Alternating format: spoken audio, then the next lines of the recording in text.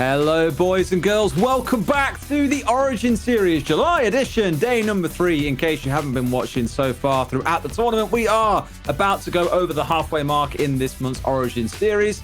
And what a tournament it has been so far. Plenty more to come today, I'm absolutely sure. But of course, you may be wondering, who the bloody hell is this guy speaking to me right now? My name is Desachu, joined by Riku for no doubt what is going to be a fantastic day. Riku, how are you feeling?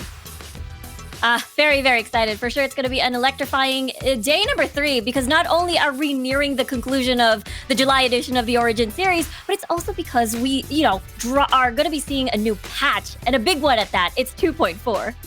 Absolutely. We've got so much to talk about that patch as well, and we will get into that very, very shortly. But as you may know, summer generally comes around June, July, at least in most parts of the world. So why don't we take a look at what some of our players have been getting up to during these fine summer months? And no holiday for us, just screams, everyday practice, everyday talk. I love Wild Rift because it's mobile. It's really nice because I'm traveling. I'm going to the beach. I'm going to everywhere, and it's not a problem because you just need good internet and have a device with you, and that's all. After July, the finals, I think we will have a good vacation if we finish in a first or second spot. I guess, I hope. I do believe that Wild Rift is much simpler thanks to it being on the phone, so I could be anywhere and I can still play and help out my squad. So you just rest, you take your time, and then only we start playing. That's how we schedule our day with our team, and that's how we reach somewhere else. We don't rush, we just take it easy. All I'm doing is playing Wild Rift every day, every night. My girlfriend is starting to hate me for that because she wants to go out. She was, let's go to the sea, let's go somewhere out. Why do I say no?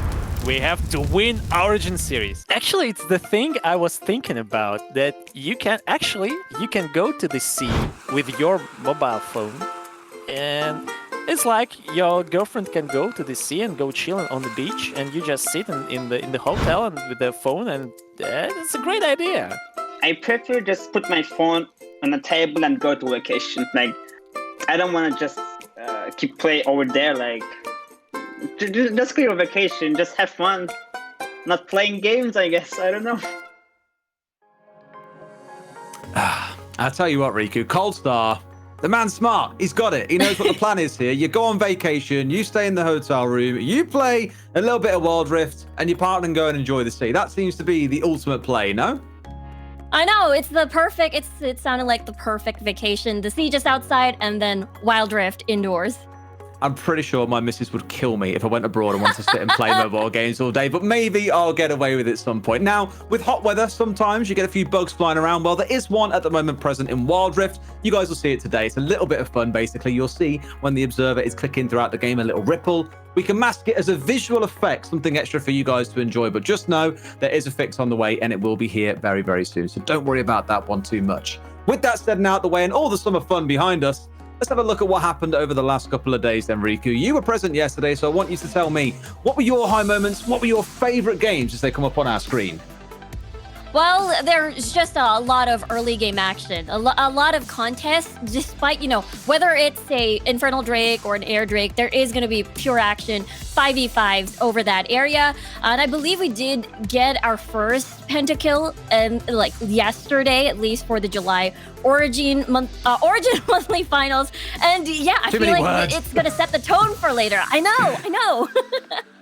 It was a crazy one. I mean, we expect it every single month coming into it. Some of the plays that are coming out here, big ones coming from the Galio with the 3-man knockup, for example. It's the kind of stuff you're used to seeing in Wild Rift, but put on this big pedestal stage, because let's not forget what these players are all playing for across June, July, and August. It is for a spot at the finals coming later this year. And that competition, not just because of the weather, is most definitely heating up. Absolutely. And a couple of picks here and there as well that are very unique. I think there is a utmost importance to the semi-global ultimates, like the Galio, like the Twisted Fate, and as well as the Pantheon. And of course, this is 69's pentakill. Yes, the nice pentakillers will take to calling it here on out, I think. That was the big one from yesterday, the one that we'll all look towards. That's the thing that you celebrated at the very start, that first pentakill that we've seen, at least in July. Again, some really interesting games throughout, and I'm hoping today, now that we're stepping into, the grand finals coming out for Group C, we're looking down towards the lower bracket finals of A and B, is where the competition really heats up, and if you get a pentakill today, my God, you are a hero for your team. I know on that Kai'Sa too, as well. And because, there's going to be a new patch coming in for day number 3, I feel like there will be a lot of switcheroos or a lot of potential surprise picks that may come our way. Yeah, it really depends if players feel, I guess, confident enough to go for something like that, right? It's a bit of a risk to take it on the chin and just go, right, big competitive game. Let's give it a go on the gamble here. But I guess if it's a champ that's been buffed a little bit, maybe you look at it and say, you know what, we can make that one work, no problem. Let's take a look, though, at the brackets, just so you guys know the current state of a play, starting out with Group A, looking at the upper bracket. Gamelord, who finished 4th in the previous iteration back in June, now find themselves in a commanding position, awaiting tomorrow's grand finalists. Good performance from them so far, Riku. I know.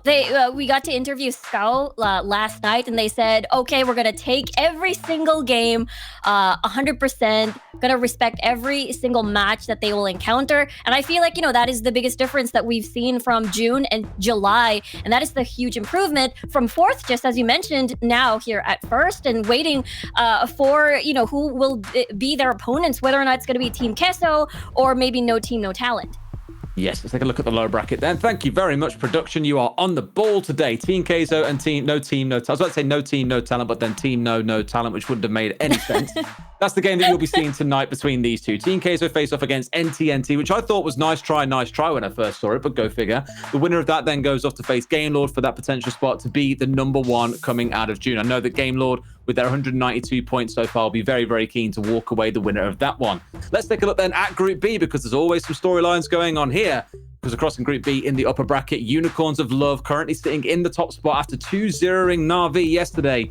They also in a commanding position. Down in the lower bracket, it's Na'Vi with a rematch against Futbolist, a game that they played just a couple of days ago.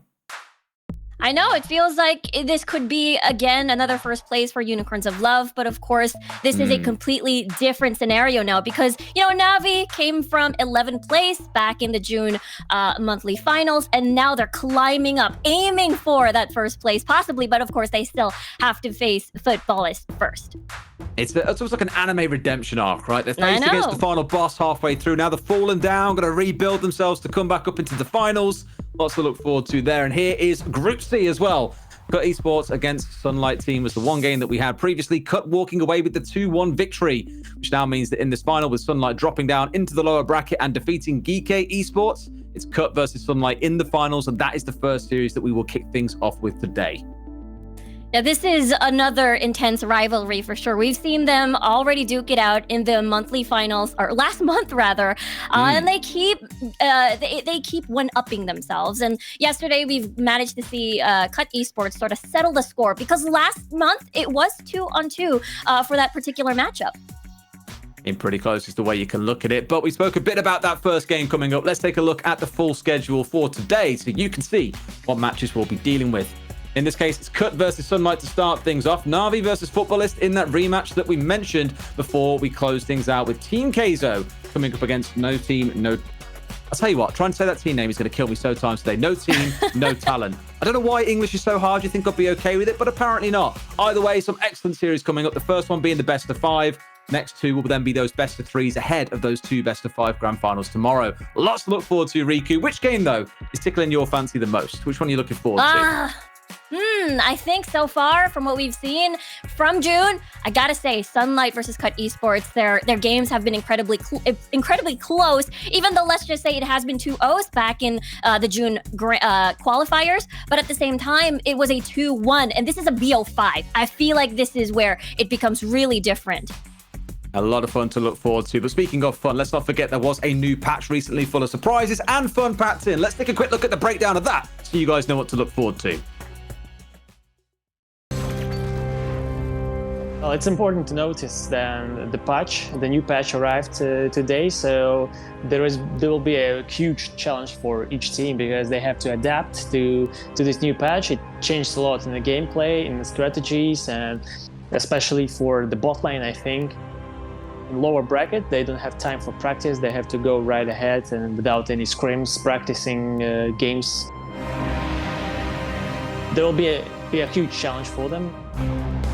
I think the new patch will show some new team comps, some new champions and different roles, and a lot of items is coming. For example, ADCs will get a lot of items. Some interesting things could happen, and yeah, we are here to find out about it. It keeps the game refreshing, and something new happens, and we all need some changes.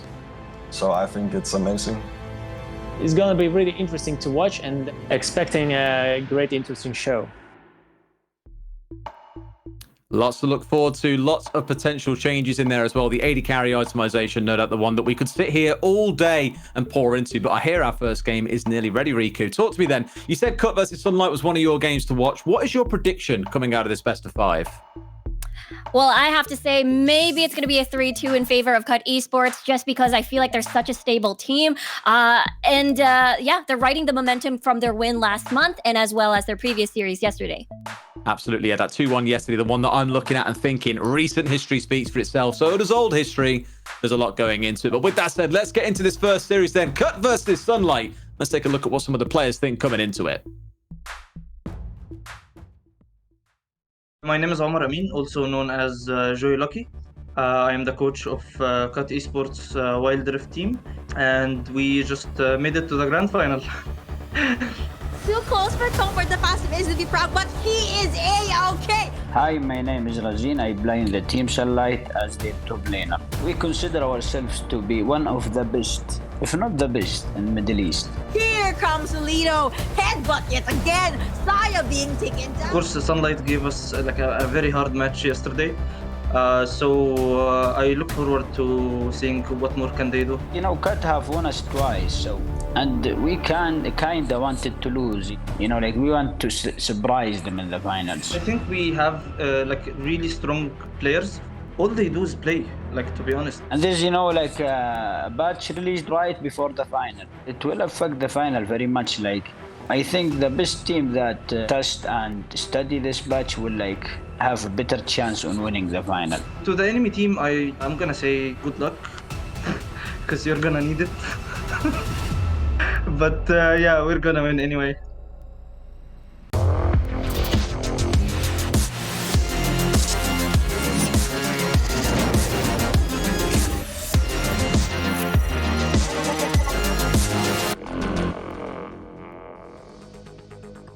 Don't know about you, Riku, but I love me a little bit of smack talk, even when it's a good luck, because you'll need it, but we're going to win anyway. Here are the two teams that you'll be seeing play here. Cut coming up against Sunlight.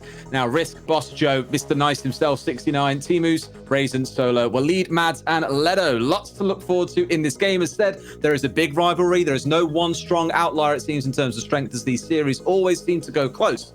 But so far, Cut, quite ironically, are just a cut above ever so slightly. I love it.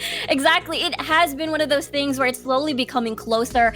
And Sunlight, of course, when we look at their previous, or like their history, they've been swapping players here and there. And remember, that's what Raisin said. They're planning a surprise. Maybe that's their way to switch things up a bit, to hide picks by switching up roles from time to time. Absolutely. Well, guess what? We are wasting no time here. It is time for our pick and bans. Pantheon and Akali, the first two being taken away. No surprise at all. Yes, I'm like global ults now getting taken out. Wouldn't be surprised if a Twisted Fate may come along in the draft, but it looks like this Annie will be taken out. We've seen how the early game can be insanely snowbally, and I feel like Annie is one of the tools that makes that happen. I was looking back to what some of them played in the previous time these guys played as well. We saw a real mix of champions coming out overall. Varus was really popular for Sunlight. Cut played Kai'Sa in both of those games, so no doubt there'll be some prio and trying to get those in. The Evelynn was picked up by Cut the last time round as well, so not surprised to see that one banned away. And you touched on the Twisted Fate. Tons of sense to me so far, Riku.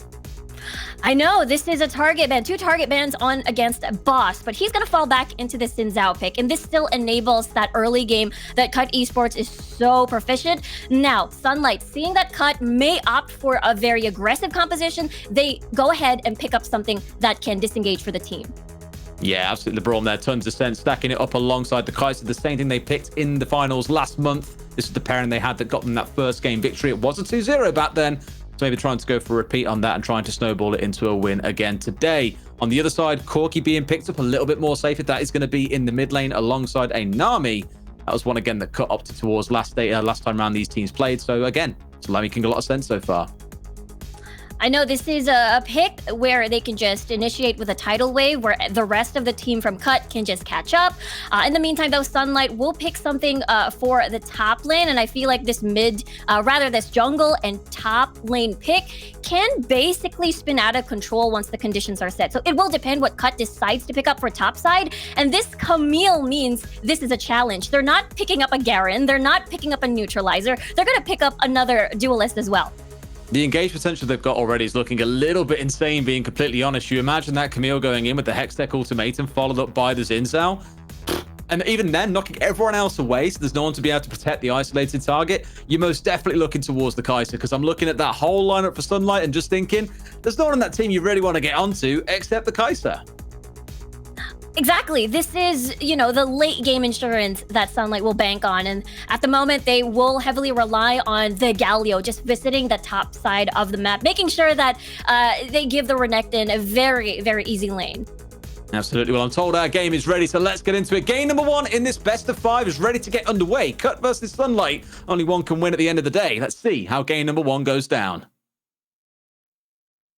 And this is the setup that we're seeing. Waleed, I believe in day 1, was on the Twisted Fate. Now he is going to be settling at the top portion of the map with this Renekton. So most of the action coming from Sunlight will come from mid, jungle, and top side. And in the meantime, for Cut, they will be waiting for 69 to get his 2-item power spike. And it's quite similar as well. Risk and Boss will pretty much tag team together, but actually, it is Risk at top side. It's a Xin Zhao top. Okay, kind of surprised by that. I know what we've seen for the longest time was Doom, for example, playing an awful lot of Xin Zhao in the jungle, just kind of being this menace in the front line. So I think like you, also expecting to see it in the jungle, but no, a bit of a switcheroo there at the last second. Exactly. So I think this doesn't really change the dynamics. It will still be Boss focusing on top side, and it's definitely going to be scary, especially pre-level 5. And they really should, Waleed should be careful in that lane. Yeah, the one thing I'm keeping a close eye on as the game kind of progresses as well will be the Nami ult coming out against the Braum. You know that it can block and deny pretty much that entire ult, so one thing to be mindful of, if that is their big team fight tool, does the Braum hold on to the shield? Does he hold on to the Unbreakable?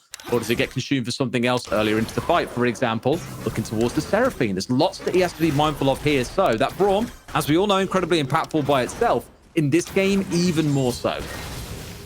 Especially with the 5v5 cons.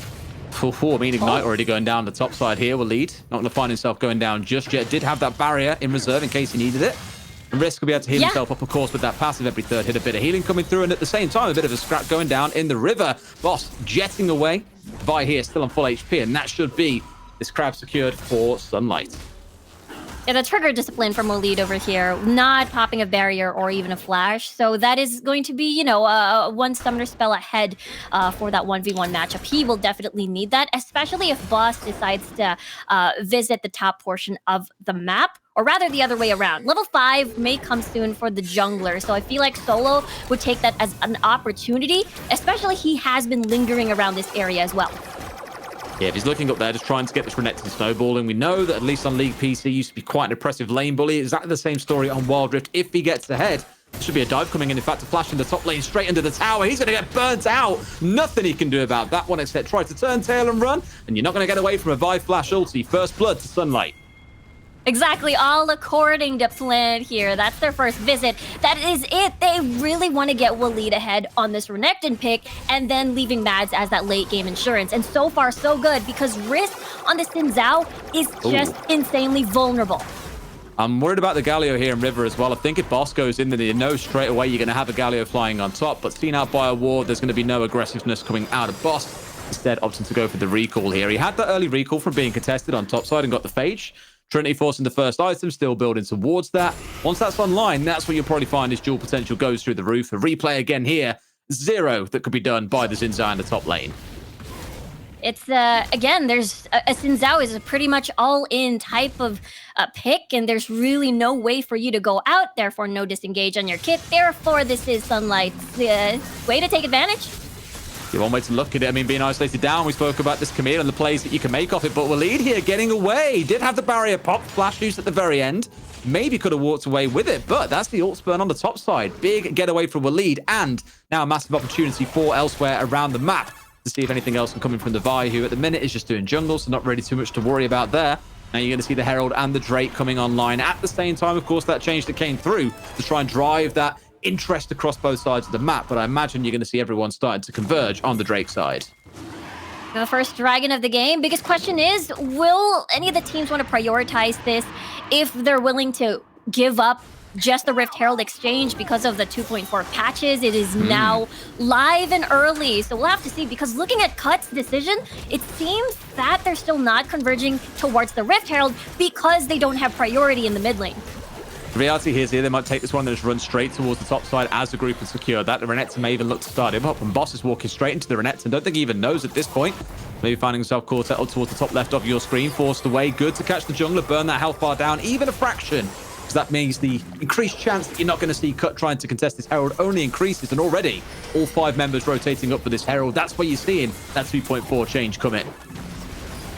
Exactly, tidal wave.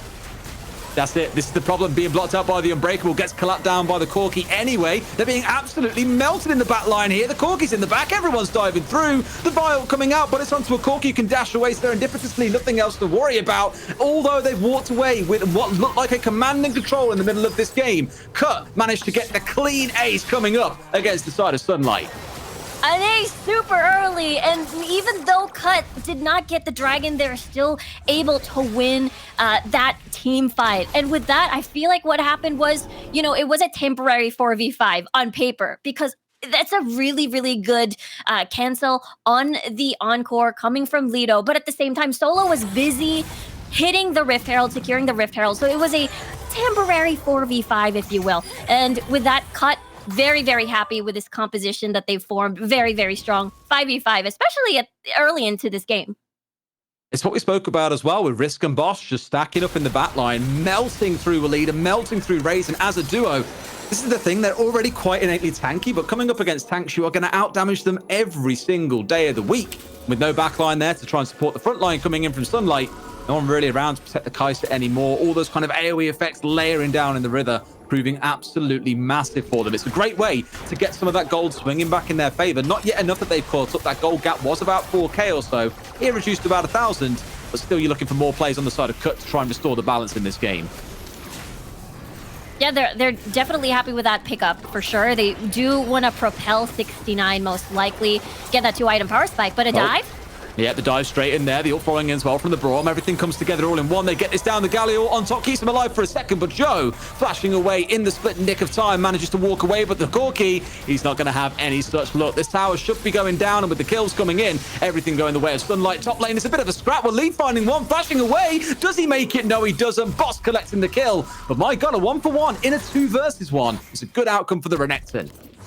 I know, it is so many fights happening from top and then at bot, and it was Waleed who was able to at least take one down with him before he perished. And now Sunlight leading with the tower first blood gold. And this is going to be very important because in a few minutes, it is going to be the Infernal Drake, which is going to increase the damage output so much, even more for Sunlight, if they do secure it. I mean, when you look at the way the kills are shaped up, we were at 5 and 2 before that. So 3 kills for Sunlight, 2 for Cut, and you'd be going, okay, it's not all bad. But look at what that has done because of the map movements, because of the play onto the first tower blood. 3k gold difference now established. You're going to start seeing Sunlight coming ahead. And here's that replay once again, Riku.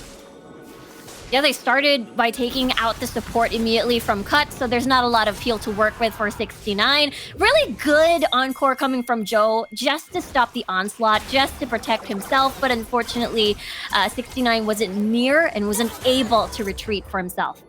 Yeah, Razen's ult for a second I thought would be enough to keep him alive, that very brief magic shield that it gives, but unfortunately not quite all the way. Lesser being jumped on here by Boss. You're now starting to see that Camille doing Camille things and engage here onto the Galio's locked down, but as Boss bit off more than he can do. No, he's not. He's the boss. He can do what he pleases. Leto almost going down, flashed on by Boss. and that's going to be a kill going the way instead of the Seraphine there, collecting it with the more passive damage. And now they can start pushing their way in towards this middle tower. On the top side, though, there's a push coming in, potentially a two-man dive onto the Xin. I think he'll find himself getting melted down. Risk going incredibly low as everyone else turns their attention towards the Drake. Down he will go. The big question now that's got to come through for Sunlight is, do we go and contest this Drake, or do we focus on the tower? I don't think, Riku, they'll have enough time to get to this Drake.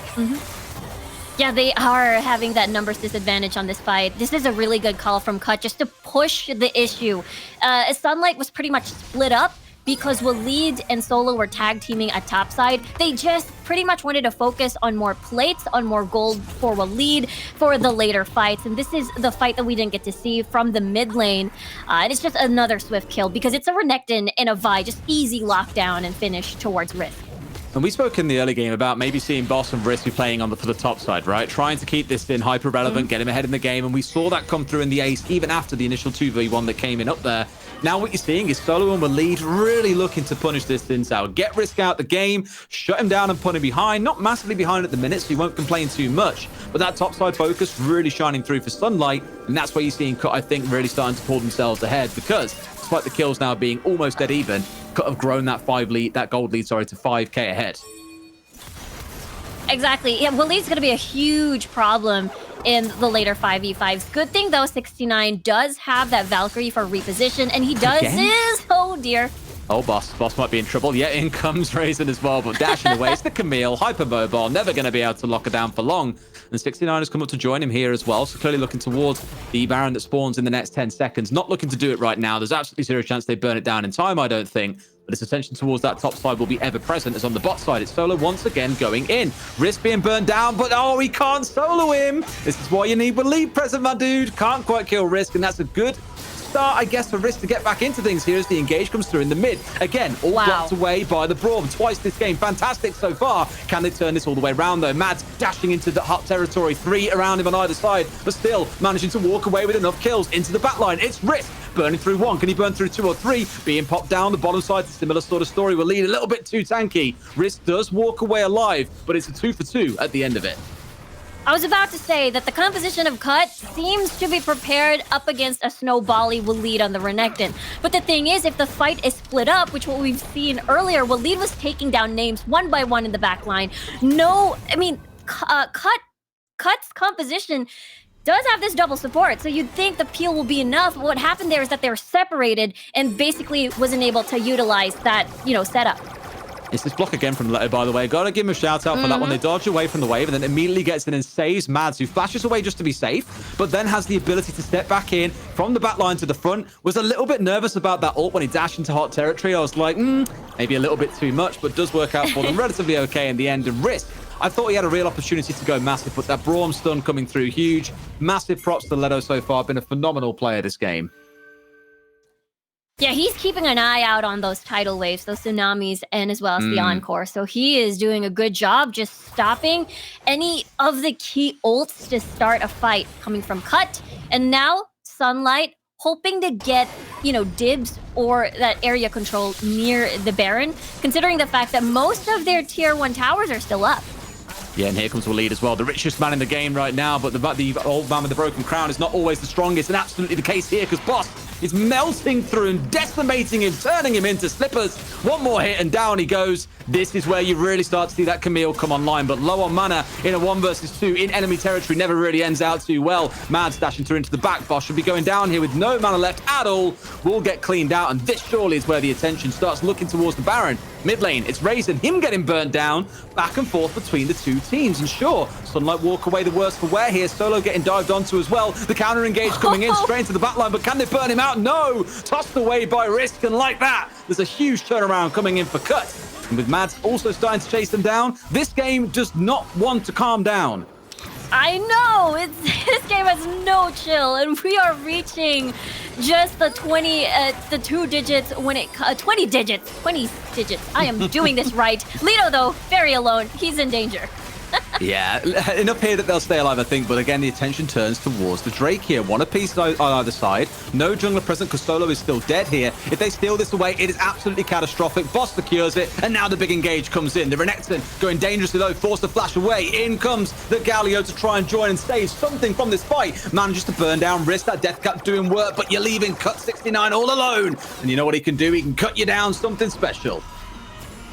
Boss, I believe, was the MVP in that fight. He basically zoned out the rest of Sunlight. Therefore, Raisin's engage was actually null. It was voided. And I think that is what happened there. And again, the secure onto that Mountain Drake really did wonders for the squad. Let's take a look at that again. Really nice encore just to make sure that they get the position, that they made sure that they managed to zone out Sunlight. But in this case, as you see, Boss, I think, solo zoning everyone from Sunlight all by himself.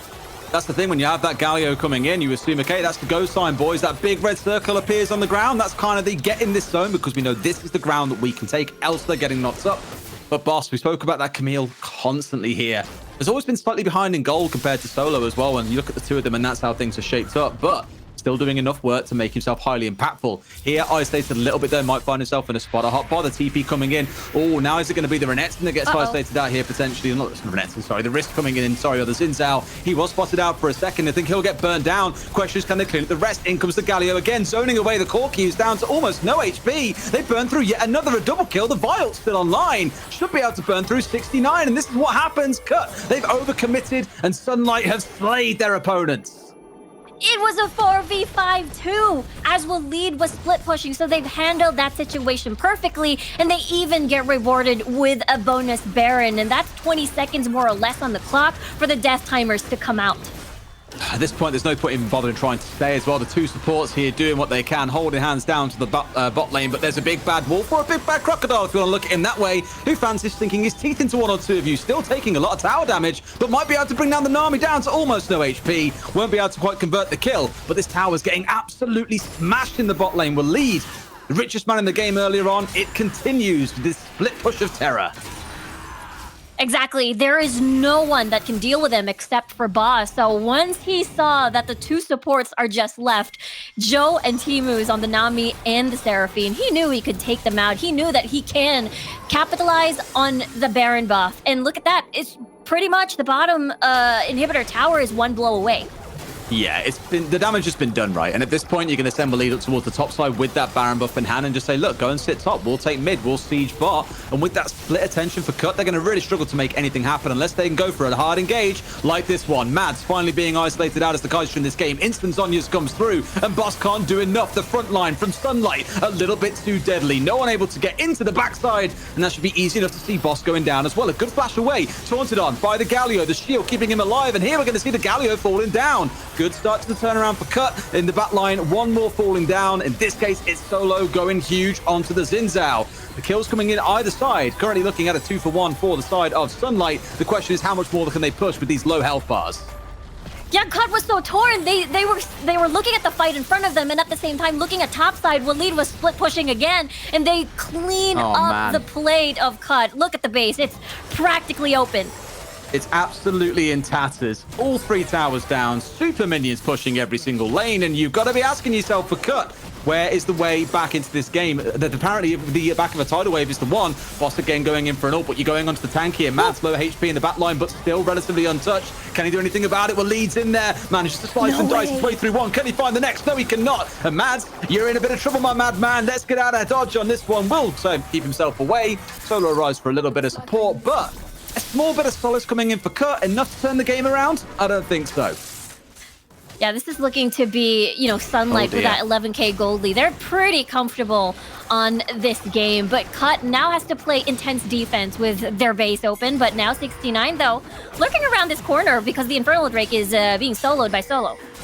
Yeah, Boss has gone back as well. It may be a spot that could have been a potential steal. A TP coming in off to the side from the Xin Zhao. They really want to fight on this one as well. The question is, what can they do? Apparently, it's all in onto Mads. Super low, going to find himself with no Zhonyas. Gets eviscerated from the fight. Solo turning tail and running away. Boss into the backline onto him. Who wins this one? It's the Boss Man. And in the mid lane, another kill comes through. They've done all the hard work here. They've killed pretty much everyone on the side of Sunlight. Will be able to secure the Elder. But the question is, look at the base. The tidal wave coming out to try and keep it alive. Can they finish it off in time? They should be able to here. And then it's going to be everyone on point defense. Now they're forced to just back away. At least, though, for Cut, they have secured the Infernal Drake. The Air Drake, rather. The Air Elder Drake.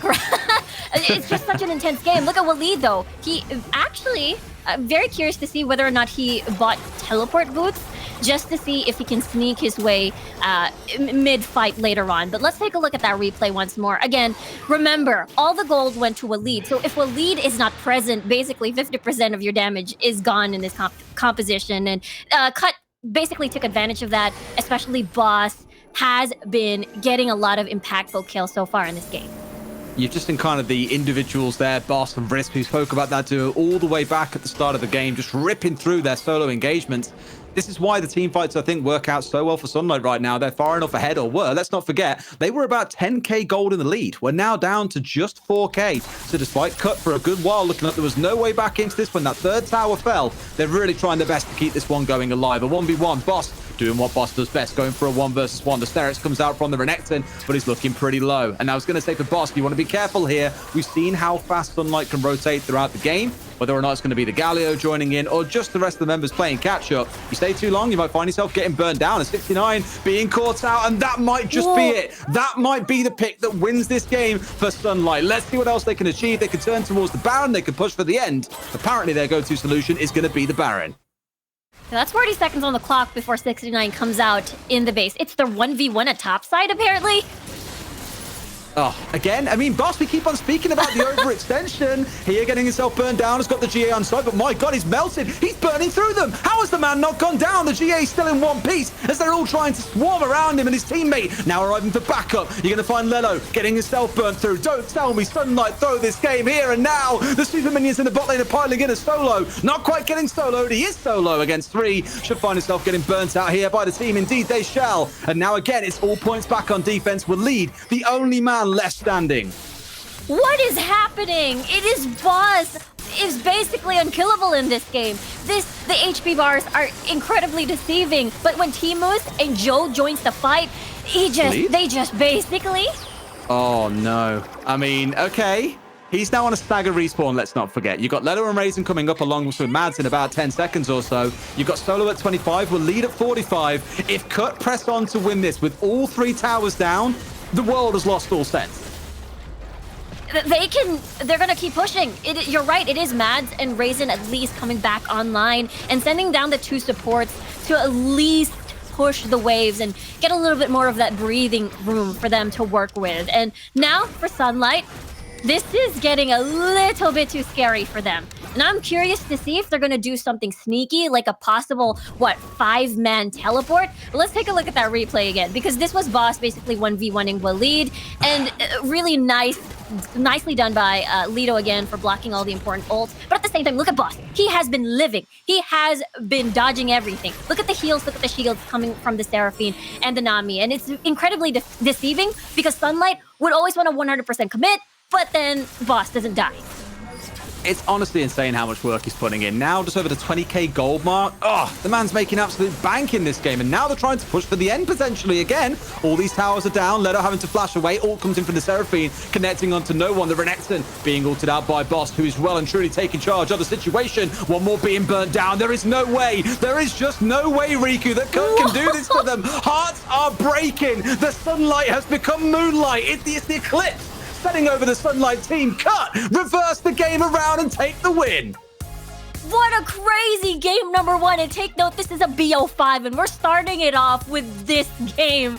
And what yeah, 10k, I know, 10k gold lead in favor of Sunlight. And then Cut basically held on, Boss being a boss in every single situation after, 15-minute mark onwards. And yeah, what did we just watch? Oh, my mind blown. We mentioned about Boss. We spoke about him at the start. The Camille. Oh, it's not in the jungle. It's not in the top lane. He just goes to show. Sometimes that kind of overcommitment can come back to bite you, but he made it work time and time and time again. It's absolute magic. If all the 5 games are like that, I'm here for it. I'm living for it. We ain't going to bed anytime soon. Now, I believe, Riku, that you've got a clip for us to take a look at here up on our drawing board. So should we head over there now and take a look? Yeah, I believe it's gonna be ready in a few seconds, but I believe I spoke about the sunlight and I spoke about the moonlight, the darkness. This is just one of those again. The boys are real sad right now. They don't want that game to be seen again. They've got onto our servers. They've deleted all the clips. We're not allowed to see them is the way I'm looking at that. Yeah, I think they're just wanted to take their time for that replay, but yeah, I really enjoyed that game just because it was like a trickle of some sort. And then we get to see, again, this is just one of the fights where it was Boss basically 1v1ing everybody else. And let's take a look at, you know, the HP bars once more of Boss. He's just dancing around basically dancing around the battlefield over here. And, you know, Waleed says, okay, I'm out. I'm just gonna try and push this part. But then at the end of the day, it was Risk who basically saw this coming, and then he just TPs back, and basically Waleed ports back to base and gives up. Let's try another day. Do you think for Waleed it was a case of maybe overcommitment to the split push? Because it works so well for them, right? Constant towers going down, got himself involved in a couple of fights. He was doing a great job, but when these fights all started kicking off, he wasn't present in many of them. The Xin Zhao, though, was. And that's the thing, you know, most of the gold went over towards Waleed, so he was incredibly needed in most of the fights. And I mean, it is the right thing to do. You wanted to try and split push, you want to take advantage of your gold lead. But at the same time, you had to face Boss. So you had at one point rather, you had to like join the rest of the squad so that, you know, Raisin can set for you with a Galio, and, you know, Braum will be able to go with you with the stacks and try to keep doing the unbreakable things and block out the Encore and as well as the Tsunami. Absolutely. I mean, tell you what, I could do with a little bit of water right now. I am absolutely sweating, but you know what? The series waits for absolutely no one. Game number 2 is ready. Let's get into it.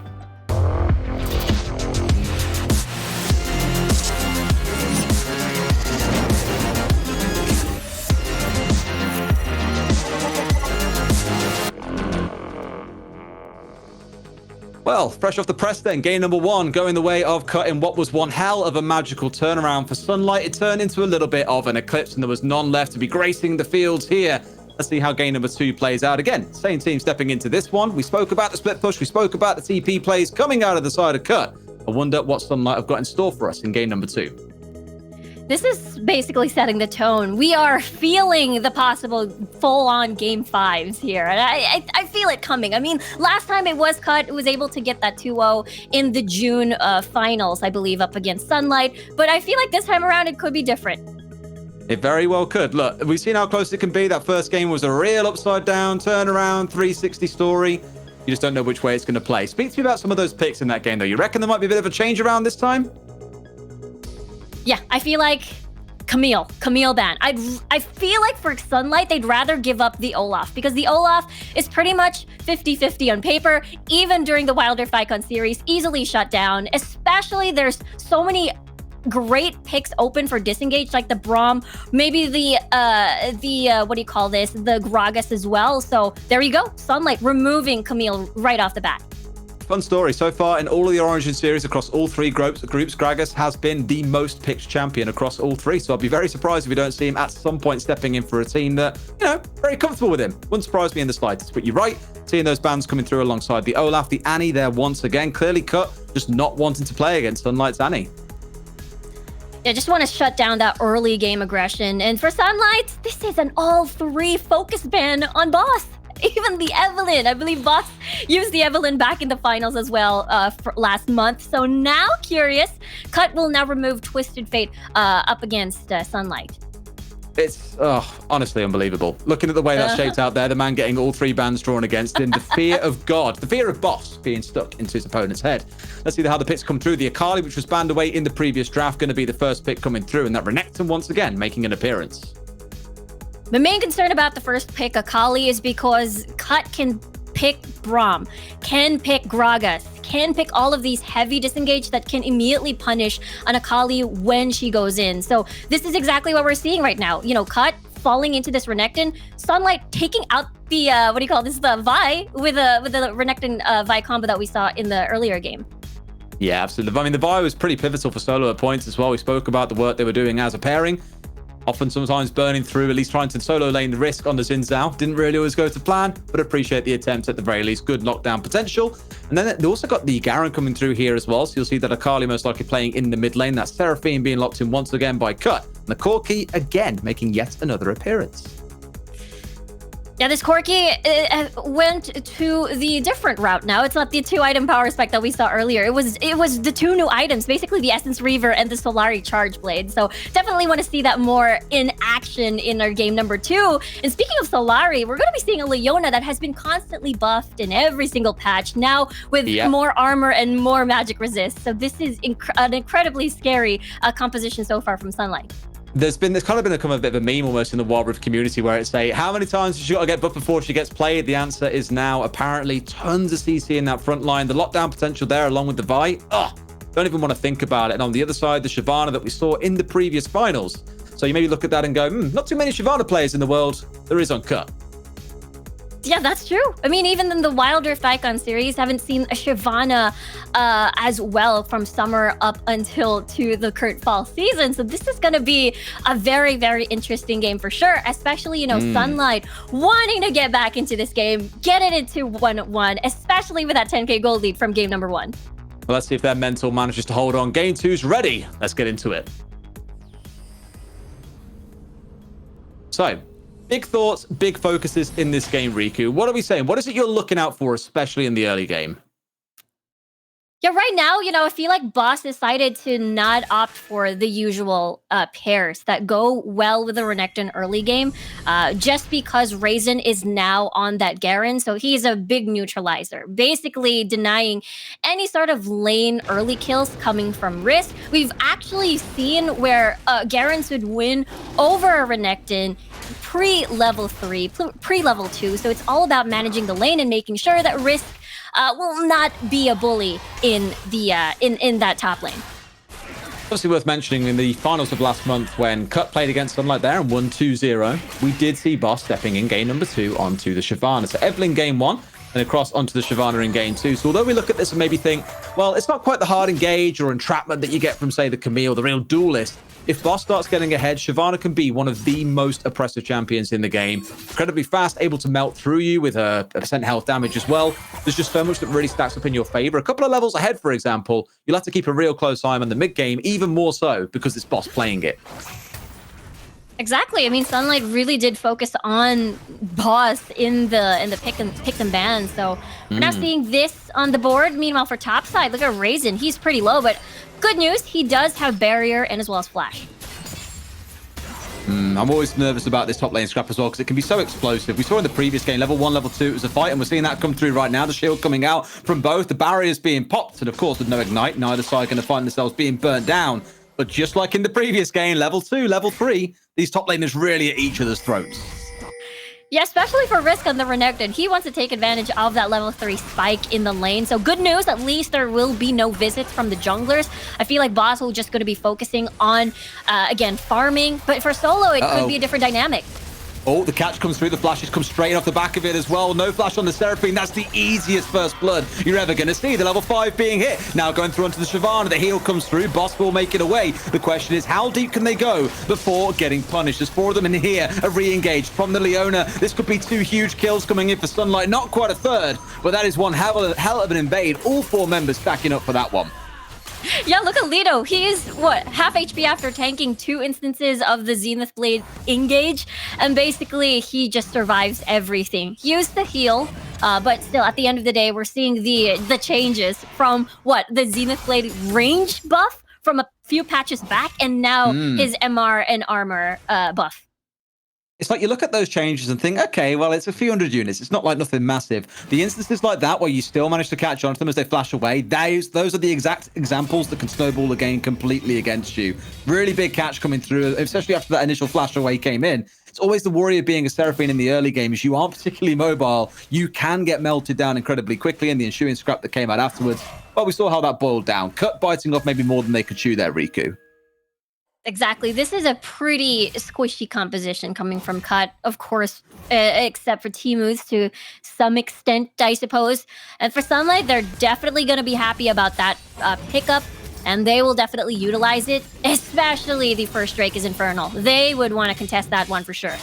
Absolutely, and that's online in about 30 seconds' time. So keen to see if either of these top laners look to make the move down as well, or if they'll stay up here and just keep on trading blows, uppercutting each other, going for the haymakers, everything they can to try and bring the other side down. Both have now got the barrier back online, but that ult being on side, that's the one you got to look out for. And I think Raisin will be the first one to back away here. Looks to maybe get himself involved. Get the flash coming in, the ult off the top. He tried to make it happen, and we cut away at the wrong time, but Risk, luckily enough, managing to get that summoner spell out, getting the barrier online, manages to keep himself alive. That is insane! The Raisin just tried to deceive Risk, but now Risk can't go back. He will have to respect that Raisin is still there. Now a 4v4 on the Infernal. Leto straight away as well, right in the front line. The ult's piling in there as well. Straight away, the Shyvana being burned down. The heal coming through, walks away alive on this one. In comes the Akali off on the side as well. Waleed being completely melted out as Mads came zipping in at the same time. But unfortunately, a little bit too squishy to deal with this one. No one on the side of Cut going down. Yeah, they're still able to kite that out. Especially Sunlight, it felt like that was gonna be their fight to win, especially the fact that Risk wasn't present in that fight. It was actually a full-on 3v3 because the mid laners were still pretty much trying to walk in. Actually, no, it was Mads not present in the entirety of the fight. Over, yeah. Yeah, so they will definitely lack in the damage department. They will heavily rely on Waleed, but I feel like it's not gonna be enough. No, it was unfortunate for them, but hey, Lelo in the front line as well, and the Leona not giving a crap about that one, was like, hey, I'll fight this all day long. I'm a big tanky Leona, come at me. Almost a catch in the mid lane coming through too, but Cut will still walk away with all 5 alive. I'm always keeping a close eye on that goal difference because we spoke about Sunlight building up that 10k advantage in the previous game and losing it.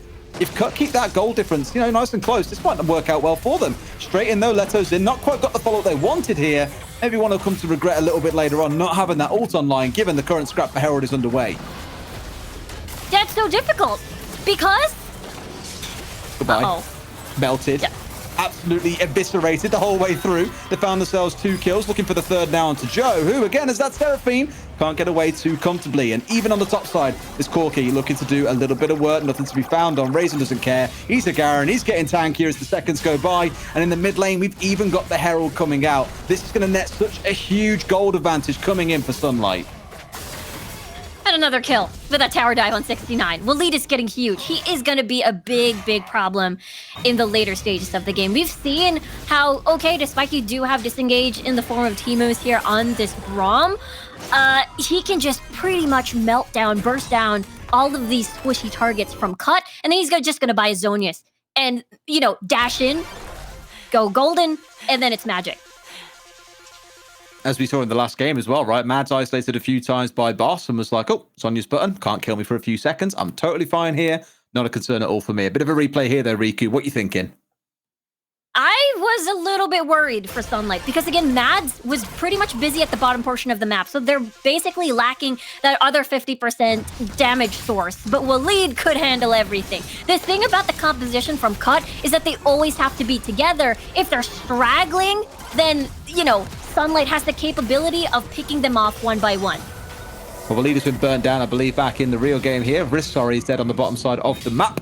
They get himself cut down. That Leona already proven to be so oppressive with the CC catch that we keep on seeing come through.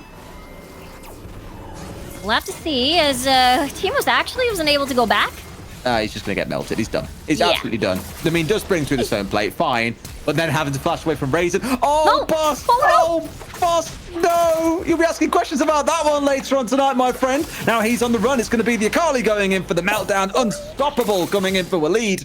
Oh, man. That ult, if it had gone the right way, completely different conversation we'd be having right now.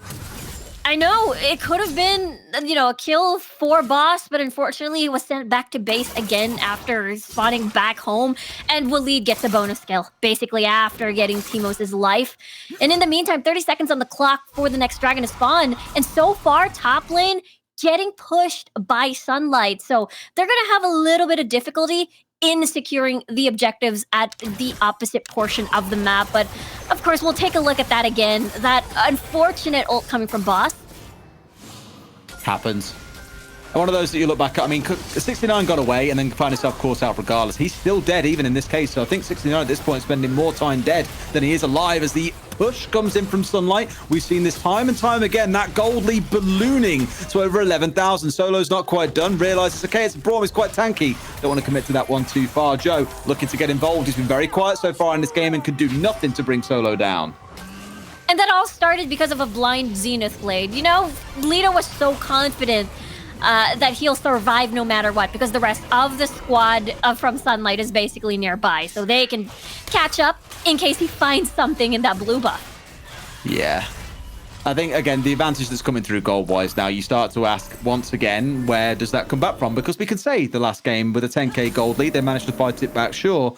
Those things are more rarities than repetitive things in a best of 5. I say that now. I hope to high heavens I have not cursed that, but for Sunlight, it does feel like with the Leona frontlining and catching people, Solo looking really strong at Garen, who's going to be a Giga Raid boss that no one can bring down and would lead. We've seen how fed he is so far. We'll be asking questions there around what they can really do to stop him. Yeah, it's so difficult. You know, Timus has to make sure that he's going to keep an eye on Waleed every single time, and even Raisin. I mean, what's more to say?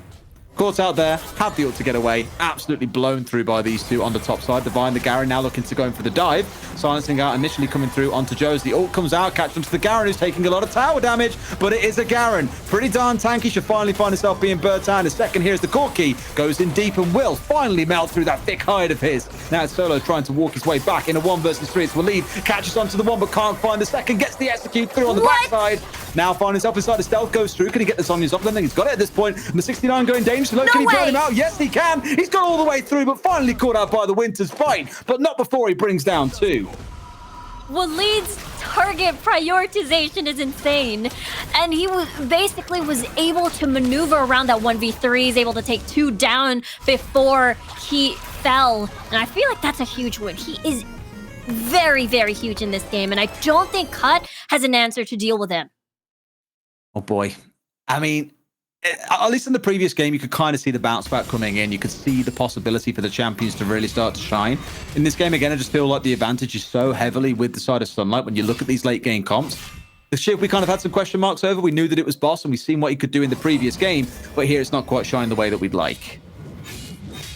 Yeah, it's not exactly what we saw, that like a pick that can sort of propel the side lanes or any of the lanes. It's very reliant on having to get the space to try and farm. But in the meantime, Sunlight having a field day right now. They might actually collapse the top side. I mean, look at the gold difference for a start as well. You can see what that looks like. It's Risk isolated out and should get himself completely melted through. Sure, Boss is doing a little bit of work and ult himself away, but that ult has been used defensively so much this game. In comes Solo, going to finish off Risk in the backline. Great ult there to get through. The ult coming out of the Seraphine. He's in the backline, getting melted down. Still alive, at least for now, finally getting finished off, but the rest of the team have played catch-up. That Leona catching one, raising into yet another. They're going to burn through the final members of Cut. Only one is left standing. It is the Braum. 4 more left alive. They can look towards that mid lane inhibitor if they want, or even turn their attention towards the Baron. They're going to be happy just taking this tower as well, just create more space between the objectives, especially the Baron.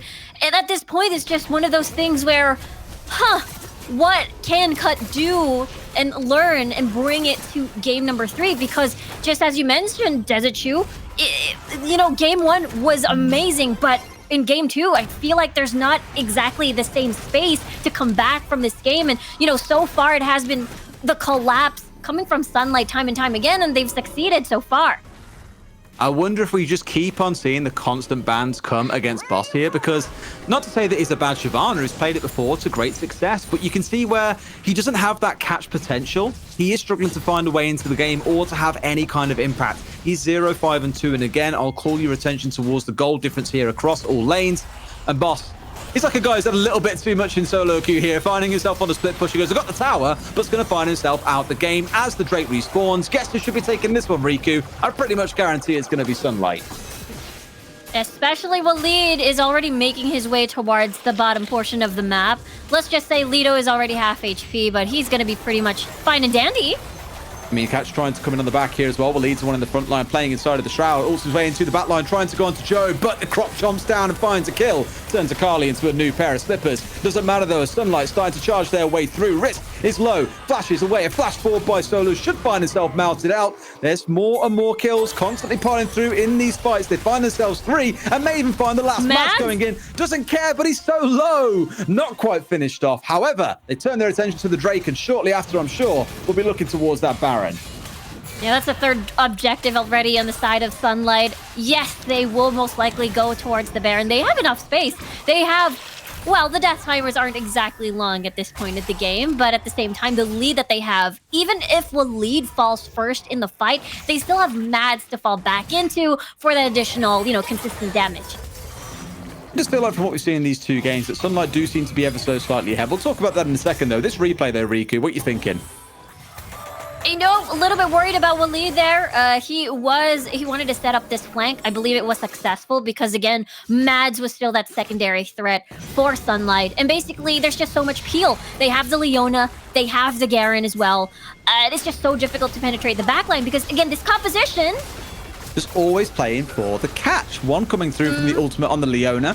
Counter-engage, well, not really counter-engage, well, the disengage coming in from the Brawlman. Oh my god, that Shyvana melting with Flash and all online. Can do nothing about the CC, and there goes the Akali. Delete this champion, she's absolutely crazy. Get in there and burns through a couple of health bars. They walk away with even more kills. This surely should be the end of the game as they're now finding themselves in a 5 versus 2. Risk really the only one that can stand before them, but no, they say let's turn around and go towards the Baron. They really want to make Cut feel this one. Sunlight, maybe feeling a little bit beat down, a bit embarrassed after that last defeat, the throw that they had. Now they're saying, we're going to remind you, we are number 1, and we're going to tilt you to the end of the earth in this game. I know, look at them consuming all the wards as well, all the trinkets over towards outside of the Baron buff. But let's take a look at that replay. Again, it is, Cut. They do have one form of disengage at least coming from Teemos, but it just doesn't change the fact that Sunlight just has so much chase potential with a killer instinct, with so many dashes coming from Waleed over here on this Akali. And at that point, after that, after Teemos ult, what else do you have? That's the problem. Again, though, I will big up a player that we spoke about quite a bit in the first game. Ledo, we said in his Braum in the previous game, phenomenal play around it, sure. Didn't absolutely blow up the leaderboards in terms of impressive style, but what he was doing in team fights with the up blocking was great. This game, playing a less defensive role and going much more on the offensive, he has been pivotal in securing so many kills. Exactly. Unfortunately, we don't get to see that.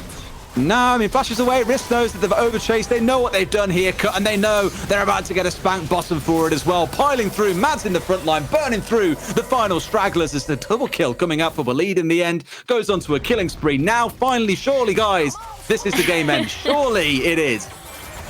I'm sure, because Raisin is just standing on the base, just trying to be that human ward on the Uncut's area, I suppose. But so far, yeah, they're going to do this. Actually, they're not going to do any 1-3-1 because they just want to fight. Raisin tried to ult. I can't remember who it was that died. I think it was Cut. 69, sorry. Ends up hitting it instead onto Joe because 69 just died so fast, even with the barrier online. Finally, we'll see Sunlight say, you know what? We've humiliated you enough. Let's put this game to bed and start looking towards game 3.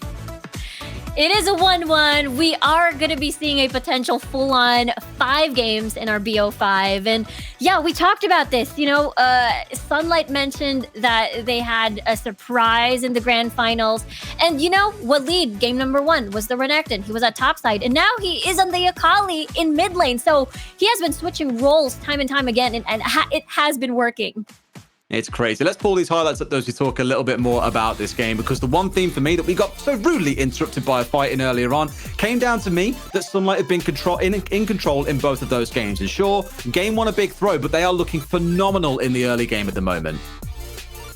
Yeah, this is basically where they shine. Sunlight's early game is just so huge. And remember, this is just one of those points where they didn't have the AD carry, so all the pressure fell into Waleed, and he made it work. He got a double kill off of this Rift Herald fight, and it basically snowballed out of control. It was crazy. Again, Boss, will turn our attention to him for a second here. These catch-based junglers, the Camille, for example, that seems to be where he really shines. These more passive ones that want to farm up for a little bit, can't have a big impact in the early to mid game.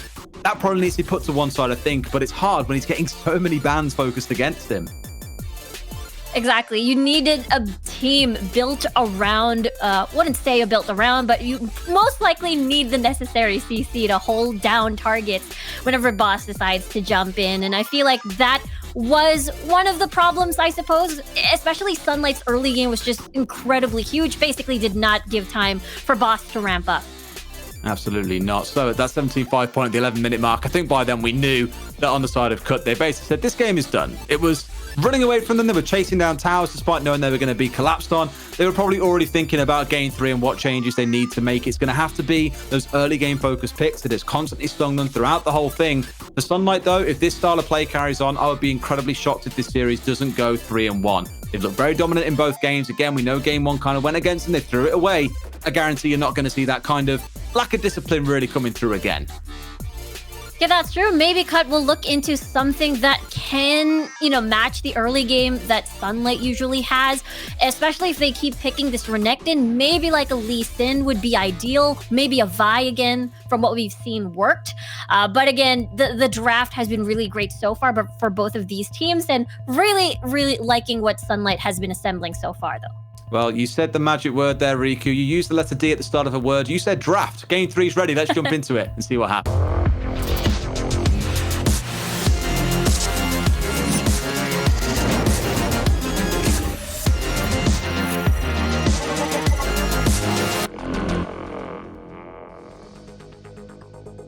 So big changes to look forward to in this game, I feel, Riku. We've seen Cut fall short twice. Not quite the cream of the crop, whereas Sunlight now dazzling everyone with the bright lights they emit from themselves. So, again, catch-based picks coming in for Boss. Some early game pressure maybe for Cut might be the key to getting back into this series. Maybe the other key from Sunlight up against Cut is just full focusing the bans up against Boss. So now what will Boss dig into his champion pool this time around, aside from the Shyvana? Yeah, I mean, you've got to dig deep into your champion pool here. If 3 are being banned away, 1's being picked by the other side, you're looking maybe even at, say, a 5th pick. Let's get into Pick and Banzo, see how it plays out. What's going to happen to Boss? Is he going to be banned out once again? Or has he got something else in the back pocket that he hasn't yet showed us? I feel like the Pantheon is not going to get banned this time around. They want it open. Never mind. Oh, Riku. Just as I said. Okay. Oh, Riku. They're choosing the safer route, I suppose. But that's just another one less pick in the jungle pool. Absolutely. Camille, what a surprise seeing that one come through. Sunlight, no, that's where Boss has been having a lot of success so far. Take it away from him and look to shine. I wouldn't all be surprised to see Cut first pick their jungler here as well. Knowing they've got that Prio, maybe you take the Vi away from Solo. Good pick potential coming out for Boss. Seems like a winning combo to me, to be honest. I know. Now for Sunlight, though. Looks like they're going to opt to just ban out the Akali. I think this is just one of those instances where, okay, Gragas, Galio, Rakan, Braum is going to be open. And basically, never mind. They want to just ban out the Akali. And now Boss's Evelynn now getting taken out. So biggest question is, what do they decide to prioritize? Especially that, again, I want to see the Olaf, but I was about to say maybe the Rengar or Kha'Zix could have been an option as well for the jungle pool. Would have been spicy to see that, but no, that Olaf being left open for the first time means that's 100% getting locked in. On the other side, the Lulu, the immediate response, stack on those shields, stack on the wild growth, keep that Squishy who's being targeted alive and well. The globals have been quite present throughout this game. We saw the Galio, for example. And here, the Twisted Fate coming through, being banned away in the previous matchup, is now available for Sunlight to take away. Yeah, I really like the approach coming from Sunlight. Usually when you see an Olaf, either you pick up a Nami, Seraphine, or a Lulu as well. So they want to take it out. And in the meantime, wouldn't be surprised with this pick as well with the Galio secure, because they do want to match up that semi-global ult from the Destiny coming from the Twisted Fate. Absolutely. On the other side, the Jarvan coming out. So again, good catch potential seems to be the go-to. And the counter to the Twisted Fate, as you mentioned, coming out with the Galio on the other side. The Corki, once more, incredibly present throughout this series. It's going to be picked up here for Sunlight. Yeah, so far, Kai'Sa will be the next best thing. I mean, it is your late game insurance, especially Cut opting for an Olaf. So there is a snowball potential. Is this an Olaf top and Xin Zhao jungle, or the other way around? Well, I guess we'll find out when we get in, but straight away I'm looking at that and just thinking, imagine when you've got an Olaf running towards you, you're going to have a Galio jumping on from the skies, you've got the Xin Zhao that can pile in from the side. There is so much. You are going to die in this team comp that it's not even funny. This is why the Corki is probably a really smart choice here as well, able to dash away. Got the Polymorph on the Lulu, the Wild Growth, the shields coming in. Lots of stuff to look around and try and protect that Corki. So for me, for Cut, that's the big one, but I'm already a lot more confident in this team comp. Just screams to me a bit more catch potential, more aggression in the early game. Yeah, this is going to be very exciting. We're looking into, for sure, Waleed either visiting the top side of the map early, come level 5, just to propel the Renekton. And I feel like that could be the potential play. And depending if that's going to be an Olaf, if it's an Olaf top, then the gold cards aren't exactly going to land. On a scale of 1 to 10, how excited are you to see if this is an Olaf top lane? 10. Very, very excited. I feel like it's an Olaf top lane. I'm glad you said 10 because the game's ready. Let's get into it and find out whether or not he is in the top lane or if he'll instead be in the jungle. Here we go, Riku, for game 3. It's going to be jungle. So now you are heartbroken because you were so excited about top lane Olaf and you've been let down by Cut. Oh, well. But it's still pretty solid. I mean, your aim is to have happy and optimistic for me. Oh, well. But I get it, though. It's just one of those things where Boss just wants a better farming state for himself, especially that is the aim, basically, once you get the Olaf on board. And for Risk, though, we've seen this matchup before versus the Renekton. It is not going to be a pretty lane, especially you add in Waleed on this Twisted Fate. You add in a Jarvan 4, which is just so scary. Pre-level 5, the level 3 ganks can be deadly. You know what really kills me? I'm a jungle main when I play Wild Rift, and one thing that really always hurts me, if I've got a Kaisha in the bot side, they'll always put 4 stacks on and never finish the last one off to help you and get the extra bonus damage you get from a passive. I'm like, please just last hit in. I was watching there like, oh, is 69 going to do it? Is he going to help him fully? No, of course he's not going to. Yeah. That is funny, and maybe a little bit tilting for you, Destitute. Quite maybe. Top side, once again, we keep on speaking about this level 2, level 3, the constant scraps back and forth. Risk has already gone through the honey fruits here. Raisin, I believe, still has his available. So there's that to look forward to. Risk, of course, has the barrier, as does the Renekton. So you'll see him being okay for now. Don't forget it was Raisin that we saw on the Garen before as well, kind of enduring that early game coming out of the Renekton. I love this poke play that we're seeing coming out of bot lane already. Both Leto and Maz looking so low. Yeah, pre-level 5 for the dual lane of Sunlight is going to struggle. Their range is incredibly limited versus the Nami versus 69 here on the Kaisa. So this is exactly what we're seeing. And the saddest news is that Maz's sustain source is just the honey fruit. And meanwhile, Timu's will provide the heal and the shield. Oh, well, big scrapping river over the first Scuttle Crab. What a surprise there. The flash came through anyway, but he's dead. He's been followed in by the red card coming out of the Twisted Fate. And that already, again, this keeps on happening. I swear they always end up 2-0 about the 2-minute mark. Another 2 starting kills coming out for Sunlight. And that wasn't, that was a pre-level 5 move. And it's only because, Raisin was able to get that priority over the lane. He had more space to work around and visit the river side and help out the Scuttler. Yep, I mean, the fact they got both of them, it's the same in game 1. Actually, they got double Scuttler in game 1. Game 2, they got 1 for 1. I was like, okay, then there's a bit of a bounce back here. It's not the end of the world. In this part, I think Solo thinks he hasn't yet been seen, doesn't aware that he stood on a ward. How much time is he going to burn through here is the big question. You're not going to see the Olaf looking to come down, but I think the Galio might be considering it, at least stepping down into the river just in case. There's Solo now being notified that they do indeed know where he is. He's wasted about 30 seconds here so far, and I know it doesn't sound like a lot. 30 seconds in Wild Rift, quite a lot. Exactly, especially, Boss is still does have that information. That means he still has a little bit of wiggle room before anything else. And now Raisin's still having priority, but let's take a look at that replay over there. It is just quite unfortunate that Boss really has no way out. He even used the flash as well, but still fell to his death. You'd think that a Galio plus Olaf would be pretty good, but they had the numbers disadvantage at that time. Yeah, I'm always looking towards that pressure that's coming out of Joe as well. In the previous game on the Seraphine, basically non-existent as well. I think we saw maybe 1 or 2 ults in the game that did something. And when I say did something, I mean hit someone, not so much completely turn a fight around. Whereas Waleed on that Akali, that was a rocket ship. If in this game Joe can't get himself involved, which at least he can to a level, you're on the Galio, quite high in utility, but you're relying on him for a lot of AP damage in this comp, given it is their primary source. Yeah, I love that you brought that up. And he's just going to be one of those things that will initiate the fight. I mean, he is definitely your primary engager. Either he's going to Hero's entrance towards boss, most likely. Destiny?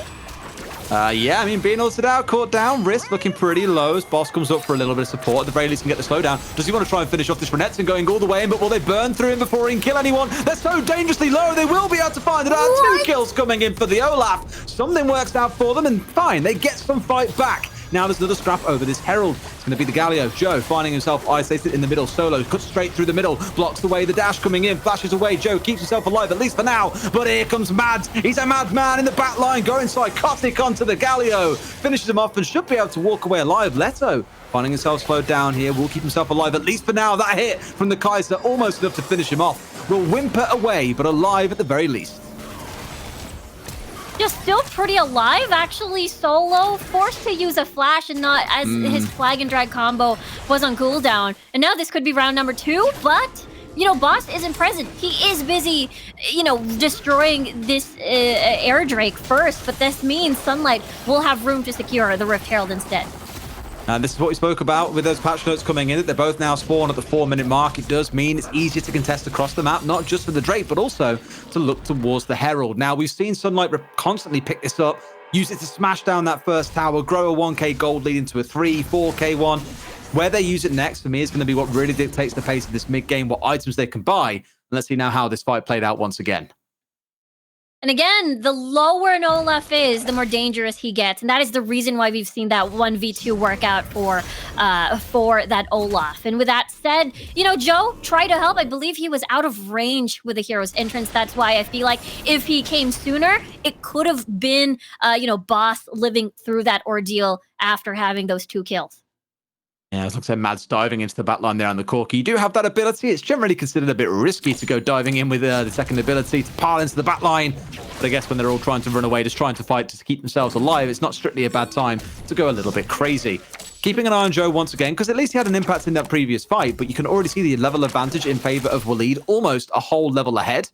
It's going to be him that you're looking for with a big impact here. There's the ult coming out straight towards the bot side. The Galio moving down to try and assist, but it's already too late. I feel they may have just burned through them all already. The Galio has arrived, but, well, not arrived, but was able to get in range. Had no real reason to join the fight, though. They managed to just step back. Yeah, Waleed has to be careful with his Destiny locations because you can get greeted by Timus's Aqua Prison, and I feel like that could potentially end disastrous. I mean, again, it's raising really low. Has to flash away, but gets dashed on to Risk. The challenge was there from the wind becomes lightning, and now Cut can make a play in the mid lane. That gold lead only about 1,000 so far, and that's with the tower going down. They might just 5-man stack in the mid lane and force this one out. That will basically neutralize the gold lead entirely. And Sunlight, with that early advantage, the 2-0 they found in the river, those plays now completely turn to nothing.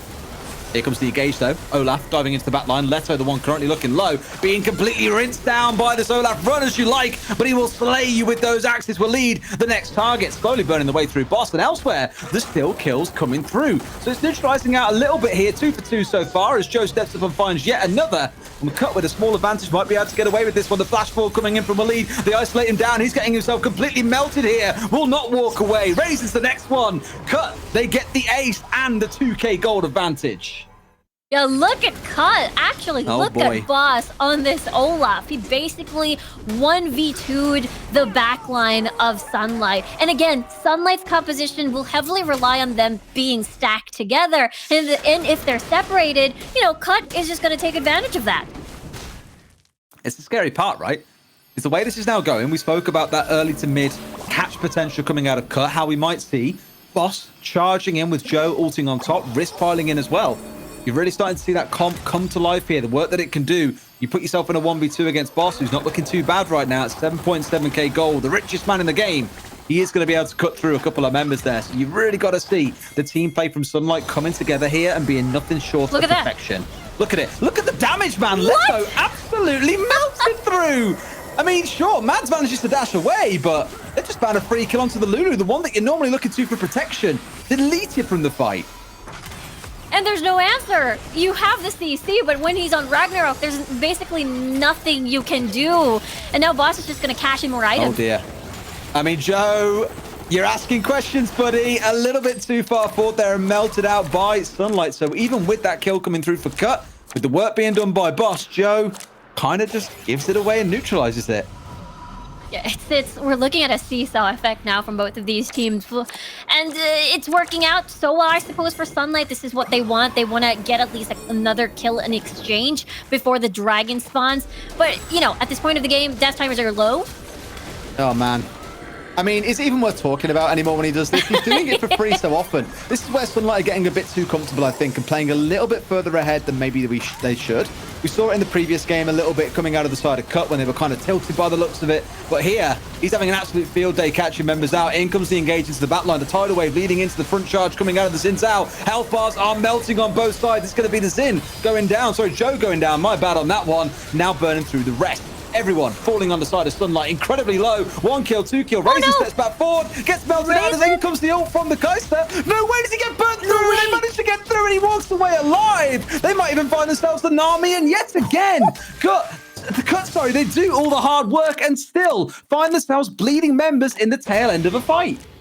Yeah, no way that just happened. We thought that Raisin could have died from moving a little bit forward, but it was all his plan all along. He wanted to bait out the rest of Cut to keep chasing him under 2 towers and then basically get sandwiched. Let's take a look at this play. T-Moose with a beautiful tidal wave just for that choke point, and it's basically the rest of that extra movement speed for the rest of the squad from Cut to join in Boss when he activates Ragnarok. And with that said, you know, Sunlight basically has no choice but to run away, and their only option for disengage is just the wild growth. Oh, look how low he is as well. Walks away with a slither of HP. I mean, look, we've seen a few crazy plays coming in from Mads, but 69 really putting himself in the mix there and saying I've got some damage to do of my own, but not quite managing to do it with the same flair. Again, I look towards Boss on that scoreboard at the bottom of your screens. 11,000 gold. The closest competitor on the other side is the Jarvan at currently 6-1. Just goes to show, even with the Jarvan being 6-1-4, just how far Boss has got off objectives, farming, whether that's, you know, jungle monsters or enemy champions, apparently. I know, if you have to pick a fed Jarvan versus a fed Olaf, of course you'd want to take the fed Olaf, especially as the snowball potential could be insane. And that's what we're seeing right now, maybe topside. As they try and go for the pile in here as well, the taunts coming out. There's absolutely nothing the Renekton can do to walk away. Cut slowly starting to edge themselves ahead in this game now up to a 3,500 gold lead as well. On the bottom side of the map, you're getting this push coming in from Sunlight, but the problem is the Baron's on the top side. This one should be a free one coming in. The ult coming out from the Twisted Fate to provide a bit of assistance. Should find themselves walking away at the very least with a tower. Can they get away with stealing this away? No, they can't. It's secured out by the Kai'Sa. 69 securing it in. Solo staying alive and making a good, valiant effort, but can't do enough to keep himself alive. 2 currently dead on the side of Sunlight. I'm starting to smell blood in the water here, Riku. I think Cut might find themselves blasting ahead. This is the game that they've been waiting for sure. They're able to win the early game, and that is what we're seeing right now, especially Boss being the star, one of the stars from the Cut Esports roster. And right now, you know, Sunlight just trying to pick up the pieces because they know that they'll lose the straight up 5v5. But let's take a look at the replay first. And again, they had the numbers disadvantage. You can see a little bit that Mads wanted to port back and help the squad. And the call was, okay, it's a little bit too late. This is a loss of a fight. Just continue to split push. It's one of those that you just keep on looking at and just thinking, how do you get away from this Olaf? I mean, apparently by doing this, you just kill him. Not quite sure why he was so deep in enemy territory there. I think he was going for Mads because it's quite low at this point. But this is the problem when you get an Olaf trying to go a little bit too solo, is things can backfire on you. You'd hate to see Cut, after playing this mid game so well, throw this one away to Sunlight, because then it's anyone's guess who walks away with the series. Yeah, for sure, because there is still, you know, Lido there for that disengage, rather with a wild growth. If ever, you know, Boss decides to focus, there it is. Oh. There is the wild growth plus the package. So he was just so in too deep, even consuming a flash to actually get under tower. That's insane. How much he had to burn there and how much the team had to commit to keep him alive. Nothing short of madness, but apparently that's the kind of bait that you need to catch yourself a wild Olaf. In comes Waleed here, stun card on point. Finds one onto the Nami. Can he bring her down in the back line, though? Healing up a little bit too much. Has to burn the Zhonya's. I'm pretty sure he's no longer for this world. In goes to the back line. Risk Gets one, gets two, and in comes the Galio for good measure. This could be the end of the game if they want to push their way forward. Baron in hand. In goes to Jarvan, trying to do what he can. Solo straight back out on the immediate one. The Lulu been melted down as well. Raisin standing there like, what do I do now, guys? GA on side is not going to be enough. Even under the Nexus, it's being melted down. Half HP, 75 down to 0. Cuts show that this is far from a far cry of a done series for Sunlight. They take themselves game number 3. What a close series we're having today, Dezichu. This is a grand finals we're looking at, and it's so crazy. And now it is Cut getting that early game. They're able to, make Boss work on that Olaf. Shyvana didn't work out for game number 2, but for game number 3, this Olaf pick, I feel like, could be banned in the next game. I mean, look how far ahead he got again. The Jarvan was 6-1-4 with 9,000 gold. The Olaf was like 6-4-3 or something with what? 12,000? And I was like, man, that is such a kicker that you can play that well and still be so far behind. But once again, it's Boss being the difference maker for Cut. They know that's the focus. And now do we go back to 3 jungle bans in the next game? Heaven knows.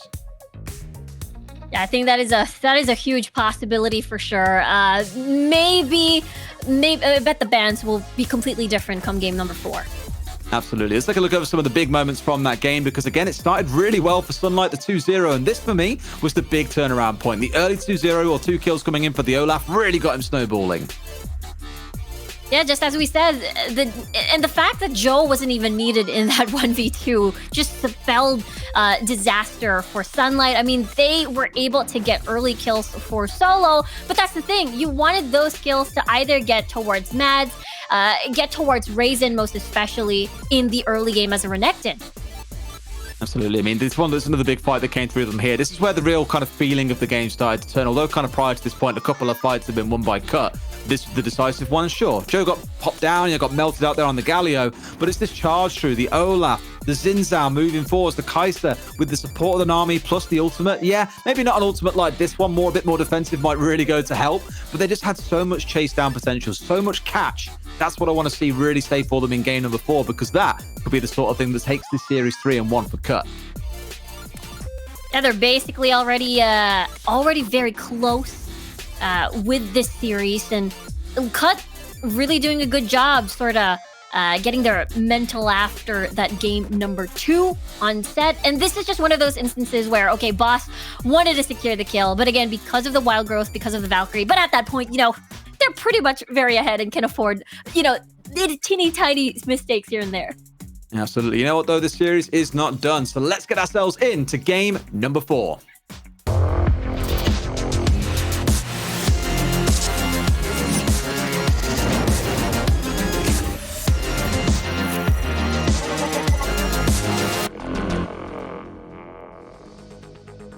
Game number 4 it is then, ladies and gentlemen. Cut currently up 2-1 in this series. Boss showing that he's really living up to his name here and being the boss of the Rift. There's going to be questions to ask on the side of Sunlight here, who are getting early game advantages but can't quite get it over the finish line. Pick and ban is ready. Let's get into it, Riku, and see if we're going to see that fabled 3 jungler ban.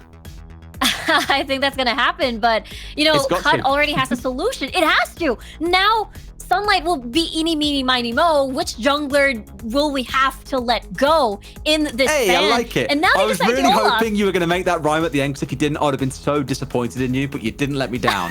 Shout out to you. I didn't let you down, Dezichu.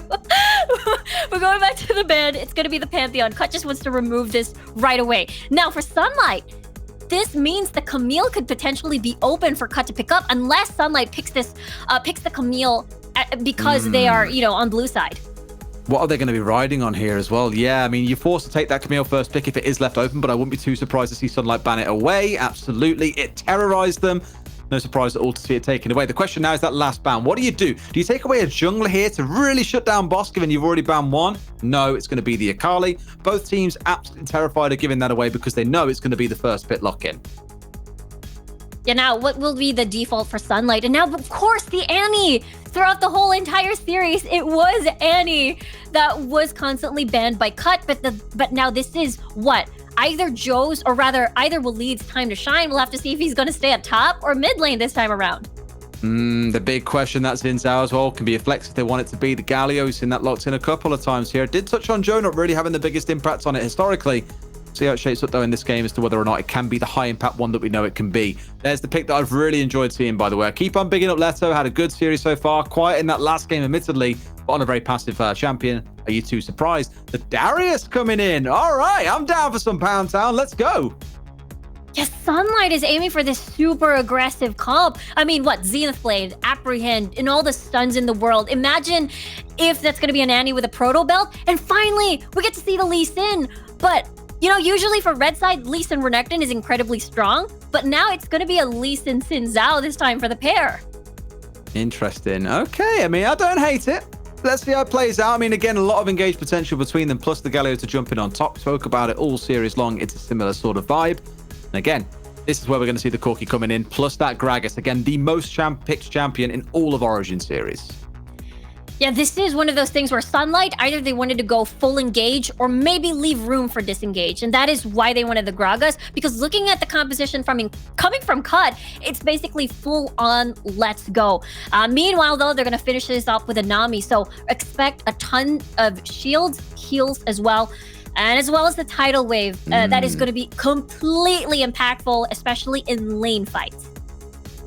I'm looking at those two comps and thinking there's a lot of engage and catch on both sides. I just feel that at least in this draft, Sunlight have really gone hell for leather and said, you know what, screw you guys, we're going for this. What I love the most as well, by the way, about the Darius, is the one thing he's always been phenomenal at. He's not very mobile, but if you've got a team that wants to engage into your team, you can build up 5 stacks incredibly quickly. Once those 5 stacks are online, the dunking starts, and we all know how that works out when that true damage axe is swinging down over your head. So I'm kind of thinking, have they picked that here just to be ready for releasing, trying to dive into the backline, for example, and being ready to burn through those frontliners when they get a little bit too close?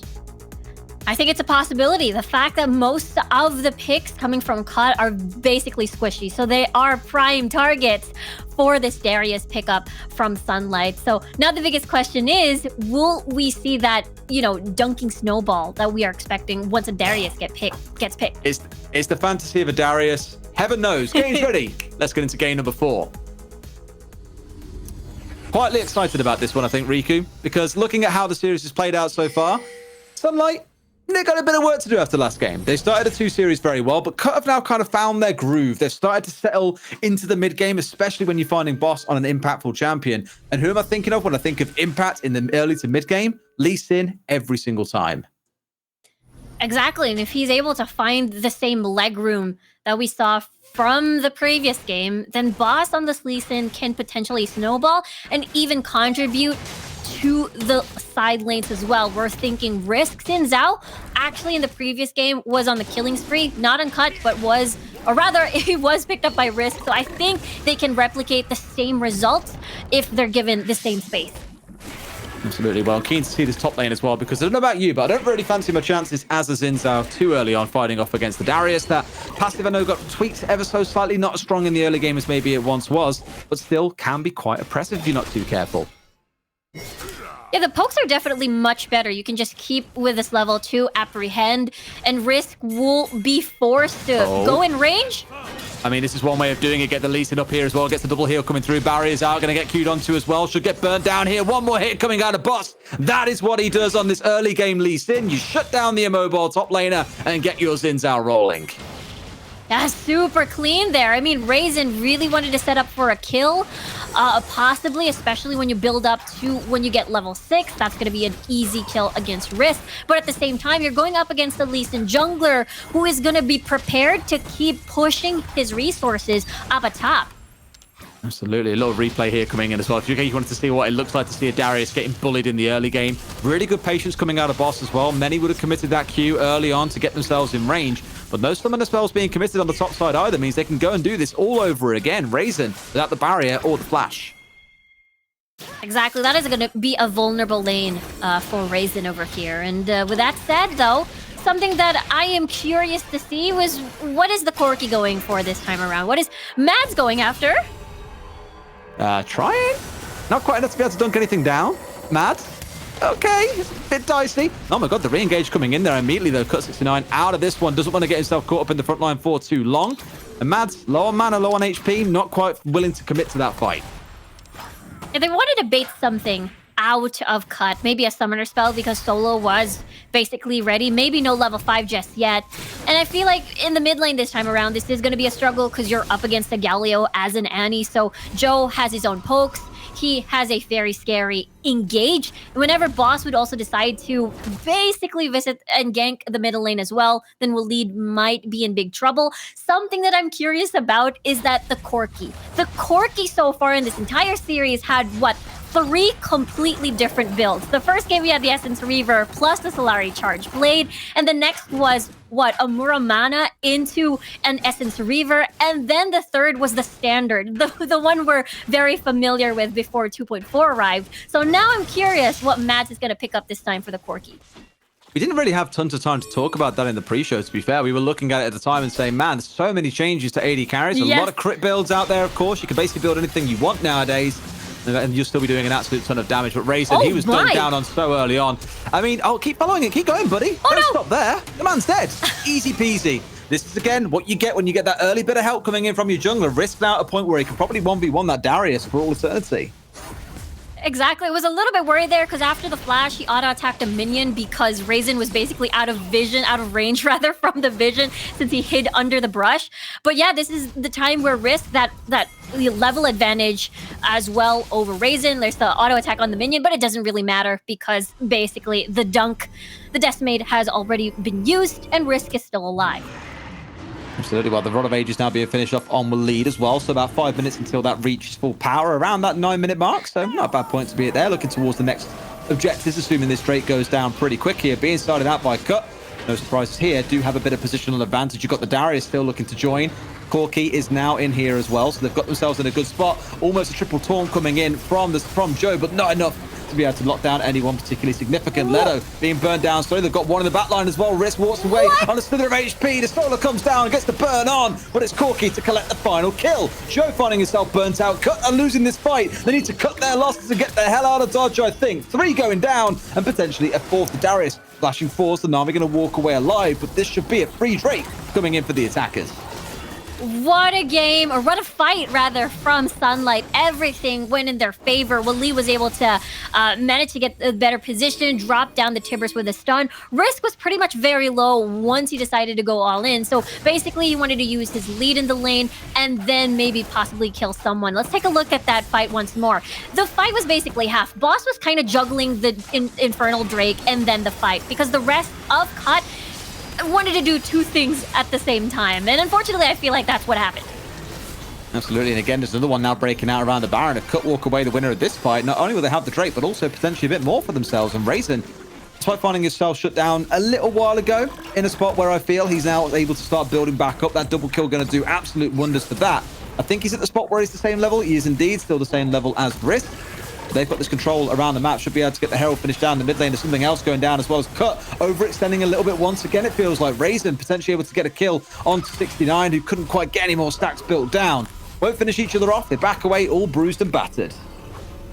I feel like this is going to be a problem because Raisin was able to, just as you mentioned, get shut down gold, was able to get a double kill. And I feel like they really have to keep an eye on him once he decides to charge in, maybe Proto Belt apprehend. Joe has to reserve the taunt as something like a counter rather than something you use for engage. Now let's take a look at the replay once more. Really nice apprehend to look at Risk. He basically explodes from all the damage in the world. Triple man taunt coming from the side of Joe.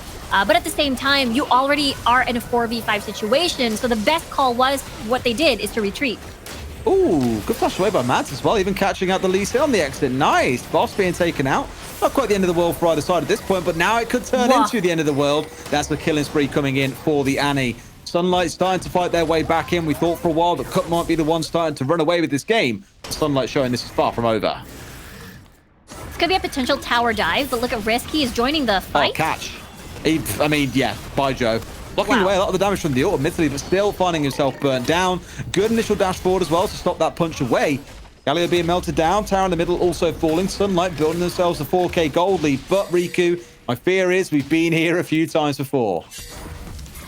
I know, this is Sunlight really making the early game work, and they're getting First Blood Tower gold bonus. They're even getting more plates to Mads as well. And now the map is pretty much open in favor of Sunlight. And that's the thing, though. We were expecting Boss to use his lead in this fight, but the thing is, he's been soloing the 1v2. 69 wasn't exactly there. Teemos may not exactly be enough. And just as you mentioned, the flash away kill from Mads was just really, really good. Therefore, you know, we'll lead as well with the Proto Belt, drop down Tiber's ult. And it's just the perfect formula. Sunlight can just keep punishing these aggressive plays from Cut. Oh, God. Boss is just like, nah, get me out, please don't grab me. No! Yeah. Question mark as well, Teemos. I agree with you there. You want to pause for a second and contemplate your mistakes in life. That was one of the ones that will no doubt stand out. Now it's going to be Raisin finding himself in a scrap in the jungle against the Lee Sin. Boss dashing around, trying to do what he can, but he's going to get melted down. Comes the axe. And the Lee Sin removed. The second one coming in onto Joe before finally the Darius is put to bed. With him out the way, maybe this could be a spot for him to turn this one back around, but on the other side, for some reason, risk going 2 versus 1. Because why not? 69 and co will walk away from this fight alive, as does Leto. It's just so scrappy between the pair of them across the map at all times. I know, this is Cut. I can feel their blood boiling.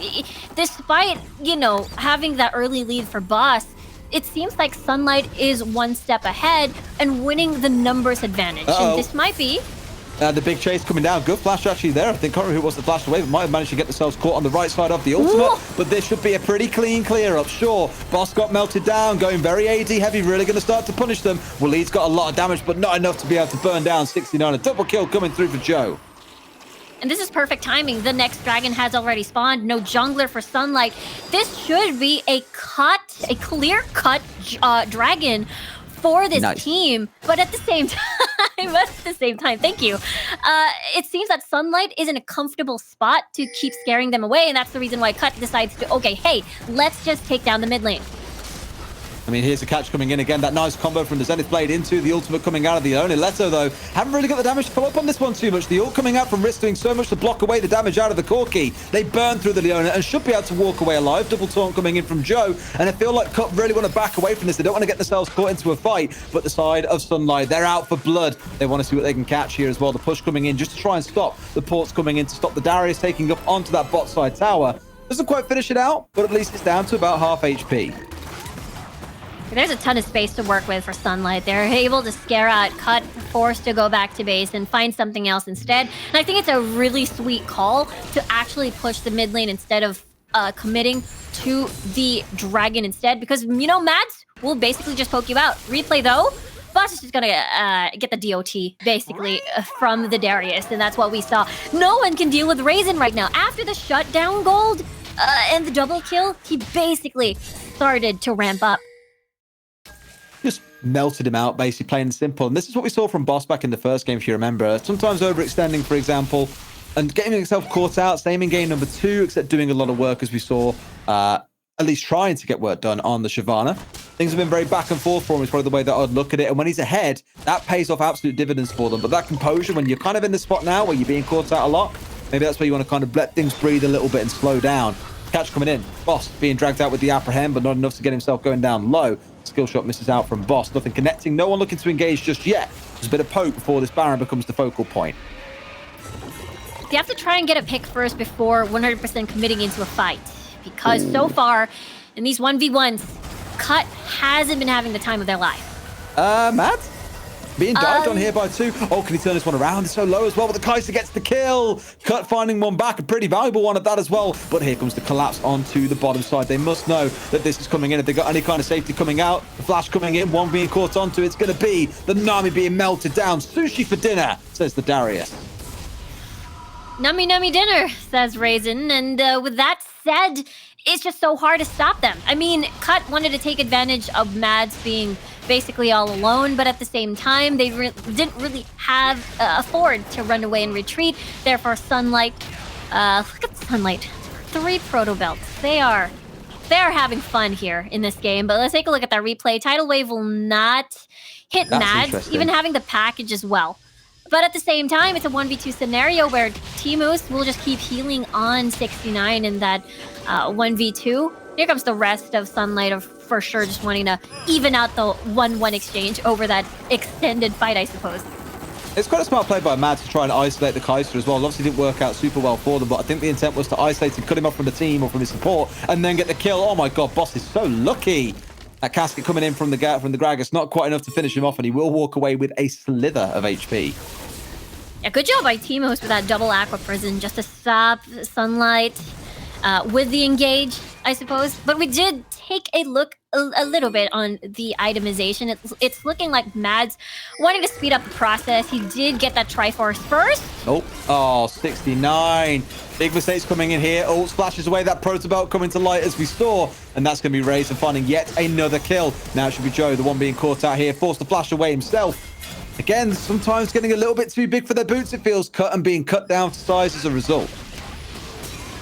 Mad's not exactly needed because they've got Solo and Waleed, and look at Boss. He's looking for a target, but take note, that's a Leona, that is a Nanny, that is a Gragas. If you go in, you're gonna get greeted by all the CCs in the world. I was like, let's just not do this, bro. I know you've hit the queue, and I know Lee Sin has the whole, my mind's telling me no, my body's telling me yes moments. Let's just not see that happen here. Let's calm it down at least a smidge here. Reset in terms of game expectations, by the way. 4,500 gold advantage currently for Sunlight. It's not huge, and it's also worth noting we've only seen 4 towers die. We're nearly 14 minutes in. It's been pretty calm where it comes to structure death. Yeah, Sunlight sort of trying to take care of the lead that they have, possibly from the game 1 effect, where they had a 10k gold lead and Cut was able to win the game back. And there is a possibility, because 69 will be their late game insurance. Uh-oh. Can he go for the kick here as well? Solo gets the Protobelt away. Everyone else forced backwards. Leto in the front line might be the one getting burned through here. Quite tanky. A good kick comes through, connects onto 3. This could be the fight the Cut were looking for. Mads into the back line. 1v1 against 69. The ult comes out as well. Who wins this one out of the battle? The AD carries. Cut gets the W over back and catches onto him. He's won that one out. This could be their fight to win. Joe ulting away. And now it's going to be 69 into the back onto the Annie, melted down by the minions. Will he die to that cannon minion? No more shots come through. He walks away alive. But it's going to be the Darius, the Duckmaster, finding one more. Razen left alone in a 1 versus 2. Does Risk really want this? You're up against the GA, against the Darius who can do magic. Does not have the ultimate on side. The barrier is there for the Xin. Look at the damage coming through. Wants to escape on this one. In comes 69. Do they really want to face off against this one, Riku? Because something tells me no. He misses the apprehend. That's what they were looking for. GA burned down. They should be able to get the finish off here as well. 69 being so careful, and they just walk away as if nothing happened. Okay. They don't want to risk it. They don't want to risk it. Even though Razen doesn't have Flash anymore for a Flash apprehend, they really are satisfied with just, you know, popping the Guardian Angel from Razen. So that is not going to be available in the next potential Dragon fight. Let's take a look at this fight again. Joe coming from the sides with a really nice taunt. Again, 69 at a very prime position here. And the thing is, Mads aggressively uses the package, and this gives the opportunity for the Killer Instinct and the Void Seeker takes its prey on that blind spot over there. No vision whatsoever. And Waleed, of course, had to 1v1 69, but at that point, he had that red buff, so everybody was basically burning. 69 was so low, and I was just like, man, surely he dies for can or something crazy here, but nope. He's managed to walk away alive by the skin of his teeth. A slither of HP still present on his bar. And, but what? Boss, buddy, please explain to me your decisions, because that one wasn't quite the play, because now he's isolated from the rest of the team, and rightly so. Sunlight say it's time to go crazy. Comes in. Can he get the steal? Yes, he can. Steals the ocean and walks away. Sure, it's only an ocean. May lose his life for it, which might mean the Baron might come through, but the rest of the team, look at the middle, look at the mid lane. They're trying to kill Boss, but look at the mid lane here. They could burn their way through the mid lane tower if they carry on. TP coming through. Can they burn it in time? They should be able to. 69 is present. That'll be a tower going down here. What an absolutely incredible trade coming through for the side of Cut. Now they can isolate a member or two. Leto, is this going to be another throw for Sunlight? Not quite yet. In comes Solo into the backline, catching onto 2, isolating the Xin Zhao. He'll be burnt down, but that inhibitor tower, absolutely huge for Cut. Yeah, they've decided to just open up the map, but look at the bottom side of the map for Cut. That is going to slowly push, but no jungler, no boss. That means this is going to be a free Baron for Sunlight. And this is just 69, and Teemo's sticking around just to see if they can get a kill or maybe a potential steal, but they have to respect Waleed. He has Proto Belt. He can Proto Belt and drop a stun on you, so it is the better call to just retreat. Very smart to back away there. Yeah, not get yourself too involved in trying to go hyper aggressive and Solo. You just saw him go back, picked up the death cap as well. Big item for him to have on side. Taking a look down the goal difference as well as you look between both teams here. Won't really kind of point at anyone and say there's a huge difference, except for, say, in the bot lane. A 5k gold advantage currently on that Kai'Sa. Sat near full build almost as well. You've got to keep an eye on 69 in these fights because he's doing so much work. J625 already, he was able to get a bunch of kills in the previous encounter. And now this is mission accomplished basically for Cut. They just wanted to focus on that inhibitor tower. They basically just wanted to run away, and that's the reason why Risk basically, well, for a better word, risked his life just to make sure that 69 and Teemos were able to retreat, but now they have to defend from this Baron. They do. Here we come. Boss straight in there trying to get the kick back onto Solo. It wasn't quite the direction that he hoped for. Boss finding himself dead yet again on a 50-second respawn timer. Sunlight, it's looked a bit dicey at points this game, but they should be able to start thinking here about a push towards the finish. Still got the Baron and Powered minions coming in. Plenty of time given the boss isn't on the field. The health bar is looking a little bit low, Riku. That is a problem, you know, Boss had a really good early game, but the thing is, Lee Sin will eventually fall off, and once you go into a fight, you're just gonna get greeted by the Leona stun. But basically all the stuns in the world coming from Sunlight, and this is what we're seeing right now. Yeah, it's constantly rotating around looking for towers here. This next one might be a bit harder given the minion wave is so far back. I was hoping that maybe we'd see a big engage coming out of Cut because they saw the Corki use the Valkyrie, and I thought, okay, golden opportunity here to go for an engage, try and make the catch, but as you mentioned, the 5 versus 4, what is really holding them back? They almost need everything to align perfectly for 69 to really get a chance to pop off. This Baron should be expiring relatively soon as well, so things can ease off a little bit for the side of Cut. The one thing you're looking towards here, I think, is going to be this objective coming up, though. The Elder Drake's still a bit of a way away, but when that comes online, that's going to be the fight that decides this game. And it's so difficult, too. Death Bush? When Death Cut... Rush? Do they know? No. Did they ignore it? I don't think they know. I think they knew, but well, like if we engage on him here, they rotate a bit too quick. Oh, Risk. Having to not risk it there. Flashes away, keeps himself alive, and the rest of Cut now backing away into the base. They were hoping for something cheeky to catch one man alone, but it isn't quite to be the case. The ult coming out from the Annie, completely missing. What a triple knocker from that bubble. Boss is in the back line, melted down as well. Yet another one comes through, but can they do enough damage? No, they can't. The Darius dunking in the back line. The Nami mashed out. In comes another one. The health bar disappearing on the side of Cut. Sunlight are not prepared to let this one end 3-1. They'll melt through the members of Cut. They'll melt through the base. Only the Nexus now remains standing, but can 69 pull off a hero play here? No, he cannot. The apprehend more than enough to make sure that Sunlight will walk away the victors in this game. We're going to game 5, baby. what is this series? It's such a swing. It's such this big back and forth. And now Sunlight, they wanted to take care of their lead after game number 1. There's a little bit of hesitation here and there. They wanted to play safe, even though they were in such a humongous lead. But you know what? They decided to push mid and force Cut to defend, and they were able to end the game. It was a nice little throwback, I think, coming in from Cut as well to take the inhibitor on the other side. We'll get some highlights out as we talk about this game in a little bit more depth. But it was one of those where you could see the moments coming in for Cut where it was like, okay, maybe they get a bit of a fight back here. Maybe there's a comeback on the cards.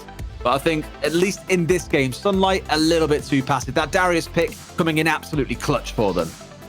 Yeah, first up, the early game, we didn't get to see Raisin get the early game kills. But again, looking at this explosive cast coming from Solo, basically put Risk in danger. A lot of these disengage really ruined Cut's time in the 5v5s. And again, when we look towards this composition from Cut, this isn't exactly that will survive and match and help peel for 69 on the Kai'Sa once he's on board. And this is just one of the instances where Raisin was able to get that double kill and then continue his ramp. You look down the team as well and look at where the impact really came for Cut in that game. Boss in the early game was pretty decent. Risk definitely got himself involved and had a bit of a field day. Joe, again, playing on these more passive picks as well, a little bit more defensive, you might say, but 69 was the big difference maker, the one we were looking for to go big in the game. Sadly, when you've got so many Fed members on the other side, it is hard to keep yourself going in that case. Anyway, you know what time it is, Ricky? It's time for game number 5. Yes, it is. Game 5, let's go.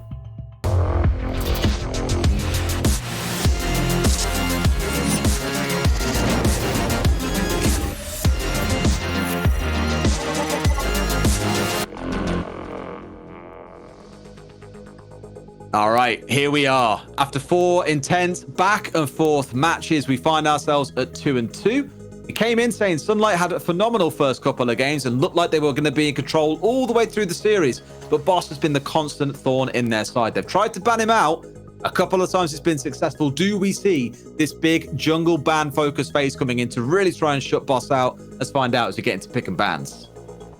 It has been working so far for Sunlight to have a more comfy early game, just to restrain or put Boss on a tight leash, basically. For Cut, I wouldn't be surprised if they still keep banning this Pantheon, but I feel like the Annie can serve as a huge issue, so maybe Cut can remove that off of the draft. I think when you've seen kind of how it's been impacting Joe, that he's played the more passive Galio, you might wager, you know, sure, it's still a global, but it's not as impactful as maybe the Pantheon would be in terms of kill pressure, because that would have been an absolute nightmare to play against too much. There's the Annie ban coming in. Clearly the call being, okay, this is really getting obnoxious now.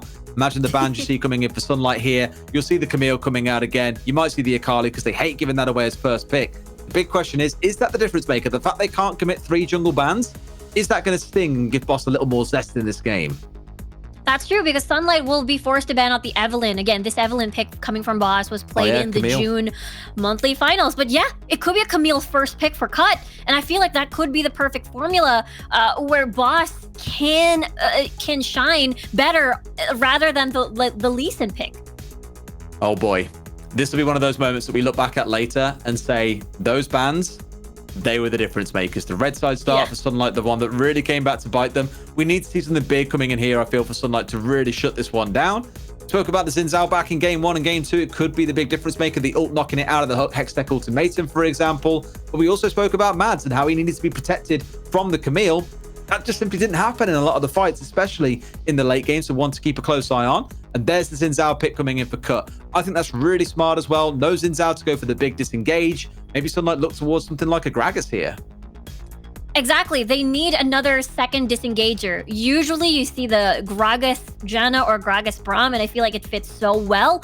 They still can pick up the Gragas Jungle, and then Twisted Fate. This means that they can pick up the Renekton, actually, because we've seen when the level 5 comes, instead it's going to be a Graves in the jungle. All right. I mean, he had a couple of changes this patch, if I'm not mistaken, either as well. So one to look to there. Bit of a change in terms of nerfing in the early game, but it definitely then made some room to buff him a little bit into the later stages of the game. Now, my only worry with that, immediately thinking about it, is we spoke about the early game, about needing to be able to contest Boss. The Grey is probably not the one that you turn to do that anymore. Yeah, exactly. It's a different kit. You do want to keep farming as well. I mean, you mentioned the changes on the Graves. I mean, his true grit stack has been buffed a little bit, but we're going to be seeing the Darius once more. Yeah, and on the other side, the Lucian, the Galio to round things out. All right, this is getting interesting and a bit spicy between these two teams, because you're seeing, you know, again, that Darius was so impactful in the previous game to deal with the big engage coming in from members of Cut, and in the end ran away with the game as things progressed. Do you think it's enough here to stop the Camille, though? I think it's a possibility, just because you do have that possible disengage from the Braum. But that is what, during the laning phase, the Braum most likely wouldn't be present. So the mid lane, the top and mid lane coming from Cut, or rather Sunlight, will have to deal with the onslaught of this Camille coming from Boss. Well, let's see if they can finally stack up to Boss. Game 5 is ready in what has been one hell of a series so far. Let's get into it. To Riku. Big things to look out for in the early game. Boss, we already know that one. That's been ticked off so many times throughout this series. What are you looking for from the side of Sunlight to keep Boss under lock and key? I think for Sunlight, they have to be careful where they want to pop their Destiny, because you're up against a Galio as well that can even up the numbers. So on paper, right off the bat, you're pretty much air quote countered to getting the numbers advantage off of that Destiny already. So I feel like they will time it correctly, and I feel like the early game pre-level 5 will be a tad quiet, and come level 5 is where the action is definitely going to start. Alrighty. I mean, at least in the early game, you're not going to see too much aggression coming out unless you're looking towards the top lane. We spoke about it repeatedly. We've seen the aggression coming out from Solo to help his top laner really start getting things ahead. In fact, no, I lie. It was Boss who got involved in the previous round and started shutting down Razen on the Darius. We'll see if he goes for the same thing again, or if he turns his attentions elsewhere, because again, 69 has been the big playmaker for them in this series. Really got himself going into the late game. We'll see if he can have a similar impact on the Lucian. It's a different ball game now. No Corki. There has been, what, 4 consecutive Corkis in this entire series, while this is the first appearance, I believe, in the entire series of the solution. So the biggest question is, will Cut dual lane be able to be aggressive and use the laning phase to their advantage? I feel like the question is going to be, the answer rather is going to be no, just because Lido is there on that Braum. Absolutely. Well, here we go. The early start coming out aggressive-wise. This is where we've seen Sunlight really shine. Boss going pretty aggressive and forced to flash away. Now Joe's left completely isolated on the Galio. 3 of them all converging around him here. Health bars burn low. We keep on seeing these early fights going the way of Sunlight. There's one at least coming back on the other side. Boss going to find himself going down as well. This has happened probably now 5 games in a row where Sunlight always find those opening 2 kills. And it was, yeah, it was really interesting as well, where Boss decided to hook shot aggressively, but then flashes back after seeing the situation that they could not take that fight. And with that said, that's a flash gone from Boss, so he's going to be a little bit vulnerable. So that means, yeah, Solo getting the 2 Rift Scuttler start for Sunlight. We've seen that in game 1, game 3, game 4 and 5. I want to say that they've worked away with the double Scuttler. Keeps on happening. The aggression coming in. You just see the members always be the first to move. Raisin was the first one coming down. To be fair, Joe did also move down at the same time, therefore the side of Cut. So I get it. They're moving down, but that Galio in the early game isn't going to struggle to have the impact that maybe you see coming out of the Twisted Fate. Both, like, I suppose, neutralized on damage, at least in the early game, but that constant stun coming back online from the Twisted Fate, really good in those early game scraps coming out. Boss now the one being ulted out, straight into Raisin as well. The last one you want to be giving anything away to. Goes for the ult, gets the dug down. He will slowly bleed out here. That's not a problem. Can he find any more, though? Flashes away and keeps himself alive. 2 more kills coming in for Sunlight. That could have been a little bit awkward for Walid, I suppose. He was out of gold card auto attack range at that point, and he was like, oh, you know what? I'm just gonna flash to join the fight instead of walking manually to join the rest of my team. And it worked out still. And this is scary too, because the kills are going to a lot of snowball potential to Raisin or either towards Solo, and it's still a win-win situation. I always get nervous of saying Sunlight have got the early advantage because we've seen how that has worked out so many times over and over again. But they've kind of got past that level 5 milestone here where we always get excited about Boss's capabilities. If him getting caught out at level 5 like this is the thing that gets them going in the mid game, you're not going to complain. Yeah, this is definitely according to their plan as well. And that's the thing, though. We were expecting Joe, I believe, to join the fight with the Heroes entrance, but they've basically timed that correctly. I mean, Joe still has to walk manually to get in range of the Heroes entrance. It's not exactly a full global ult. And with that, Sunlight is in a comfortable lead, I suppose, 2-0-1 actually towards Walid first. So we'll have to see if they get a pick before fully committing to this Mountain Drake. They will. It's all about the scrap. Whether or not they can find anything, Lella the one stepping forward and taking a bit of a beating, but Boss has come in early there. They baited him out wonderfully. Just had the flash on side, but instead Ops to going with the ultimate there, trying to pin one down. Everyone converging in. He steals the Baron away. Health bars are melting on both sides. Joe flashes away. The bleed stacks might get him again. Either way, Boss has walked away. No, finally he goes down. 3 almost staying alive now on the side of Sunlight. It's so back and forth. They do get yet another. Can they go for the chase? The Ignite to 69 flashes away as both Solo and Lelo looking incredibly low, but still walking away alive. Really nice steal. I mean, it was a little bit worrisome for Boss because he hook-shotted and entered the Dragon Pit quite early, was even greeted by a smoke screen, so he didn't have much information to work with after him diving into a full-on 5 people inside the pit. But of course, you do have Joe with the Hero's entrance to assist. 69 actually having a really, really good position to have free hits all day, every day. And I think that is the reason why Sunlight at first seemed like they could have lost it. But on the opposite side of the spectrum, Walid was pretty much safe. All right, here we go. Then Lella, the one now being isolated, could flash away. With the Honey Fruit, will keep himself at least somewhat healthy. On the other side, it's Joe finding himself caught out in a fight and picked off for free, but this could be the cleanup coming in for Cut. Walid standing far forward. They get the burst down, but in comes 69. Out comes the culling. Can't quite cull him out. One more shot is all that's needed, but the man walks away alive. 69 almost going down. Dis forced to pop the barrier to keep himself from going down to the minions. And in comes Raisin just as a brief second towards the end there. Not quite fast enough to capitalize, but oh my god, look at those blinking health bars on the side of Sunlight. I know, Mads with the MVP save. He basically body blocked for Waleed there just to make sure that the finishing culling wouldn't finish off Waleed. And I think that's pretty sweet as well because they deny more kills away from Cut. To get back into this game. Yeah, just run, Joe. Just run. Just don't stay, bro. Don't get yourself caught out here. They're coming in. Joe might still find himself going dangerously low. Almost caught out. The ult from Graves could have been the one, but already burnt out. Not quite enough damage to be able to kill him off. Now they can turn their attention, though, towards the Rift Herald, knowing this Galio cannot join in the fight. Ultimate online or not. 69 off towards the bottom side, going for the split push. Looks like Cut want nothing to do with this Rift Herald. Yeah, he's definitely very far away. So this is a good call from Sunlight, even though they did not secure a kill. Maybe on the top side, there might be a kill to be secured here as well. Boss going dangerously low once again. The number stacking coming out of the side of Sunlight just a little bit too much, it feels like. Finally, in comes Joe. Is it a bit too late, though? Could have maybe got a kill coming in onto the Graves, but he dashes away. Tower goes down, and the march towards victory carries on. An easy pick coming in onto the Seraphine. Timus, nothing to do in this fight anymore. The Herald carries on. Not quite enough yet into the game where we're going to see the Baron coming online, but give it 3 minutes. 1v1? Conversation. That Ignite coming in as well. I didn't even see that as well. Almost burning down. Not Ignite, sorry. That was Grievous Wounds. I keep seeing those and thinking, okay, it must be the Ignite coming through. Absolutely not the case. But 69 able to get away and get himself healed back up to 280 carries. Just like ships in the night now, ignoring each other, going for the recall, back to base of full HP. Yeah, that could have ended disastrous for 69 because Mads had a barrier summoner spell advantage over 69 in that duel. So it was the good call to just retreat. Let's take a look at the replay over here. And this was, again, Cut just trying, Sunlight rather, taking advantage of their current lead.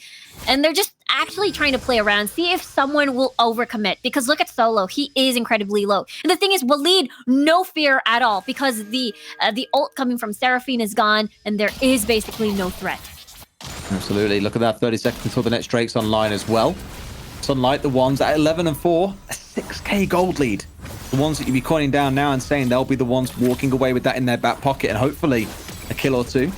That Baron only 2 minutes away as well. This is where you start worrying about the impact of all of these things building up. Again, I'll touch towards towers. Only one down at the minute for Sunlight. That one they forced on the top side. The mid looking dangerously low. But otherwise, everything's still standing. There's still 8 minutes into the game. Dragon is going to be spawning soon.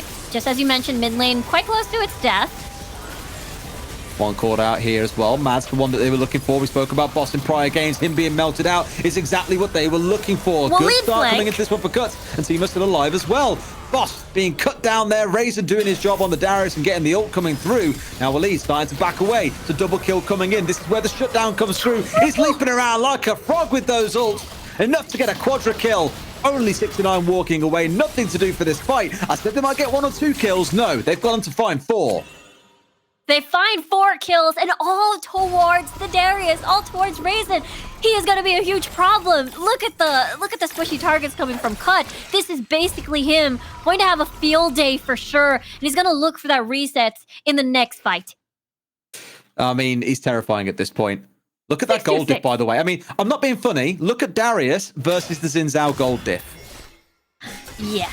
Yeah, it's looking pretty dire for Cut at this point. I mean, they did have the numbers advantage in this initial engage, but look at the position of Waleed. Look at the position later coming from the side of Raisin. He basically annoyed or bothered the created chaos rather towards the back line and basically forced Sunlight or Cut to back away, therefore giving Raisin the prime opportunity to keep dunking on the Cut members.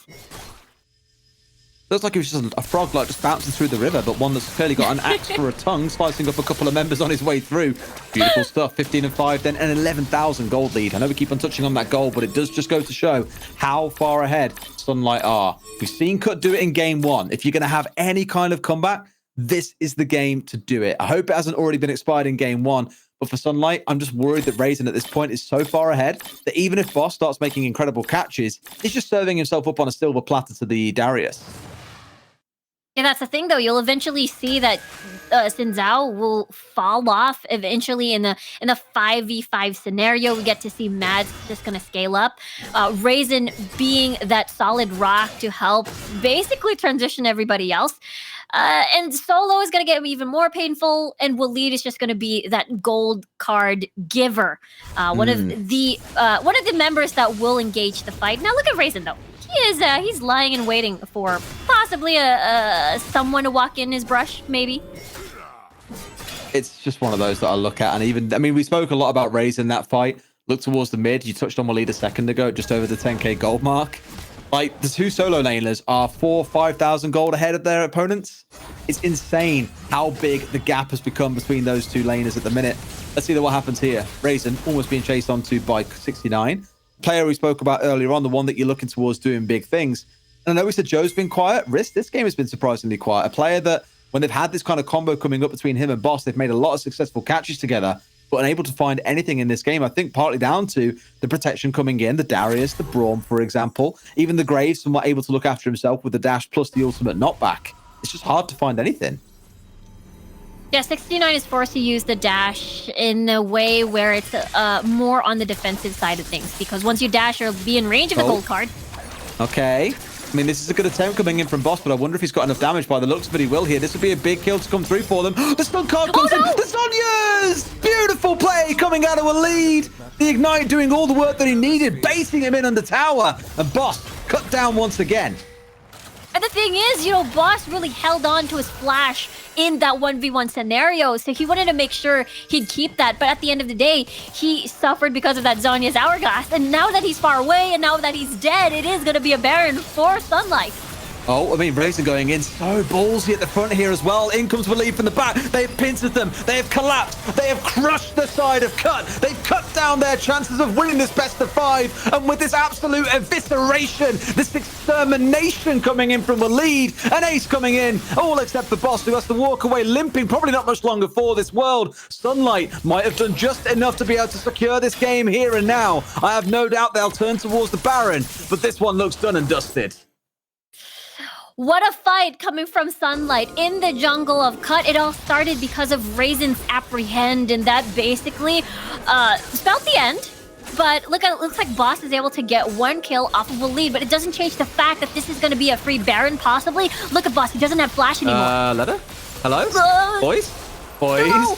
Oh, no. Let's not do it. I mean, Boss, does Boss? No. Can Boss get in? No, where does he walk in? Oh, he just gets spied away. May find himself 1 kill. Can he turn it into a second as the TP comes in for the assist? Mads, the focus here. In comes 69. Burning down to Mads. Away he goes. Now they've got to turn around and deal with the raid boss himself. It's Darius. Goes in. Can't land the heal. Is that enough? But he's bleeding away here. The damage from the Darius is so intense. Not enough that he fancies going back in for seconds. But either way, a good turnaround for Cut. They find themselves 2 kills, but it's still the Baron and 2 kills of their own coming in for Sunlight. They're really smart, just hiding in the brush, basically. Out of sight, therefore no auto attacks will land towards you. And 69 can't exactly risk it and go near, or else he's just gonna get greeted by an Apprehend, which is exactly what we saw that started the fight over here. And it's just basically a pile. We get to see Waleed positioning himself in such a really a sandwich position, basically, and this forced Cut to run away. But their escape was basically cut off, and this was very sweaty. This could have been stolen by Boss at any moment. He had, I believe he had Smite, but at the same time, yeah, Solo was able to secure that. And this is the almost 1v1 that we saw. Timus was on the opposite side of that engage. But at the same time, look at him again. I mean, the catch was coming in. Boss loves himself an engage, and they find the Darius here whilst elsewhere. They do secure the Drake, sure. You don't be crying too much about losing him in this case because the advantage is already so great, but that's a lot of gold going the way of Joe. And that is precisely my problem. It's going to Joe. It's going to the Galio. And you really want that ideally on someone like Risk or Boss or 69 in this case. A tower falls down in the mid lane. They secured themselves the Drake. And now you're going to see the rotate coming through. Oh, no. Oh, no, no, no, no. They've got the cutoff here as well. Boss, the one being isolated out, gets away. But Joe, not much longer for this world. It will make away himself. And in fact, no, it is Boss that falls down on the backside of that one. Good catch coming in from Sunlight. And again, minor overextension costs Cut. Yeah, this is Sunlight just trying to, you know, get more of the advantage as they're already ahead. Uh-oh. They keep pushing with catch it. coming in. Oh, I mean, Timus has nothing to do there. Absolutely nuked out of orbit. And again, this should be the push forward for Sunlight here. Not got the Baron on side anymore, but they can start looking in for this tower, and they should melt through it pretty quickly here. Being burned down. In comes 69 with the culling off to the side. Instantly stunned up and cut down to size there, down to about a third HP. So much so that Sunlight will back away, but still holding a massive advantage. They want to finish the game very cleanly. I mean, they have all the conditions to run straight to the mid lane, rather. But at the same time, they're still pretty much worried of possibly, you know, as long as 69 is safe. Because the thing is, with Cut, Risk has already fallen off. Basically, he'll just dash in, but it's gonna get stunned by Lido, basically, or Raisin. Let's take a look at the replay once more. This is, you know, Sunlight just cutting off the escape of Boss. Or rather, no, this is the part where Raisin was the bait. And I think, I can't believe this took a little bit of time to the point that the rest of Sunlight managed to catch up and join from Dragon to the top lane, and then they're able to get more kills and even a tower after that. Ran all the way through, absolutely. I mean, again, you're still seeing this 5k gold lead in the top lane and the mid lane, but it's starting to feel as we get towards that late game, those things aren't as effective as maybe they once were. Raisin can be burnt through here. Will lead. We saw Boss almost get the 1v1 against him. Those gold differences not seeming to make an absolutely massive amount of difference. But the big difference for me here is going to be this Baron. It's so obvious to say that's what the big ascension is going to be. The dashboard, the Protobot into the Apprehend. That's going to be the end of T-Moose once again, who barely feels noticeable in this game.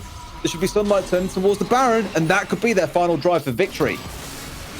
And look at Cut. They're trying to pick up the pieces off of the map as they put Risk on side push duty. I was a little bit worried for Boss there because the Destiny has been popped, but look at Raisin. He's just chasing him down. Yeah, I mean, Raisin might even lose this fight here as well. The dodge away from the Q to stop another stack being piled on. Boss really going for broke with this fight. Has got the GA on side as the team comes in for the assist. They're both flashing away, one in, one out. Boss finally getting the GA pops away here. Trying to isolate. They want to try and get him finished down, but in he comes again. Tries to go for the dash. Boss cut down to skies by the Grays. The ult falling in over the top. Sunlight should be able to walk away with this one. Maz into the back line. They've absolutely melted through the side of Cut. That could be the game-winning team fight. The thing that leads to Sunlight decimating Cut and walking away the victors of this week's Origin Series. Yeah, last month it was Cut that 2-0'd Sunlight, but this is a different story this time around. It absolutely is. They're on to the Nexus. Only the one stands before the Teemos. Can't even stand for more than 3 seconds. They have done it. Sunlight beat down the Boss and his boys. Walk away the victors in what has been a banging 3-2 series. That is a full-on game 5 that we just witnessed. It was incredibly close, but I believe the summary of all that was the early game being the biggest determinant on who will be the victor, except for game 1, actually, because that was Cut turning things around. But at the end of the day, it was Sunlight winning this series.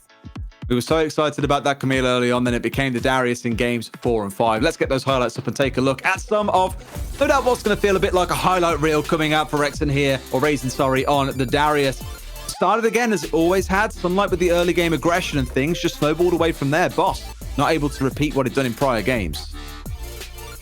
Exactly. This Raze pick, you know, having that range, it's a double range advantage over 3 melee with Risk, Boss, and Joe, basically. So this wasn't a fun time for them, especially without the level 5s yet, without having to rely on just the hook shot to close the gap. And it's just one of those instances where Boss was able to get the steal on the Baron. But at the end of the day, Waleed was able to stay safe in the backline and land all those painful cards. Turns out really a day of difference is what was needed for Sunlight, let's not forget as well, because they played against Cut in the winners final yesterday. And lost 2-1 there. Cut were the ones who progressed through from the winners bracket into the grand finals. Sunlight had to go and face off against DK, who they 2-0'd, and then have come back today and really turned things around. But we heard the smat talk the players were talking in the pre-game. You can see why, because these two teams, although it felt like Sunlight were the ones really, you know, charging ahead, the go-to victors in every single game, in some of those games, Cut always managed to find a way back in. And I know even Sunlight said, you better prepare because we've prepared a bunch of surprises for Cut, and this is exactly what happened.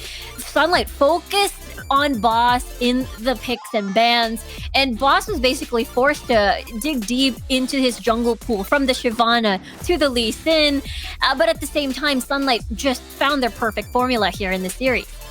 Absolutely. I can't wait to see how it goes next month as well, because don't forget, this is only month number 2 of the 3 that we have got for Origin Series. They'll be back again in August. I have no doubt you'll see these two teams scrapping it out. They seem to be the ever-present sharks at the top of the food chain here in Group C, no? I know this is, I think, one of the favorites for sure when it comes to the rivalry, especially when we talk about Group C. And it has not been, it has been all exciting every single time these two teams have met, in whether or not in the upper bracket, lower bracket, and now even in the grand finals. An absolute chef's kiss moment between those two teams. I'd love to see another series between them, but that has been one hell of a first series for you and I to cast together, Riku. It's been a fun one after all these years of waiting for the chance. Now, we get a nice little break-in game too. We're going to have Scoundrel and Yuko take you through Group B's final, so we'll see you guys in a few. Don't go anywhere.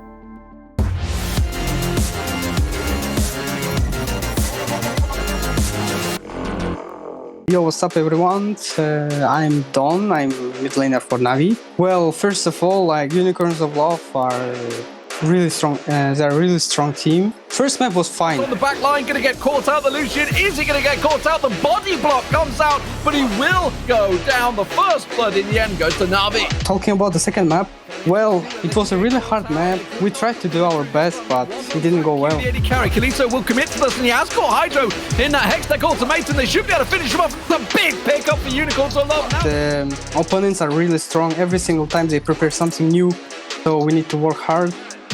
And our mentality is always good, it's winning mentality. Yeah, I just wish good luck to everyone. Hi, I am Kaglian. I am Baron Laner for Futbolist. Turnuvada olduğumuz için çok mutluyuz. Takımın morali gayet yerinde. Kendimize çok güveniyoruz. Navi'nin çok güçlü bir rakip olduğunun farkındayız ama onların karşısında elimizden gelenin fazlasını yapacağız. Bu bir mental savaş. Mentalimizi yüksek tuttuğumuz sürece kaybedeceğimizi düşünmüyorum. Navi, we will win this.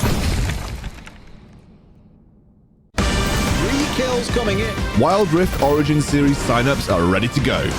So grab your team, get them registered, and get on the Rift. We'll see you there. Absolutely phenomenal.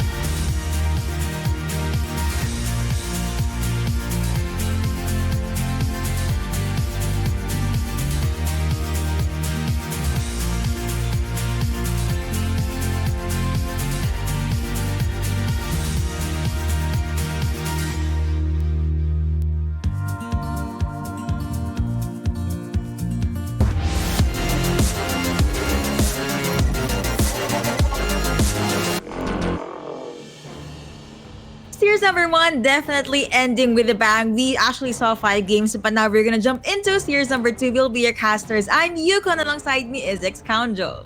Hey Yuko, yeah, good to cast with you. I haven't had a chance to cast with many of the Icon Series casters before. You're actually the first person from the Icon Series that I'm going to get the chance to cast with, so pretty excited. And yeah, I'm looking forward to this series. That first series kind of took the wind out of me. There was 5 games of absolute non-stop action. I'm surprised Desichu's got a voice left at the end of that. But nonetheless, we're getting into Na'Vi versus Foot, and I expect, to be honest with Yuko, I'm expecting Na'Vi to come in as the favorites here. Really? Well, in that case, I'm gonna expect that Futbolists will be able to make it out of there alive. I mean, their team is pretty strong, but here is the team roster for our series number 2. We're gonna jump into the pick and ban phase in a bit, but yeah, we're looking forward to seeing more of these Camille's, more Pantheon bans maybe, but more Gragas pickups as well. Yeah, I think what we've got is, I think we are playing with the new items, right? So we are playing on the live patch. So There will be a bit of a shake-up in terms of, I think, what is viable and what isn't viable. I think there are a lot of champions that have suddenly become viable that maybe weren't previously, although to kind of roll that out on the first day of the new patch might be a little bit risky for competitive. And obviously in the last series, we saw that it was actually relatively similar from the previous sort of setup that we've had in competitive. But the Seraphine ban, no surprises there. Na'Vi hate playing against the Seraphine, either in the bot lane or in the mid, so they're going to get rid of that.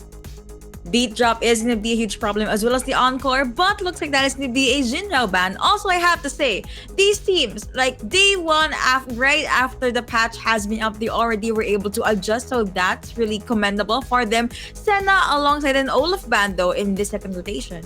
Yep, Olaf specifically against Vex. Vex is a very, very good Olaf player, constantly has that band against him. Na'Vi got absolutely annihilated by the Camille Galio combination yesterday. No surprises that they want to take that off the board. And Ziggs, despite the nerfs, he did have some pretty heavy nerfs to his tower taking capabilities, will continue to see some bans in competitive. You know what? Gragas is open. That is going to be the first pickup for the side of Na'Vi. And for our red side, maybe we can see they could pick up an ADC. Kai'Sa is open. Lucian is open. Garen open. Renekton also open. Yeah, we're going to see Garen coming through. That's interesting to me. Garen has been nerfed not only in a direct nerf a couple of patches ago, but also the Grasp of the Undying nerf, the 1% damage that was taken away from it on this last patch. That makes Garen slightly worse. It was an indirect nerf to Garen pretty much across the board, and he hasn't received any new items unless you're willing to go full crit Garen, which is a thing, but not a thing that I would recommend in competitive. Kai'Sa comes through. Wukong, the most picked competitive jungler, I think, in Europe, is going to get locked in. And then Corki has been a pick, by the way, that I think has done very well from the new items. So Corki, we saw a lot of. He's kind of risen again in prominence. There's a lot of late game scaling options. Solari Charge Blade is a great item for him. Essence Reaver is a great item for him. Yes. So there's lots of really good items that I think make Corki a strong pick right now in the meta. And there we go, Graves. I was really expecting to see Graves on this patch because of the buffs and the new items, Yuko. I think Graves is a solid top lane pick, but also a very solid jungle pick as well. Very much. Also, I'm very happy to see an Irelia this time around at the Origin Series being paired up. They're also being picked up for the side of Na'Vi is going to be a Nami. So you highlighted Corki earlier on. As I like to summarize it, this patch is kind of like the ADC patch. New items, a lot of basically buffs, indirect buff to our ADCs. And the last pick for our red side is going to be a Janna. Good disengage should Na'Vi try to jump in. Yeah, plenty of ranged options, though, for Na'Vi, so they don't need to play the full engage if they don't want to. Corki's great at playing at range and has the benefit of the Nami backing him up as well. So I'm interested to see. This is going to be a fun first game, and we'll get to see exactly which team comes out on top. I feel like we will be, but you know what? Let's just jump straight into game number 1. All right, again, this is going to be Na'Vi versus Futbolist, and we have 3 champions making their way at the mid lane. Vex, though, already has a Wukong, as Xcrowned did say, one of the very popular picks for the jungle side. You have Grace at the jungle side, too. Garen will just be quiet at the Baron lane, at the top lane. I guess this is going to be a mid lane Irelia. That's the first for the Origin Series. Yeah, but it's not a first, I think, for the meta in general. Mid lane Irelia is probably the most popular lane that we see Irelia played in solo queue, as she has a lot of bad matchups in the Baron lane. So you often see her go into these matchups where she has the squishier targets that she can blow up more readily. And also, you've got to remember that Wit's End was just recently added. And that's a great item for Irelia's into heavy AP comps. Unsure whether she'll bother going for that in this particular circumstance because it's a Graves, a Garen, a Kai'Sa who does a bit of mixed damage. But if she's concerned about the Ahri, then obviously Wit's End could be a good option for her. So it isn't connect, but that is going to be Ariel just jumping in. You have the orb coming in from Ahri, was able to flash out. I guess that was just him making sure that he will not die and get first blood. But now you have an alley-oop coming in for the side of Futbolist. Still though, Irelia, pretty much healthy, was able to survive that very small skirmish. Yeah, level 2 all-in is basically the cheese level for Irelia. So if you're ever playing against Irelia in lane, you see her ding level 2, that's when you just have to be a little careful. It's a very cheesy thing that Irelias do. They build the stacks up of their passive, look for a stun, jump on you with the Blade Surge and try and kill you at level 2.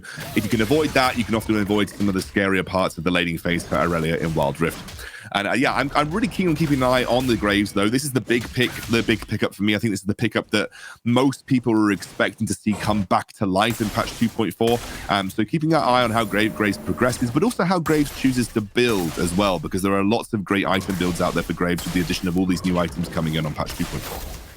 I guess I could go with maybe the hybrid, just, a tank Graves alongside quite a little damage, just so you have that jungler that can kite at the back lines. But going back into the mid lane, still a pretty quiet fight for our two champions right here. There's the Orb of Deception being popped by Ahri, and looking at the dragon side, you have Corki just being well protected, well sustained by Nami. You also have Janna with the very on-point Howling Gale, just to make sure that Kai'Sa will survive this earlier game. I'm looking at the Futbolist comp a little more in detail here, Yuko, and I'm just thinking, like, what is their end goal? Like, what is the win condition for this composition? My brain tells me it's get Graves, get Kai'Sa to late game, and then just hope that the raw power of those two scaling carries is going to help carry you through. Because you don't really have a lot of CC, so you don't have a lot of crowd control apart from the Janna, and a little bit coming through from the Ahri charm. So I think in a strict 5v5 team fight, you actually lose out to Na'Vi. So you have to be a little bit more careful about how you choose to play this. So maybe you're just looking to catch someone off with good vision control. You've got a lot of burst damage coming from the Ahri, looking for a pick. Just not entirely sure what they're looking for when it comes to, genuine team fight win conditions. Looks like there's a big dive coming up here on the top side of the map, though. On the third dive, it is going to be Silence connecting on to Valhalla, but will he be able to get that kill? That is going to be a no, because he does get bursted down by Graves. That is going to be the lead that Futbolist is going to need. So that's already -1 for the side of Na'Vi. They could capitalize onto this. And Idorgi, quite the lack of CCs for the side of Futbolist. In retrospect, I think this early on, they could just focus on this pickoffs. Yeah, like these small skirmishes, these small dives, that's where this sort of team is going to come to life. Honestly, that was a very messy dive for Futbolist. It wasn't exactly the cleanest execution on a tower dive I've ever seen, but they did stack the wave nicely. They've denied Valhalla a lot of CS on the top side of the map, and of course, more importantly, they're getting Graves running in the jungle too. It does look like we're going to see a critical strike Graves.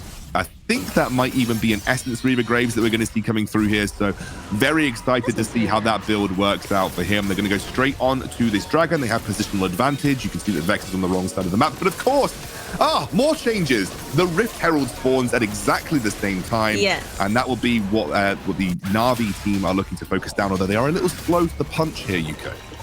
They are, and I guess this change made me think there's a bit more leeway for both teams to go with the trade. I mean, if you lose Dragon, just go over to Rift Herald and just focus on pushing the turrets, unless the red team is gonna go with the Steel Pioneer. That's gonna be a no. Blue team being able to secure that Rift Herald. Charm is gonna go through, but that is gonna be Irelia trying to duel it out against Ahri. Still, no one is dying. Both teams being very, very careful right after that first blood going over to Futbolist. Not a huge gold lead either side, though. It really is exactly even. We've traded objective for objective here. And now it's about where that Rift Herald is going to get used, because we talk a lot about the power of Rift Herald, the sort of the immediate priority it creates in a lane for you to set up for another objective. And that's what I'm expecting Vex to want to use, especially on the Cloud Drake, which is the next Drake that will be coming their way. I mean, Ocean Drake, I think, in terms of relative power level, a lot of teams generally don't tend to care that much about Ocean Drake. It doesn't count for a huge amount, but Cloud Drake gives you that movement speed. Some people do really like it for the sort of the ability to trade. Oh my goodness. Ooh, Gatling is gonna go through, but that is gonna be Ahri deciding to join the party rather. But now you have the red team being able to take Wukong. That is gonna be also coming in for Irelia, still gonna be able to take down that Garen. Instead, that is gonna be a 1-to-1 in favor of no one. Octopus is not gonna connect. Corki still coming in with that Gatling gun. Futbolist could try to pick someone off yet again. Here comes Gragas. He does have explosive cast, but that is gonna be Charms connecting. Ahri jumping in. Irelia being taken down. Orb Reception coming through, but Janna being bursted down as well. Kai'Sa saying goodbye. That is going to be a 1-2 in favor of Na'Vi. Yeah, Na'Vi come out just slightly better off the edge of that engage there. Definitely very clumsy, I think. And honestly, playing into the charm a little too much there. But overall, Don manages to sort of make a really big Irelia roll happen, and they're able to capitalize on what was a very scrappy fight. Still nothing being converted, though. Like, still no towers dropping down here. Let's take a look back at that replay here. Hydro clearly baiting because he has the package. Didn't expect Garen to be there. Had to burn a lot to kind of get out the way. Couldn't even get back into the redemption. I've got to be honest, great charms coming out from Ari right now, just catching up those individual members. But that was the Irelia ult that I was talking about. Just a key Irelia ult that picks people off. Again, you can see Don just overextended on the amount of HP that he's got. I like that he actually commits to the fight here because he does set up for a really good engage from Valhalla, who flash body slams in to essentially turn things around. But it was messy either way, to be honest with you. I'm really kind of now looking towards the next few minutes. The first tower still hasn't dropped down, and obviously we'll have another dragon spawning soon. Let's see which team decides to make the first move and just try and force down one of these towers. You know what? When Xcondo said it was a bit of a messy team fight, it made me think, what kind of team fight would be not messy for Xcondo? Just the random things that come into my mind. Well, yeah, jumping back into the game, Nessie is 2v1, but I don't think they're gonna fully commit. So see, that made you laugh because that's what's going through my head right now. I'll humor you. I'll give you my answer. I like clean execution, right? So I like when a team fight's designed to do something. I like it when that team fight actually achieves what it was set out to do. So for instance, with Na'Vi, they very clearly have a nice wombo combo with the Irelia and the Wukong going on, as well as the Nami wave. If they can combo that all together and get it to work the way it's supposed to work, if they can go for like 5 for 1 or 5 for 2, you'd call that a clean team fight. When it's a bit scrappy like that, that's definitely a messy team fight. All right, looking forward to seeing that Xcondo stamp of approval, but that is going to be the Spirit Rush already being popped by Ari. Looking at the brand side, Na'Vi being able to take out the last outer turret for the side of Futbolist. Garen could not do anything there. Rift Herald is there as well, but at the very least, there is one tower down for the side of Na'Vi. Next dragon is now going to be up. That is going to be a Cloud Drake. Kai'Sa already having first dibs on this dragon alongside Graves. Na'Vi, they could go with the steal, but maybe Futbolists could just try to pick a fight here before they actually get their hands on this dragon. Now you have Ari jumping in, Orb of Deception coming through, Red Team being able to get the Cloud Drake non-contested. Yeah, they're not going to sort of commit too many resources to that Na'Vi. They know that they weren't set up in the right position. They spent a lot of time on the top side of the map with the Rift Herald to try and force down a couple of towers. I think that was a good play with the Rift Herald, by the way. Taking another tier 2 tower in the top now opens up a lot of pressure for you to be able to sort of threaten that inhibitor tower, which also a charge went through onto that inhibitor tower, making it slightly easier to take again. And again, it's Cloud Drake. Some people don't really value the power of a Cloud Drake. Now, the next two are going to be a Mountain, and then it's going to be an Elder Infernal. So at some point, Na'Vi are going to have to make the decision to go for a team fight, and I do think they are technically stronger in a team fight. The one thing that I have in the back of my mind, though, is that you look at Sweest, I have no idea how I'm supposed to say that name. He's 7,000 gold on Graves. He's Essence Reaver Stormraiser. That's a really big 2-item power spike for the Graves in this current patch. He's going to start hitting really hard, and that's the worry that I think Na'Vi have right here. And I guess that's why Futbolist is just clumping together now as a group. That is going to be the special delivery being popped. Defensively, Voidseeker going to connect, but they are not going to commit just yet. Na'Vi being very careful, but you have GA available for Vex. I guess he will just take a step back. You also have Irelia alone at the Dragon side. At the Baron lane, though, that is going to be Gragas and Garen. Not sure they're going to duke it out, but I guess that is going to be them saying hi and hello. They are just going to prep for Baron. Charm is going to connect, Charm is going to come through, but also have the damage coming out from that Orb of Deception. At the very least, Nami is there, Corki is there as well. Baron now up. Will they pick a fight? Maybe not just yet. Yeah, Futbolists holding their own really well here. And I think, again, that ticking time bomb of Graves and Kai'Sa is going to be in the back of the mind. Na'Vi have not felt very decisive in this game thus far. They've really held off on pulling the trigger when it comes to some of these engages. And that's a little worry for me, because I genuinely do feel that they've got a strong team fight. I guess maybe in their minds, they're thinking, let's get Irelia, scaling, let's get the Corki scaling, let's maybe sort of take them on in the late game team fights. But I think they could have afforded to maybe take some more engages to Wukong. I really feel like Vex has been a bit quiet on the map so far. That is true. And instead, the one that does the initiates are this Ari rather. That is going to be a jump out, a flash out from Graves even. Good engage, good try for Na'Vi, but there is no follow-up. There's a couple of being targeted, but that is going to be Kai'Sa jumping in. Aquabus is not going to connect again. And Na'Vi just forced to go back. Spirit Rush in Charm, not going to connect. Also, Irelia at the backline already having his eyes on this Ari. Ari flashes out. Here comes Garen with the silence come. There's going to be a flash in. Was able to pop the Damascene Justice, but the damage is not enough. Blue team's turret has been taken down. Gragas still alone at the Baron side, and that is going to be an open Baron for Futbolists. And they're going to go straight for it as well. They have the HP advantage, and I don't believe Na'Vi are really willing to commit to this. Now, Valhalla spots it out. He is looking for the engage. Goes to the cap. Explosive Cast is going to be the follow-up, but what will happen next? Red team was able to get that Baron, and now there's going to be Na'Vi going all in. Kai'Sa popping out with the flash. Janna saying goodbye as well. Garen being taken down by the Corki, and they were able to survive or win that clash with no one dying. 2-0 in favor of Na'Vi. Yeah, but they lose the Baron at the end of the day. They lose the Baron. That's a big deal. They have a dragon spawning in around 30 seconds, but it should be, Futbolists should have enough time to get back on the map. They also have that tier 1 remaining in the mid lane. And that's let's take a look back at that replay. Valhalla just checked a little bit too late here. I just don't believe Na'Vi had the urgency. They didn't think that, Futbolists would make that call. This is what we want to see from the team fight, though, by the way. Really lovely combination of abilities, which, showed that when they're in a team fight situation and they catch Futbolists out on the engage, they are strong enough to take them on. But as I said, Futbolists are able to reset off the back of the Baron. They're going to be able to get back on the map, and they'll set up for their third dragon of the game. And there are some question marks now for Na'Vi. We are looking, and in a situation where they potentially could be dropping a game because they have given too much space to Futbolists in this game. Vexed by seeing Janna right here, but that's gonna be Janna being taken down now. That's gonna be the Pearl coming in from RH. I'm not gonna connect there. That's gonna be a knockup, or also coming in with a tidal wave, but will it be enough? That is gonna be a yes for the side of Na'Vi. That is already the support down. -1 for Futbolists, and now they could either get Dragon or they could get the turret. But now Na'Vi is gonna focus on getting the Mountain Drake just to get more shields in. In retrospect, up top at the map, Garen just split pushing. Maybe they could get one turret. You also have Kai'Sa there at the side. Do you have Ahri? Charm available? Nope. Stuns from earlier is not gonna connect. You also have Graves just focusing onto that turret. Outer turrets for the mid lane no longer available. Irelia was not able to defend that one. Yeah, they made the decision to trade those towers. They knew that they were going up against the Baron buff. Obviously great at just forcing down these outer towers.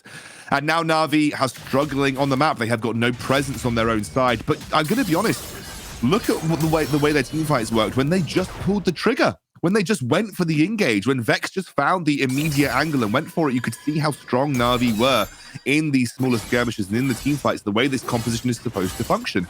If they'd done that a lot earlier, if they'd maybe been more willing to fight for the first or second Drake, they may have not allowed Futbolists to get this far ahead. True. And speaking of the lead, 6-3 the scoreboard, but the goal lead is in favor of Futbolists. But that's going to be Ahri being spotted out again. No quite the damage coming out from Corki. So maybe this would be the green light that Na'Vi was looking for. You mentioned this. They just need Irelia to scale. They need Corki to scale. And one good initiate from maybe Vex or Valhalla, and Na'Vi can just steamroll their way in. But then again, you have Futbolists with that Janna. That you have the Moonsoon. Very good for this engage. You also have Garen for the silences, although Garen tends to not be at the fight, and in most times Baron though is going to be up in 25 seconds. I was actually waiting for Irelia to just scale from the early game. There was an instant wherein she could have gotten a double kill, but they did not commit fully just yet.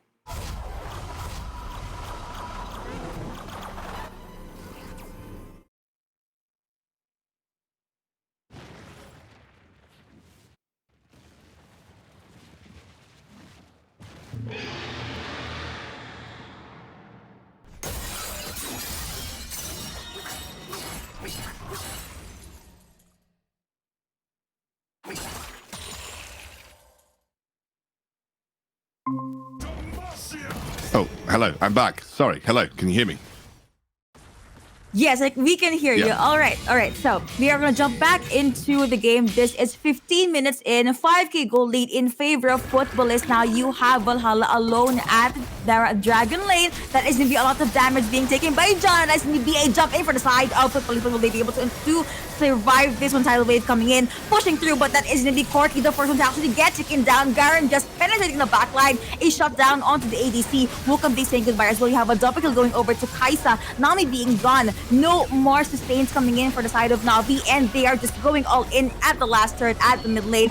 Orb of Deception is going to come through, but at the very least, Valhalla is at the front line. You have the silences coming in from this Garen and Na'Vi. They only 2 of them left at the base, at the Nexus, and Futbolists. They see this opportunity. Explosive Cast is going to come through. Irelia saying goodbye. Graves kiting in very, very hard, but now Futbolists is just focusing onto this Gragas. Could take him down, but you know what? Why focus on the champion when you can just focus on the Nexus? And that is going to be game 1, going over to the man on the right side, which is Futbolists.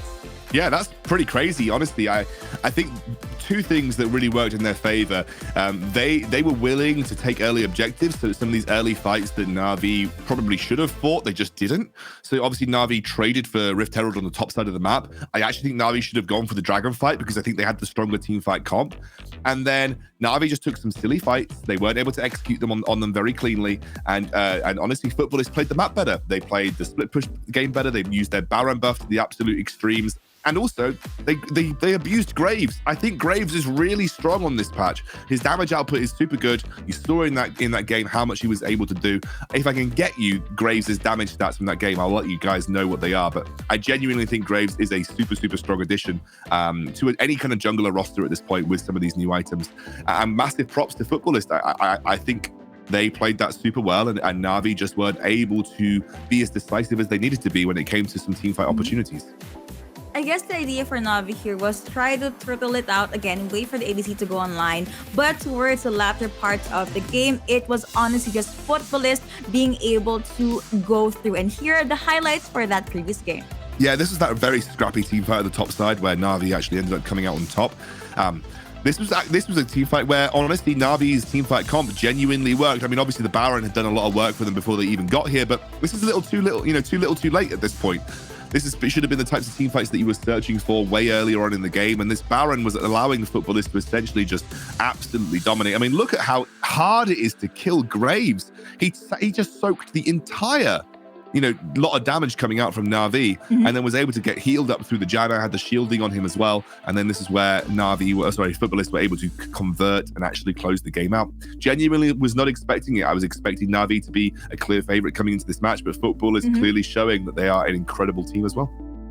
As I like to call it, these upsets are making me upset, but it makes the series all the more interesting. So before we jump into the pick and ban phase for game number 2, what do you think are the things that Na'Vi could touch up on? If you're not willing to pick Graves, I think you could. I mean, maybe he's ban worthy. I don't know. That's really difficult to say, Yuko. I've only seen one game of him. He might not be ban worthy.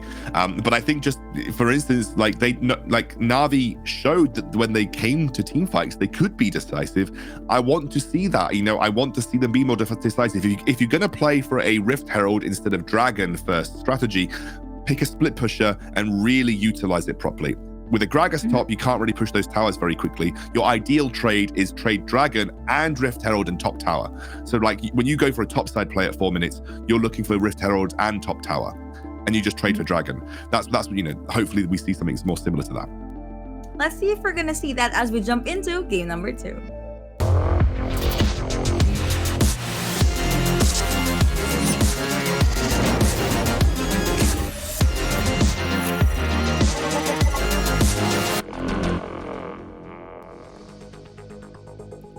All right, this is going to be game 2, series number 2. Now we have Futbolists up on 1 game. Here are still the IGNs and the lineups of our respective teams. Let's see if will we be seeing the adjustments coming from Na'Vi, or will Futbolists be able to run away with the series with a very clean 2-0. I know you guys are just as excited as we are at the before the pick and ban phase, but you know what? What kind of adjustments will we see in the draft?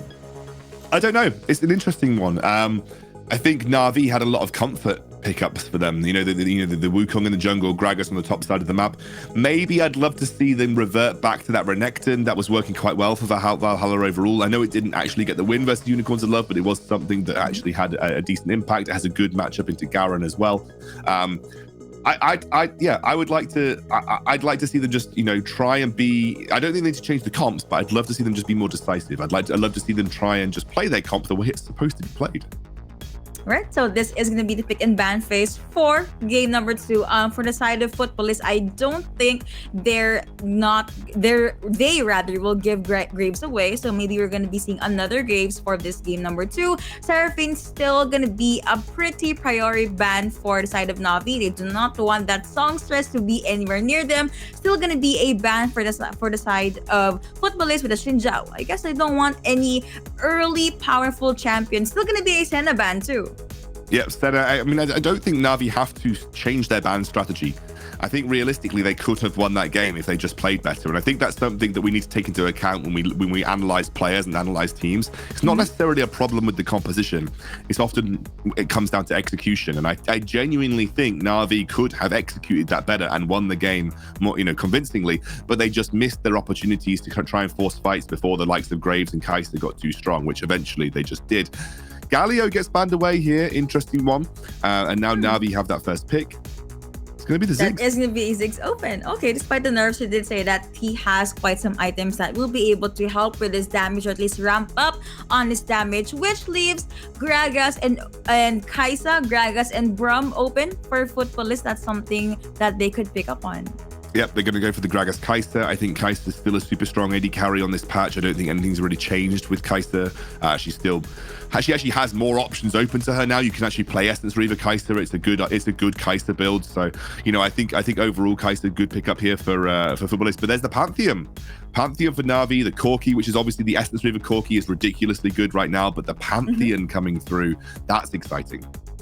Semi-global ult for the side of Na'Vi, just so up that response rate from their side. They still would want to push this 5v5 team fights, which I think they are going to excel in. But you know what, Futbolists, I said this earlier, they're still going to pick up that Graves, but now they're still going to get their hands on this Garen. Yeah, Garen's an interesting one. That means that we're either going to have a mid lane Gragas or a support Gragas, both of which are perfectly fine. I do love the Graves. I think Graves is super strong. I like the response of the Darius here, though. So Darius does have a bad matchup into Garen, but obviously with the Garen nerfs and the Grasp nerfs, it's not as bad as it used to be. But Darius is a tank chunker, a frontline chunker, and if you can get those stacks built up onto Graves, the true damage doesn't matter how many resistances he builds up with his grit passive, he can just get smashed by the Darius ult, and he's not a super high HP target either. So Darius is a relatively good answer into Graves, because Graves does like to get in your face, but he's not a tank per se, and so therefore the Darius ultimate is going to be very effective at dealing with him. Going to see the Nami again though. I'm super interested, Yuko. I don't know why Nami has suddenly become high priority for pretty much every team. It never used to be that way, and I think maybe Staff of Flowing Water is obviously a great addition to her kit. It's just an interesting, it's an interesting thing that we're seeing, Nami prioritized so heavily. I guess it's just the idea that aside from Janna, you have this very good enchanter support that can just pop in with a tidal wave, which can be used defensively or offensively, and you can just follow up on that. So of course, we already saw the picks and the bans. Let's just straight head on to the second game. Alrighty, so a few adjustments here and there. Let's see, will Na'Vi be able to push this to game number 3, or will Futbolists be able to run away with 2-0? Again, they still have this Kai'Sa and this Janna. They also held on to their Graves. Looks like they really want to just challenge Na'Vi with the 5v5s. Yeah, and they're also running, they're just giving Don a bit of a pressure in the mid lane here to try and put some Gragas further towards his own tower, allow Don to, again, do what we see this. We see this a lot, by the way. I love that teams do invest resources in doing this. Essentially, they invest some resources from the top lane to allow the mid lane to push, and they can go and get some deep vision or use the Scryer's Bloom to get some information on where the enemy jungler is, and you can see some vision has already gone down to keep an eye on where Celeste will be going. And yeah, you're right, 5v5 is the name in the game here for Na'Vi. They have a very, very strong team fight. I kind of want to follow up on the Nami point that you were talking about as well a little earlier. I guess the reason that Nami is kind of being prioritized so heavily is that she works really well with Font of Life, because her ultimate allows you to proc Font of Life on pretty much everybody that you hit with it.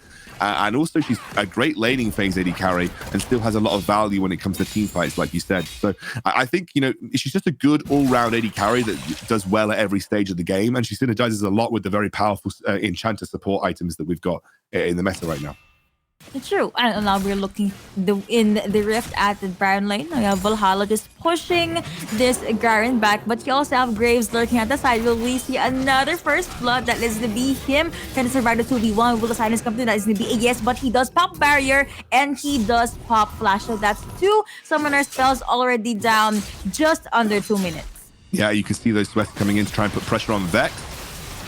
Stuns are gonna connect through. That is gonna connect, but that is gonna be knocked ever from the side of Ziggs. But still, Gragas will be able to survive that very small skirmish. Now there's gonna be a flash in for the side of Garen. That is gonna be the judgment coming in as well. But now Graves, that is gonna be the stuns connecting in the first, but has gone over to the hands of Vex on this Pantheon. First kill, first lead gonna go over to Navi. On the other side of the map, now you have the ADC and support combo just prioritizing the Rift Scuttler. That is gonna be the Void Seeker connecting. Octopus is gonna connect as well. Stuns are there as well. But looks like I don't think anyone is gonna die. They're just trying to make sure that Navi will not be able to just focus on getting more gold, getting more farm.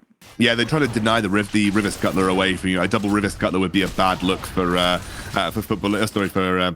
if Footballists weren't able to get that. Now you can see Swess. Unfortunately, Swess just fluffed his first ability there. Otherwise, he probably could have been able to take out the Ziggs. He was maybe trying to predict Ziggs moving back towards his own tower, but a little bit of a fluff means that the first blood goes the way of Vex. And you know, Pantheon is the type of carry that does want to get as much gold in his back pocket as early as possible. He's, especially with the new items, not many of the new items really favor him apart from Serelda's Grudge. So I think overall, he's one of those champions that you do need to get rolling on, because otherwise you're going to fall off the face of a cliff. But you do have the backup of the fact that, Darius scales out decent into the late game. Ziggs scales really well. Obviously, Corki scales really well too, but they are primarily magic damage dealers. And if you are looking for defensive options here in this game, I would expect a lot of damage, a lot of defenses invested into magic resist. And most of those magic resist is gonna go over to Garen, so that's something that I'm actually looking forward to, the optimizations in the latter part of the game. But now still few skirmishes, few pokes here and there coming in for the Dragon side. You have the Ebb and Flow connecting, Rift Herald plus the first streak is gonna be up in 23 more seconds. Teams are gonna prep to just get that huge objective, but so far I have to say Na'Vi, they're a bit more comfortable with the laning phase. They are able to just push their opponents back, even though there is a Howling Gale coming in from Janna here at the bottom side. Still gonna be able to hold their ground, and you have Gragas coming in with the recalls as well as Ziggs, but that is gonna be this Darius coming in with the recalls as well. Rift Herald as well as the first Drake, a Mountain Drake already up. Yeah, Mountain Drake's up. Again, it'll be interesting to see the strategy employed by both of these teams, whether we see a team commit fully to a Dragon take or we see again a cross map towards this Rift Herald. It looks as Vex is poised on the top side of the map, that we may see Rift Herald be a priority once more for Na'Vi. It does mean that I want to see Footballists immediately group up for this Dragon, which they are doing. So it is going to be a cross map trade, objective for objective overall here. Still what happened in game number 1, Footballists being able to get the Dragon, so Na'Vi, they just opted to get the Rift Herald. That is of course non-contested. Ziggs still making his way to the side.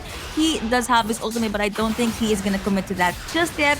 Vex will be able to take this Rift Herald all alone. Here comes Nami and the other members of Na'Vi. You also have Gragas lurking at the side, but looking at the Dragon lane though, looks like that is Darius just being chased not by 1, not by 2, but actually 4 champions, given that he was able to jump away. Looks like they're just gonna focus on getting. That's where you have the ultimate coming in from Pantheon. Here comes the engage coming in from Na'Vi. And it's a beautiful Mega Inferno Bomb coming in from this. And now, Footballists forced to jump back. You also have the explosive minefield coming in from this Ziggs. No casualties just yet. Footballists being able to hold their ground right there. But you know what? Who was not able to hold his ground? Gragas at the Baron lane. He does get disseminated on top. But now, Judgment being popped. Explosive minefield being popped again. Ziggs did put quite the damage on Garen, but still was not able to finish the kill. Yeah, but they may get what they came for at the end of the day here, Yuko. They're looking for that first tower of the game. They're going to beat the race on the top side of the map, and that will be Footballists securing that first tower. It will be traded, clearly. Hydro will be able to pick up that top side tier 1 in response, but that first tower gold does go in favor of Footballists overall. Take a look back here. It was a cask delay, but he kind of ceded his own death because the package was placed behind him, and it was a really good bubble there from Dante as well. Easy as you like, just a bit of a dodgy explosive cask kind of put him in his own. He basically put a pincer maneuver on his own tower, and it's just a bit unfortunate, really.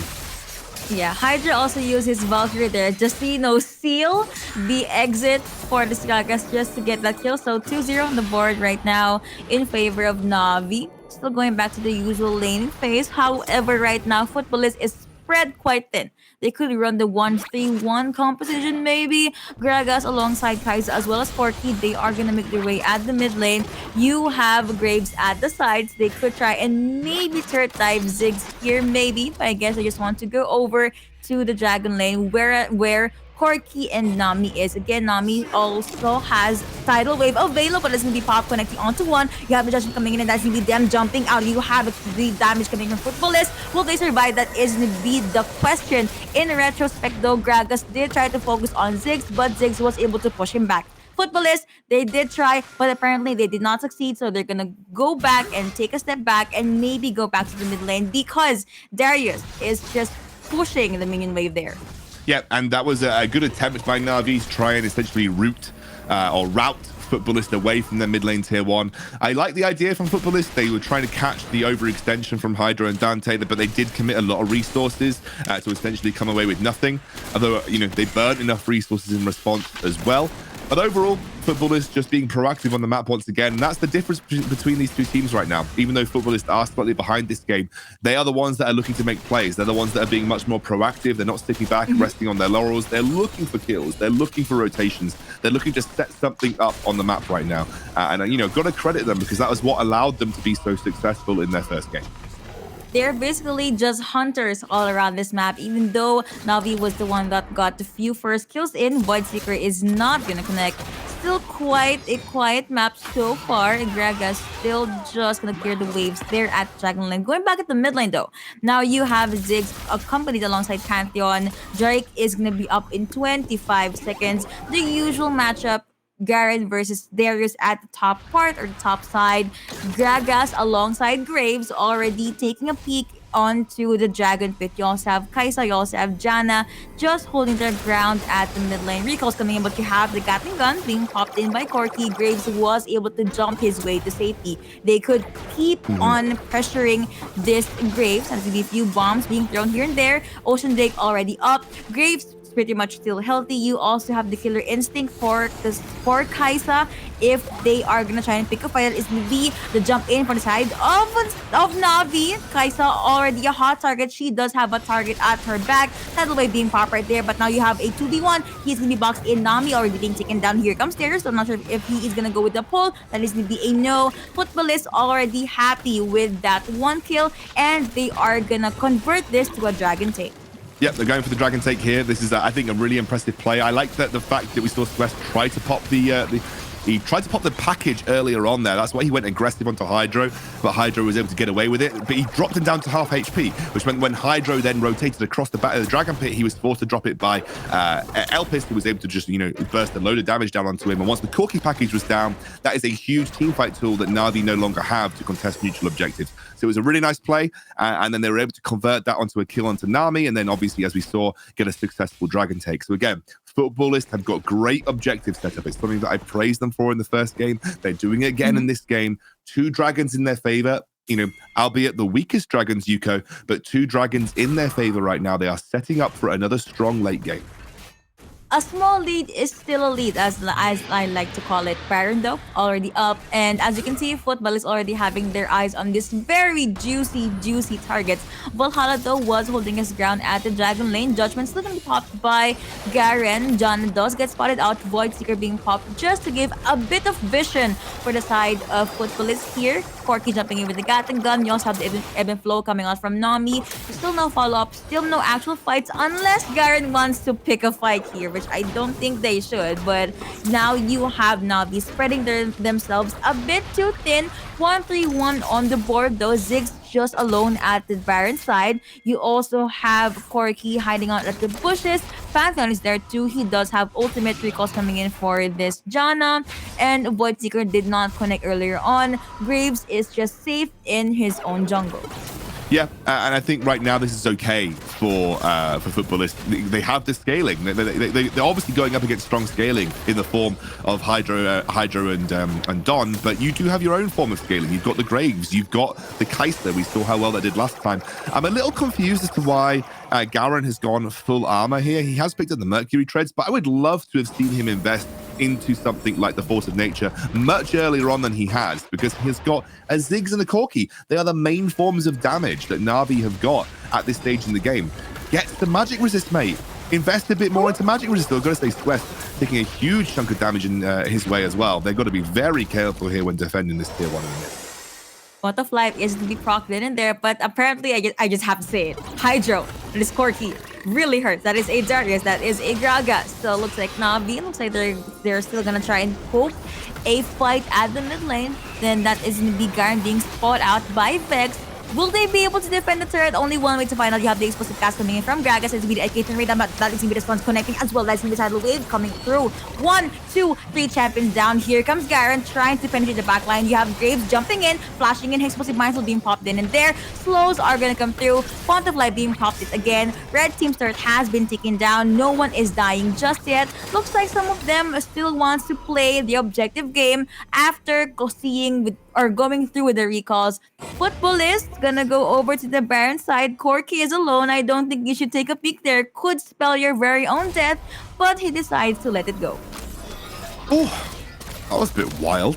Honestly, Elpis just overextending ever so slightly in that fight. Like, he just offered himself up for Vex to just find the stun, and that really kicked things off badly for Futbolist. They took a huge amount of damage. They're clearly defending this mid lane tier 1 with their life, though. They do not want to give away more than they have to. That mid lane tier 1 will open up the map for Na'Vi and give them much more pressure when looking for setting up around these neutral objectives. So defending this tier 1 mid, it gives you the ability to have a lot easier access into things like the Baron Pit and the Dragon Pit, allowing you to get some better vision control down. So you can see why they're desperate to defend that. And even though Ziggs has been nerfed, he still has the ability to execute those towers. So just a couple of basic attacks, and Ziggs could be looking at, knocking down that tier 1 with relative ease. And you can see that Futbolist just keen to not let that happen. Now, the third dragon of the game here is being started up. And again, Futbolist, I have to praise them. Their objective setup has been very good. Garen just like a huge chunk of his damage. Again, that's the stuns connecting, but the red team was able to get Cloud Dragon. And because of that, even though Garen did get taken down, they are going to go with a disengage, but you have to jump in. You have the special delivery coming in from Corki. Phantom popping in with the ultimate as well, but no, that is not going to connect. They just want to focus on objectives. Again, we said this time and time again after getting the Drake. Let's go back. Garen, he's dead.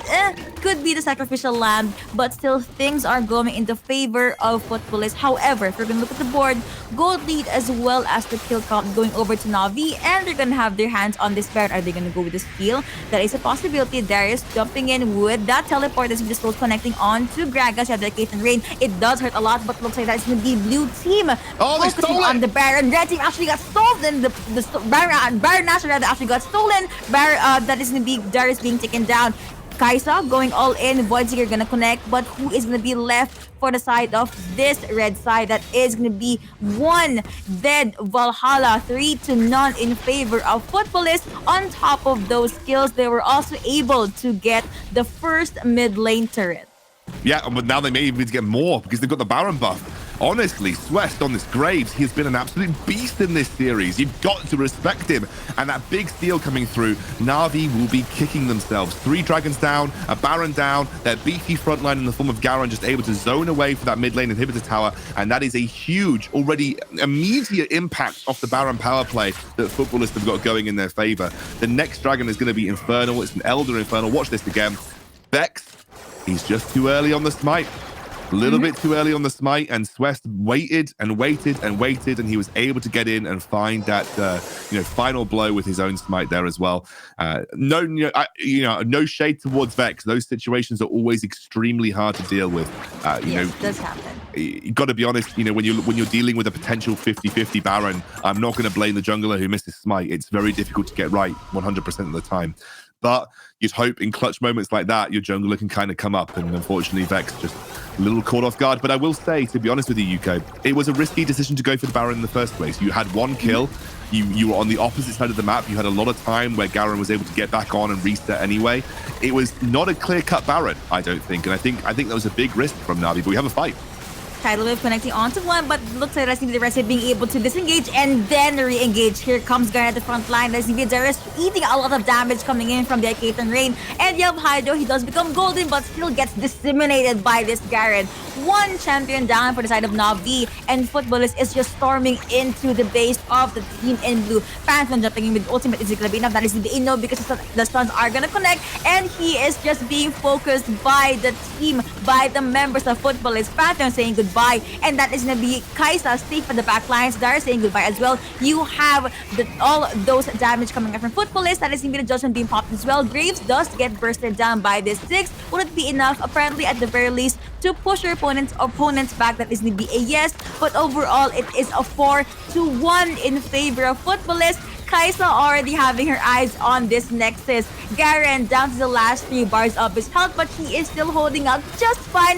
Explosive cast. You have the satchel coming in from Diggs. Gragas being taken down. But overall, Futbolists being able to secure that game number 2. And they definitely surpassed my expectations. I was expecting Na'Vi to be a stronger contender here, but I've got to be completely honest with you. I think Futbolists reacted to the patch much better than Na'Vi were able to. They understood how strong Graves is this patch, and I think the fact that they were able to make use of that and also build him in a really strong way with the new items, you could see how impactful Swest was in these games, and Futbolists thoroughly deserved this win. Na'Vi will have to be asking themselves questions. I think they came in as the stronger team on paper. I think they had the more decorated players when it came to a European standpoint. It was the best of Nova combined with the previous best of Na'Vi. It's a very strong team. And I think, unfortunately, just were not able to understand some of the major changes that Futbolists were able to get to grips with. And I guess it is just them being able to do their homework. And Na'Vi, they did hold up pretty well. Early game was good, but it just so happened that towards the late game, Futbolists, their composition still the one that did push through. So let's take a look back at the highlights of that game number 2. You can see here, this was what a game. Yeah, it really was. And I think realistically, you could see Na'Vi, I really wanted them to just be aggressive with that package, just search for those team fights. You can see that everything was a little disjointed. They were using those big impact ultimates in different areas of that team fight. This was that big Baron steal that came through as well. Nothing more to say other than Vex just kind of mistimed the smite. And honestly, great presence of mind from Swest to wait until the very last moment. But like I said, I don't think this Baron was clear cut for Na'Vi. I think it was a risk to go for it, and they were punished aptly.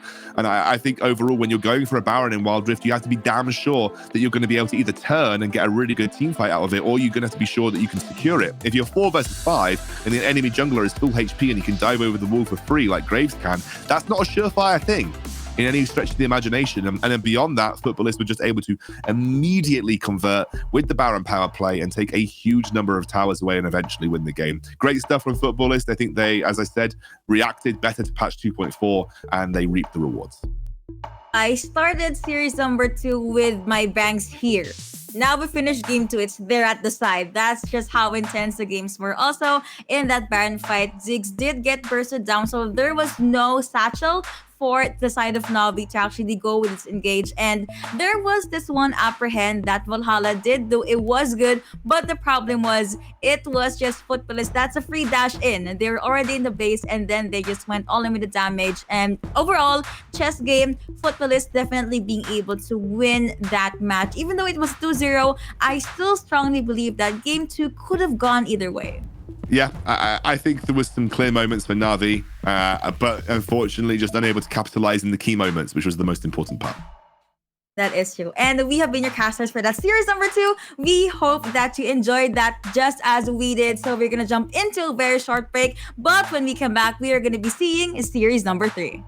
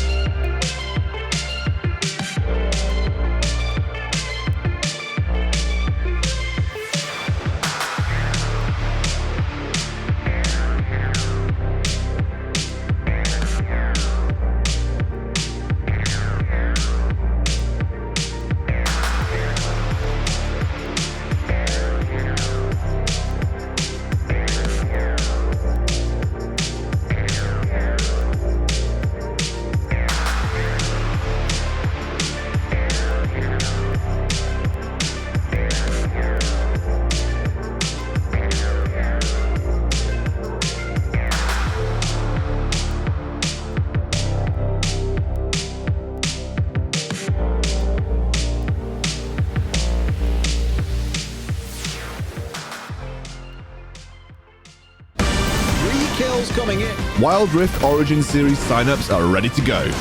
So grab your team, get them registered, and get on the Rift. We'll see you there. Absolutely phenomenal.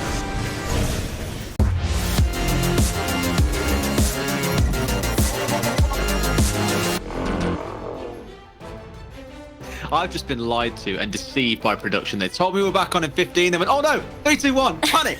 That's fine. Riku, we're back. We've got another series to go. Yes. One more to go before the day is concluded. Now, we step into Group A. Team Keizo. What's that? Team Keizo? That's not a team. Team Keizo coming up against No Team, No Talent, which their name, of course, you would probably contest given how far through the tournament they have got. Now, I think looking at how these two teams have played so far throughout the competition, there's a lot to be excited about. The only team that either have lost to has been Game Lord so far. They are the team that awaits them in the best of 5 grand final tomorrow. So this one, I'm looking at it and I think it's going to be a pretty close affair. Yeah, but when we look back at the last month's result, it was No Game, No Talent that was able to 2-0 Team Keizo. But the thing is, there has been a different outcome. You're No Game, No Talent. I know you're thinking of an anime right there. I know exactly which one you're going to as well. Exactly. You know what's up, does it too? I know. Yeah, No Game, No Talent. Yes, we're able to 2-0 Team Keizo, but the thing is, the fates have changed, basically. I mean, Sunlight was able to triumph over Cut Esports, so maybe the same thing can happen for Team Keizo. Absolutely. Well, you know what? We're straight into Pick a Ban. It is a best of 3, let's not forget as well. It's not a best of 5 like we had in our first series. The winner of this goes on to face Game Lord tomorrow in a grand final that I'm sure is going to be an absolute screamer. Team Keizo starting things off with a ban on Akali. We've seen that going on all throughout the day so far. Garen, the second one to follow up. This is super interesting because this means either No Team, No Talent will decide to go for a Renekton top or something that they want to propel because they're taking out the big neutralizer right off the bat. Also, the Seraphine ban is super interesting, which means an Olaf pair is immediately -1'd already. So Ziggs as well, they do not want that in the game for sure just because how he takes down towers so fast despite the nerfs in 2.4. Kind of surprised to see Keizo banning away the center here, given they ran it in both of their games against Game Lord yesterday, but clearly saying we don't want to put that as our first pick, so let's get it taken away. The Fiora going to be the next one that then follows through. Okay, let's see then what the priority order changes to be. I like, by the way, how we saw the Seraphine being the focus ban for Group B as well. It's also come through in Group A, whereas in Group C, we barely saw it at all. Camille, our terror of the first series, is returning once again. Yeah, this could be flexed either to the jungle or even topside. And I feel like this Fiora ban as well will enable Team Keizo to put that comfortably on the top lane. But in the meantime, for No Team, No Talent, they're going to opt for the Gragas first pick and as well as Solution. So this is their disengage already intact and as well as their early game. So I like this response from Team Keizo. They decided to take out the Braum just to make sure that the Braum and Lucian combo will not be available. All right, and there's been a go-to pick throughout the competition so far for Team Keizo. The Renekton, again, one of the picks they played in both of their games against Game Lords, so not too surprised to see that one coming through. Braum, a little alternative to what they liked from him before, which was the Galio, so I think here a lean in towards that more beefy front line, a big one for them. Graves kind of increasing in popularity as the day goes through. Galio, we spoke about Galio a lot in our series earlier on today. You're seeing him so much at the moment as well, whether in mid or in support. This one, I imagine, steps into support, but I guess we'll see. Yeah, it still could be the mid lane as well. We've seen a couple of Gragas supports coming in, but especially now that the Graves is available, that means that it's going to be a Graves jungle, and then the Gragas could possibly just go anywhere. We'll have to see. Ahri is going to be the finishing touches for Team Keizo's composition, and therefore there's going to be a heavy emphasis on how the charms are going to land. But at the end of the day, Ezreal being locked in by No Team, No Talent. That's going to be a double 80 carry composition, actually, with triple 80 carry, actually, with Graves, Lucian, and Ezreal. So I'm guessing Team Keizo is going to build a lot of armor for this one. Yeah, I think you're probably looking towards the Graves here and thinking, all right, then with that True Grit, can obviously get himself stacked up a little bit tanky-wise, and you're leaning on him to be able to look after himself. There's a lot of things to protect on this comp is the way I look at. Quite a lot of mobility stats in there as well, so one thing to be excited about is that. But I hear our game is ready, so let's get into it. First game in this best of 3. There is only one map in Wild Rift at the moment. See how things play out from here then. And I'm keen to see how this mid lane shakes down as well, because it's Snitch picking up the Lucian in the mid to do duel with the Ahri. Last time we saw these two match up, it was last month, June. Origin Monthly Finals. And it was, I believe, Snitch who served as one of the biggest threats in NT's comp roster, rather. And meanwhile, for Team Queso, they will heavily rely on their top and jungle duo synergy earlier on. So I assume Andre is going to try and visit Acolyte at topside. But let's not forget as well, Doom kind of crafted a whole big change to, I don't want to say the meta, but in terms of popular picks, because he was picking up the Xin Zhao. We've seen Xin Zhao a couple of times today. Doom, I believe, was running things like the Sterix, the Trinity Force, the Blade of the Ruined King, and just melting faces. So much so that he's now kind of stepped into the meta. So, ladies and gents, you're looking at a meta creator here, if you want to call him that in Doom. Don't shout it too loud, though. His ego might not be able to take it. Top lane, already seeing a bit of a scrap between the two. More the trades we're so often used to seeing. This level 3 is about to hit here. It could be big for the Renekton. However, not quite getting that for the stun. Yeah, both of these top laners are just gonna crack open their honey fruit and just gonna start with the duel once more. Level 3 is gonna be very important. We'll have to see how Acolyte will decide to play this, because there's a difference in their partners, in their junglers rather. It is more likely for Andre versus Acolyte to succeed in a Graves versus Leon, I suppose. Oh, on the bot side, though, it's going to be that Graves who's the Braum here being caught out. Doom flashing over the wall to try and go for the kill conversion, but the honey fruit just keeping him alive. Someone is being forced out of Memorized in their entirety, and Doom flashing forward. Maybe not the end of the world, but a good little bit of aggression being shown by No Team to begin. Yeah, just a Clue's Ignite that will get baited out from NT. In the meantime, though, in mid. This could be Snitch going down as well. Ignite comes out, forced to flash away. In comes Clue and Doom looking to catch onto Ruiz here. Flash Taunt comes in, the knock-up straight as well. Doom has enough damage to put him down in the dirt. The Ahri falling by the wayside. A great flash away, but the read coming in from Leon was absolutely beautiful. 2 kills to start off for No Team, No Life. And they get a bonus blue buff as well, just to deny out away from Team Queso. I called them No Team, No Life because of our conversation earlier. Oh dear, oh no. Why have you poisoned my mind? Acolyte's being poisoned by the side of No Team, No Talent. That's their real name, as they collect the third, maybe a little bit of an overhang coming out of Acolyte there. Why have you done this to me, Riku? I don't know. Let's take a look at that again, because Ruiz was able to land that charm earlier and drop down the Ignite. So, but the unfortunate thing is, I believe they're still not prepared. I don't think Ruiz had Spirit Rush, so there was no way for him to escape after consuming a flash aggressively. But this time around, it's a different story. He is now level 5. And with that said, we'll have to see where the action is going to begin, because we know Clue is ready to activate his hero's entrance. So for now, Team Queso should be a little bit too careful, especially if they want to go all in on Snitch. Big one to watch out for Leon as well, because playing on that Gragas, you know that he can deliver that knockback when a team fight kicks off. So ideally, you're probably not going to see this Camille going towards the top side of the map. She'll be looking for it maybe in the mid lane onto this hyper mobile Lucian pick. Could even look towards the bot lane if they really wanted to. Good for locking down the Ezreal, for example, but you do have Sums to worry about down there at the very least. I think Ruiz for a second was looking at moving up towards the top side, but now in a big way pushing in. He's going to back himself away. Ultimate coming towards the top. Acolyte ulted back. Wow. And as if that connects as well, he gets the assist for it. Not bad, friend. Not bad.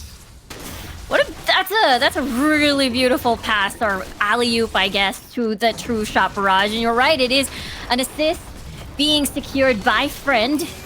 Yes, by Friend. Meanwhile, though, that is going to be an Air Drake started by Team Queso versus 2 members coming from NT. Yeah, I can't imagine NT want to step in for this one as well. Looking at the team comp that stands before you, the CC, they've got the mobility that's there.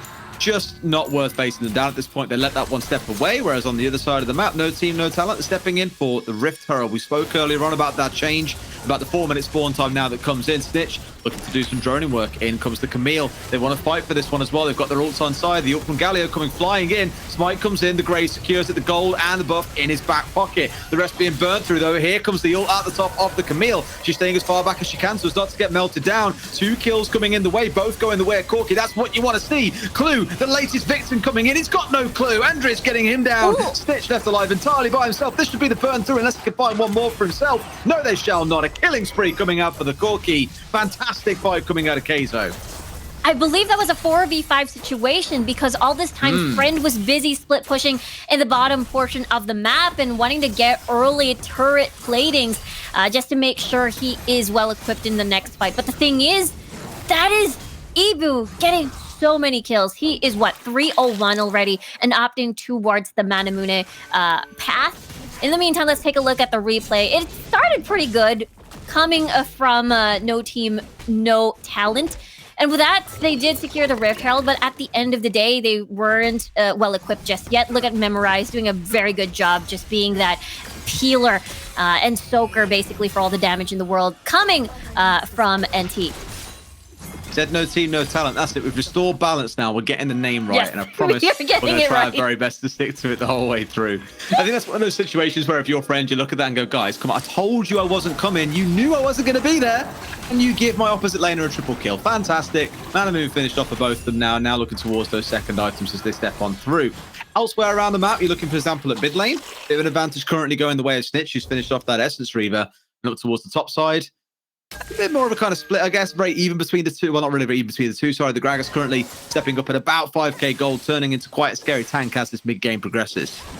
Yeah, that first Blood Tower really did put a bunch of gold in Leon's and Doom's pocket.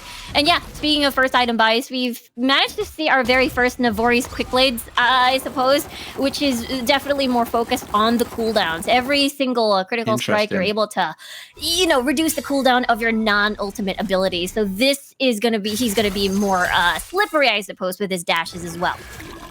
It's a big one for him, I think, because of the critical hits, of course, the increased shots coming out of the passive, for example. It just means he'll be an absolute mobile nightmare in these team fights, able to better look after himself, able to chase better, for example. Makes sense, but back on PC, like, just not really what you ever see a Graves building, instead going into towards things like a Cleaver, like a Sterix, maybe. Something more tanky, but here Doom's really going for broke and saying, right, I'm coming for you, be ready. And it's just perfect, too, because there's Andre and Acolyte just hoping to get up close and personal, especially on these AD carries, but all of them has a form of a gap, well, not gap closer, but a mobility. There's an arcane shift, there's a dash from Snitch, and another dash coming from Doom. So this is going to be a little bit difficult to try and stick two targets coming from NT. Like our Doom's just finished off the Zhonya's as well, so we spoke about that aggression coming out of the item, lacking any real HP or tankiness, but as the Zhonya's to help himself out when he gets a little bit too close. We'll keep a close eye on that build and see where else he steps with it, with the BS sword in the back pocket as well as the Brawler's Glove. We have an idea that's going yet towards more crit. And that's the thing worth mentioning about the AD items that have been introduced. They all still build around crit. I think Riot acknowledged that, crit is still going to be a massive factor here. So let's try and put it onto as many items as we can to make sure that that build diversity exists. Yeah, that's true. I assume he's going to opt for more of those crits just to proc his first item pickup, which is the Navori's Quick Blades. And we'll have to see how that pans out. So far, though, Infernal Drake has spawned. So I think this is one of the juicy targets that both teams would want to secure. But so far, look at that. Ebu is on his way. He has his special delivery already. Wonder if he steps in towards, maybe not. I think maybe a Bloodthirster if he really wanted to go down that path, but by the looks of it, no, because that now, of course, has 25% crit on it too. If they're coming out in the mid lane to try and force this focus here, a little bit of poke coming in from Ebu off to the side. The Drake now being started up. The question now comes in for Team Kaiser. Do they want to force this fight or focus on the mid? And they're going to ignore the Rift Herald in this case and say, yep, go for our tower if you want. We want this fight. They've caught out immediately onto the man himself. Doom snatched out by the Ahri with the Taunt, and this should be easy for them to start burning through. Gigatanky Galio flew in the front line, soaking up tons of damage, but not enough being returned here. Keizo able to run through one, run through two. Can they find any more? The answer, apparently no. Now in control of Drake. The ult coming out from the Ezreal does bucket loads of damage. They're looking so low, but can they convert it into a kill? And without a jungler here, they can't steal this away. They'll try their best, but the Camille takes it, and now they come back in for the kills. The Taunt out of clue. One coming in, the 80s in the front line trying to do what they can, but no kills able to go down. Lots of poke, but no end product. Ruiz's Proto Belt, one Spirit Rush to the Proto Belt, and then the Charm just to catch off Doom. And that was just so beautiful to watch because that equated into Team Keso's second dragon in an Infernal at that, and they're going to be extra painful. He's got the culling on side if he wants to try and burn through him. I don't think he will. Tower going down is going to be enough for them. Bit of tank coming out of Doom. And I thought Friend for a second, once he saw the Charm come out the hour, he might have tried to go for that kill there a couple of seconds ago, but alas, not to be. And here's the replay, Riku. There's the really good Hero's entrance, at least, to the double man taunt. But at the end of the day, it was already too late because Doom was out of the picture. And it's a 4v5. It's a really good package to try and zone out the rest of NT. But then again, even if the dragon resets, we still have TQ having the numbers advantage in this fight. Numbers advantage and the fact that the jungler there is the big one for me. I mean, Clue really did try his best to get in and make something happen, but we'll give it to him. 2 really good charms coming out of Ruiz in that fight. Now it's Andreas being nuked down here as well. Even with the ult on side, you can't quite stop a death ball comp coming out from NT. And with all 5 alive, they're going to turn their attention here potentially in towards the Baron. Yeah, that's the difficult part. If you want to target one person from NT, there's just a Galio that's going to greet you. Now, it's a 4v3 situation or 5v3 situation. We'll have to see how this pans out. Acolyte with an early ult as well to start building up that Fury. Instantly interrupted by the Gragas, who gets to split apart. They do manage to collect the Drake. That's a Baron, sorry. Looks a bit dicey for a couple of seconds. The assist coming in. This could be an absolute cleanup. They're all still 5 alive, but health bars are going pretty low here for the side of NT. They collect yet another kill and walk away. All 5 alive. The Baron on side with 3 more kills in the back pocket. That was a really good cast from Leon. It was that tool that was able to scatter TQ and not allow them to get a potential steal. But at the end of the day, it is Doom just securing that for themselves. And look at that. Let's take a look at the replay first before looking at their items. Again, the cast was just beautiful. And the numbers disadvantage just makes it so much harder for TQ to make something happen out of that fight. I mean, understandable though. Look at the low health target from the side of NT. It was extremely tempting. I mean, that's it, right? You get so close that you just keep on getting baited in one at a time. It's like Hansel and Gretel leaving a trail of like, oh, look, a 380 carry you might be able to kill. Oh, sorry, there's 5 of us. No, you can't quite do that. Acolyte being dived by a Lucian is the most, I guess, epitomizing thing of this game when he's at 11k gold coming up against a Renekton with 7 right now. 1 item coming up against almost 3. Good luck.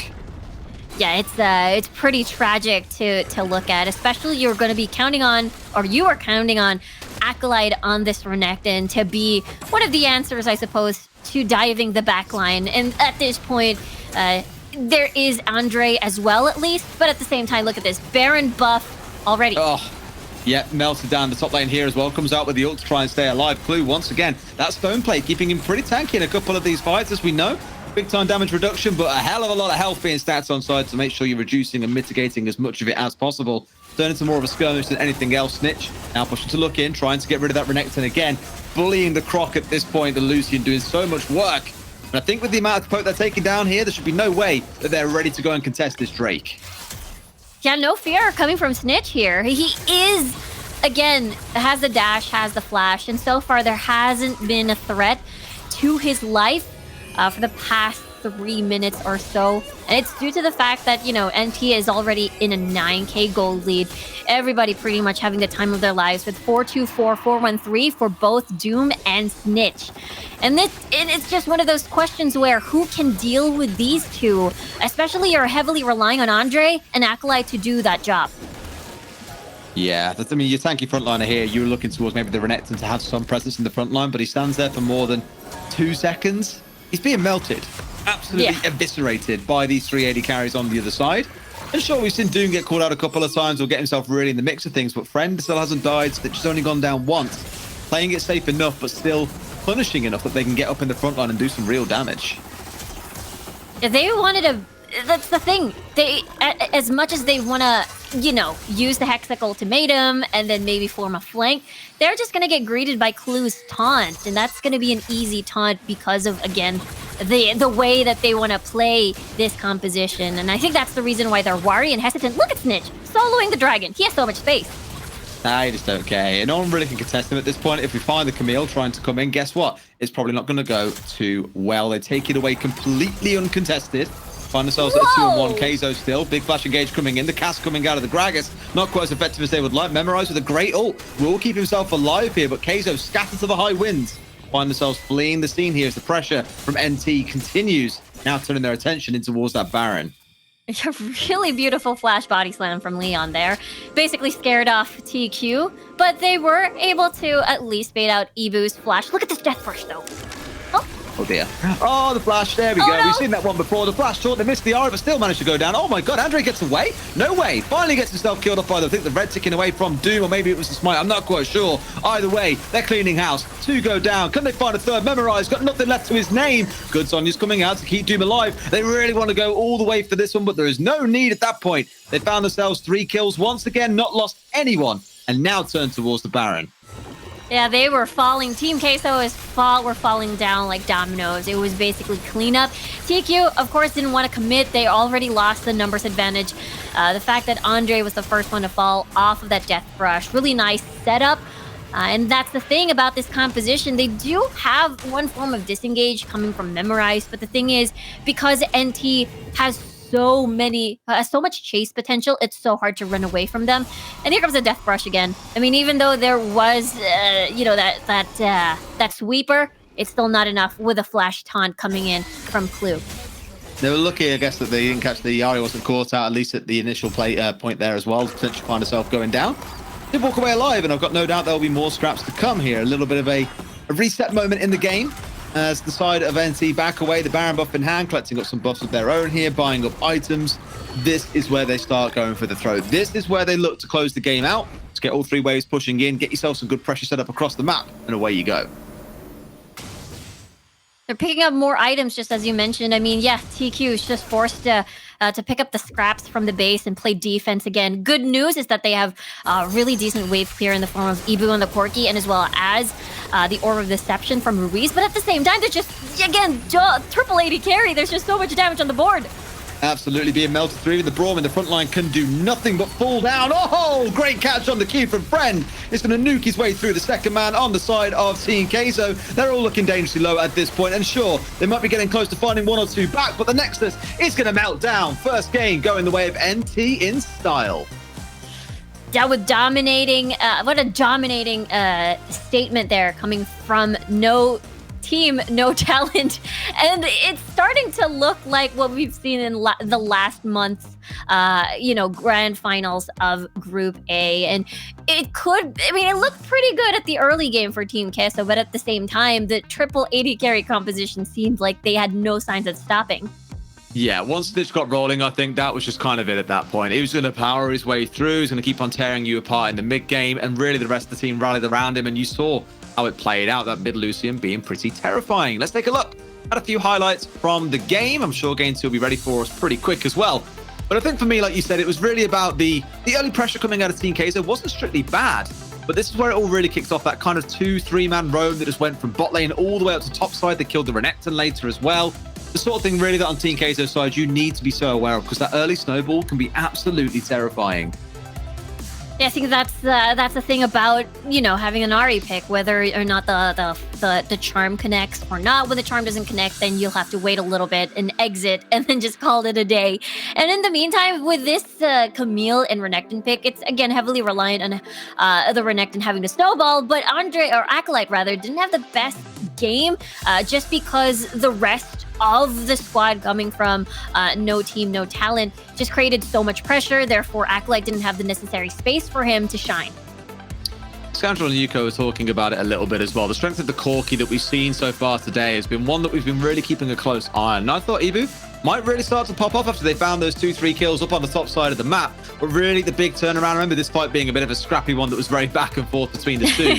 It was kind of from this point onwards though where things really scaled away, and as much as you want to talk big about the Corki, you cannot ignore that mid lane Lucian, all the bonus XP that he was getting being in a solo lane, again really dragging them through the mid game. Yeah, the carries had a lot of prime positioning to the point that they're always the ones left and they're ready to poke. And the Death Rush, just for, NT to secure this Baron. And at this point, TQ was heavily reliant on, Ibu with a 2-item power spike, Ruiz with possibly snowballing with this Ahri, or maybe even Acolyte. But those conditions at the first 10 minutes of the game weren't present, and therefore that's the reason why they struggled. Absolutely, yeah. So I'm told Game 2 is ready for us. So how about we just get into it? Let's go.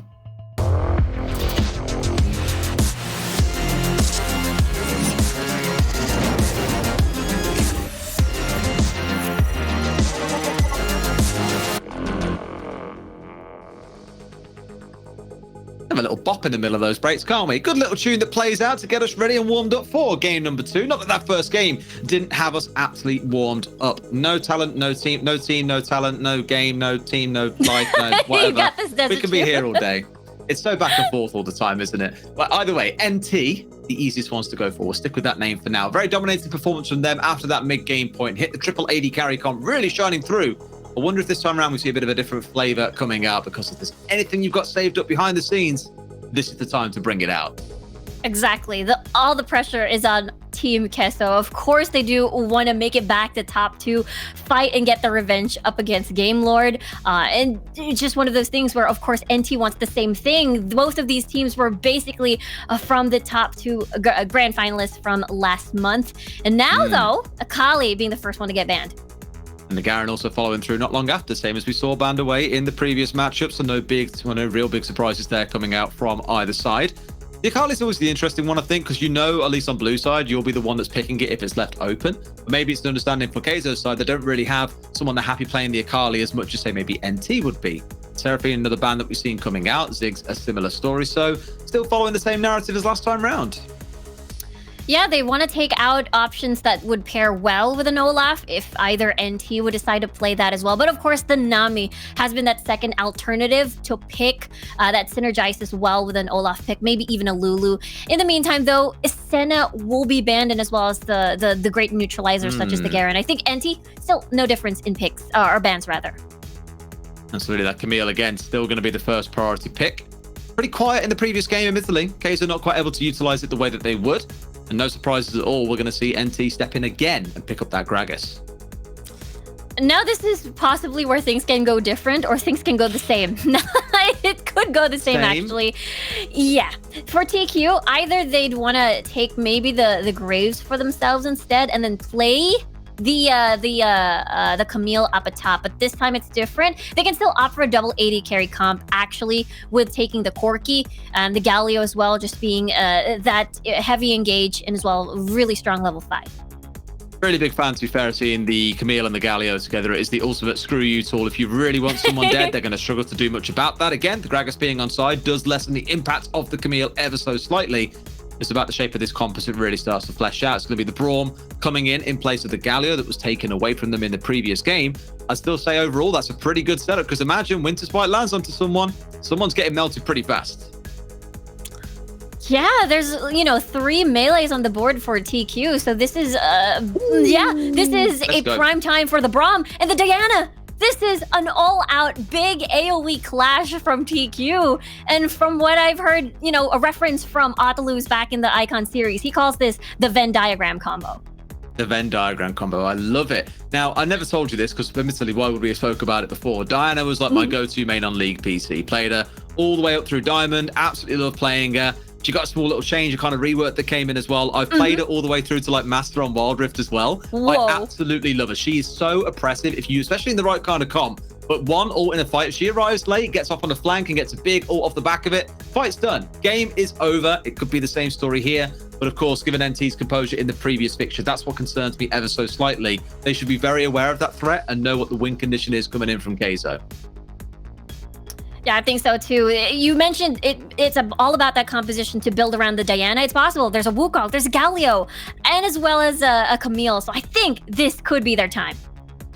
Could be their time. It could be the one. If they can fight this one back, then of course there is still one more to go. So lots to look forward to. Game is ready. So let's get into it and see how game number 2 in this best of 3 plays out, Riku.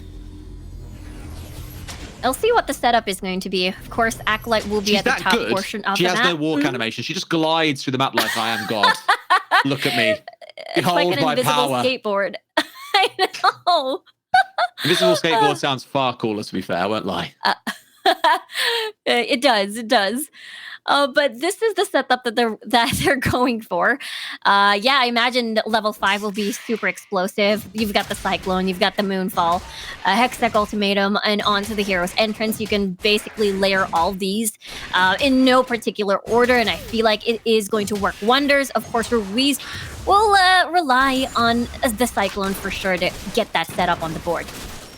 Yeah, you want to watch out for when that level 5 starts hitting. That's when you'll see the impact plays coming out. No, the Diana, the Wukong, and potentially the Camille all at once can have quite an impact in the river. I think what we've got to watch for a little bit earlier than that, to be honest, though, is going to be the river itself. We've consistently seen scraps coming through in there.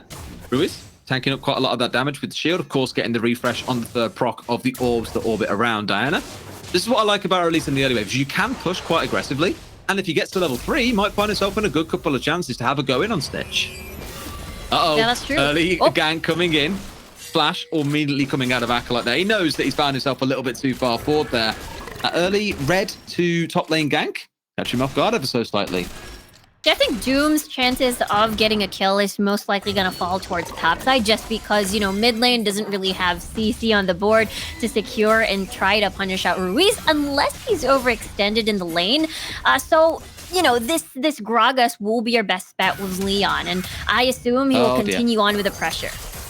They could just pile in right here if they wanted to as well. The bot lane from Kai'Sa coming up to match as well. This is where we're going to see again one of these fights coming out. Immediately, the AD carries piling right in as well. Snitch doing work once more, gets first blood. That's not how you wanted this game to start. Andre also going down. It's going to be a kill going the way of the Braum here, so you're not going to be too upset about that one. The Diana also going down, chased out of the jungle. Beautiful start. Yeah, you know, Ruiz just wanted to help out in that early skirmish by the Scuttler.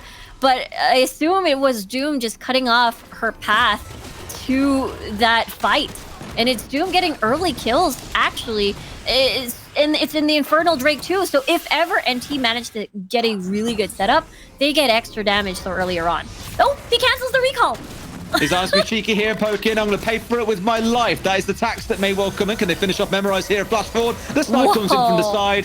You're going to be regretting that interrupt for a good while, buddy. Yeah, that is something you definitely do not want. I mean, the plan was there, I suppose. Maybe get a revenge kill because they did an early reset. But at the same time, another kill coming for Doom. And meanwhile, Acolyte just trying to get a return, possibly, for that one plate. Yeah. I mean, you'll take the one, a bit of gold that it gives you in the lane at least is a small advantage. Not huge, but it's something. Backs away here, being safe, obviously present of the fact that he may end up getting ganked from the side, as we saw coming out of Doom earlier on. He'd have a pretty big start to the game. And again, that's that pick that coming through just for an interrupt as well. You'll be ruining that for a while. Yeah, pretty painful, especially when the kills go to... Actually, there was a cancel, but nothing actually pushes through. But here comes the level 5s. This is where we will think... this is where we'll expect, rather, of the explosive fights. But the thing is, we see a lane swap coming in, Snitch opting for another of that range versus melee matchup, and Leon being extra tanky. So this kill lane actually is getting cancelled. I was about to say, I'm really nervous that he'd gone for the dash in there as well with the Braum just coming up from the side. Could have been relatively comfortable ult in for, say, Leon, bringing him back towards tower, and then piling in with the Gragas after, or piling in with the... Braum after, sorry, would have been enough to lock him down for a good few seconds. Not to be the case. Clearly they wanted to keep that one online for what has just spawned on your screen, the Infernal Drake. Let's see how this one shapes out. It is 4-0 to NT. They've got that 2,500 gold lead. They should have the damage to be able to deal with this. Ezreal ult swinging across, doing a bit of damage on towards Ibu, who doesn't want to go too aggressive at this point, but look towards the top of your screen. We aren't seeing Doom here just yet. He went back towards base. Big engage coming in. They're trying to combo it all together. It's not quite connecting the way they wanted. The damage onto Friend, barely even noticeable. They can start working their way back forwards. Collide arrives, and finally, they'll turn it into a kill. Ibu on the back line. Stitch going in behind enemy lines to get the kill. It's a triple kill for Doom. Big ult comes out. They collapse and clap the hell out of the side of Team Kai'Sa. A quadra kill coming through. NT extending the lead even further. Doom's double man collateral damage was definitely the highlight of that fight, and they get a bonus too with the Infernal Drake. These more kills going to Doom and Snitch so early, and this could possibly spin out of control. But speaking of spinning, we saw this setup coming from Andre, but we didn't get to see the layering of CC. It was a trickle of CC instead, and I felt like that's what happened. And of course, that's the highlight coming from Doom with an amazing collateral damage kill. That one's definitely going into a YouTube compilation somewhere, or maybe even a few of them. Some that aren't even Dooms. Can't wait to see him. Either way, now we're looking up towards the top side. There's Ripped Herald that came up at that 4-minute mark. They got rid of the Drake, of course, down the bottom, and now turned their attention up towards the Herald. No contest coming through from the side of Team Kai'Sa.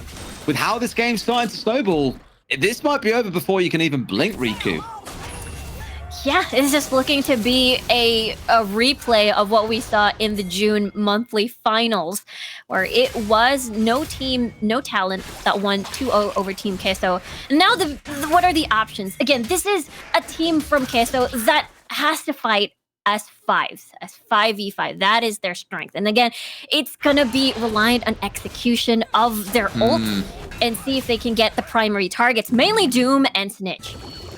Even without the perfect one in the previous fight, right? Because we had the Wukong and the Diana going in together, and that was great. Then you looked on the other side of like Acolyte coming to turn up probably about 10 seconds into the fight, and sure, helps them convert it into a kill. I was speaking about the Diana flanks, at least into the kind of midpoint of a fight when everyone's cooldowns have initially been burnt, they're starting to recover again.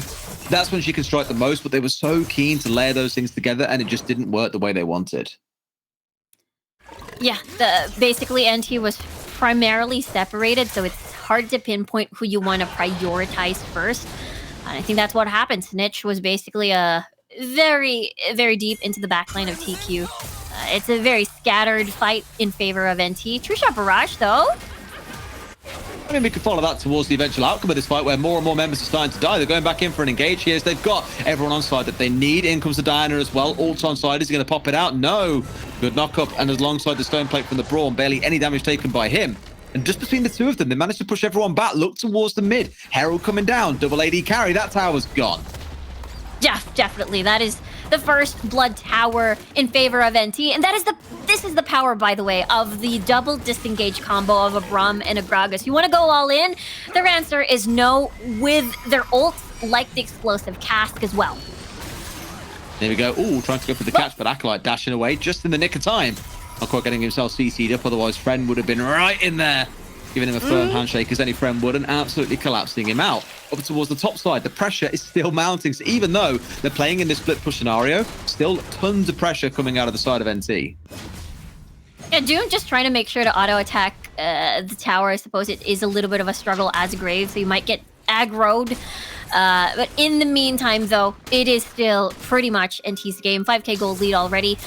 And so far, we've seen Team Queso actively looking for opportunities while the laning phase is somewhat intact. They wanted to get the numbers advantage, and right now, that could be the case.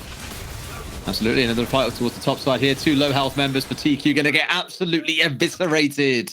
Snitch, low HP, but I keep on speaking about the mobility of this triple AD carry setup they've got. It's just so hard to lock any individual member down, because you know that if you catch Snitch, you've got Doom who's going to melt through you. You get rid of Doom, you've got Snitch, and you've got Friend who can do some work. And even if you get close enough in the first place, the disengage coming out of Leon, the stun that he's got, the ult coming out of Clue, it is so hard to lock this team down when they're ahead. If they were behind, very different conversation, but because they are ahead, they are almost impossible to stop.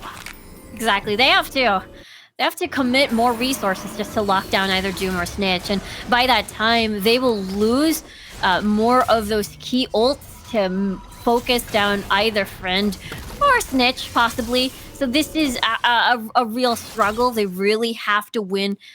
They have to set up a fight where they have the numbers advantage for them to win. In a full 5v5, Snitch and Doom are just 2 ahead. Let's take a look at that again. It is the attempt, Snitch getting the Hextech ultimatum. But look at Doom. He was pretty sneaky. He was hiding in the brush all this time. They were setting up this bait for, Team Queso to bite on. Just absolutely collapses on them. Yeah, and even with that full committing to try and get rid of Snitch, still can't do it. You've got to kill 380 carries, as we mentioned earlier on.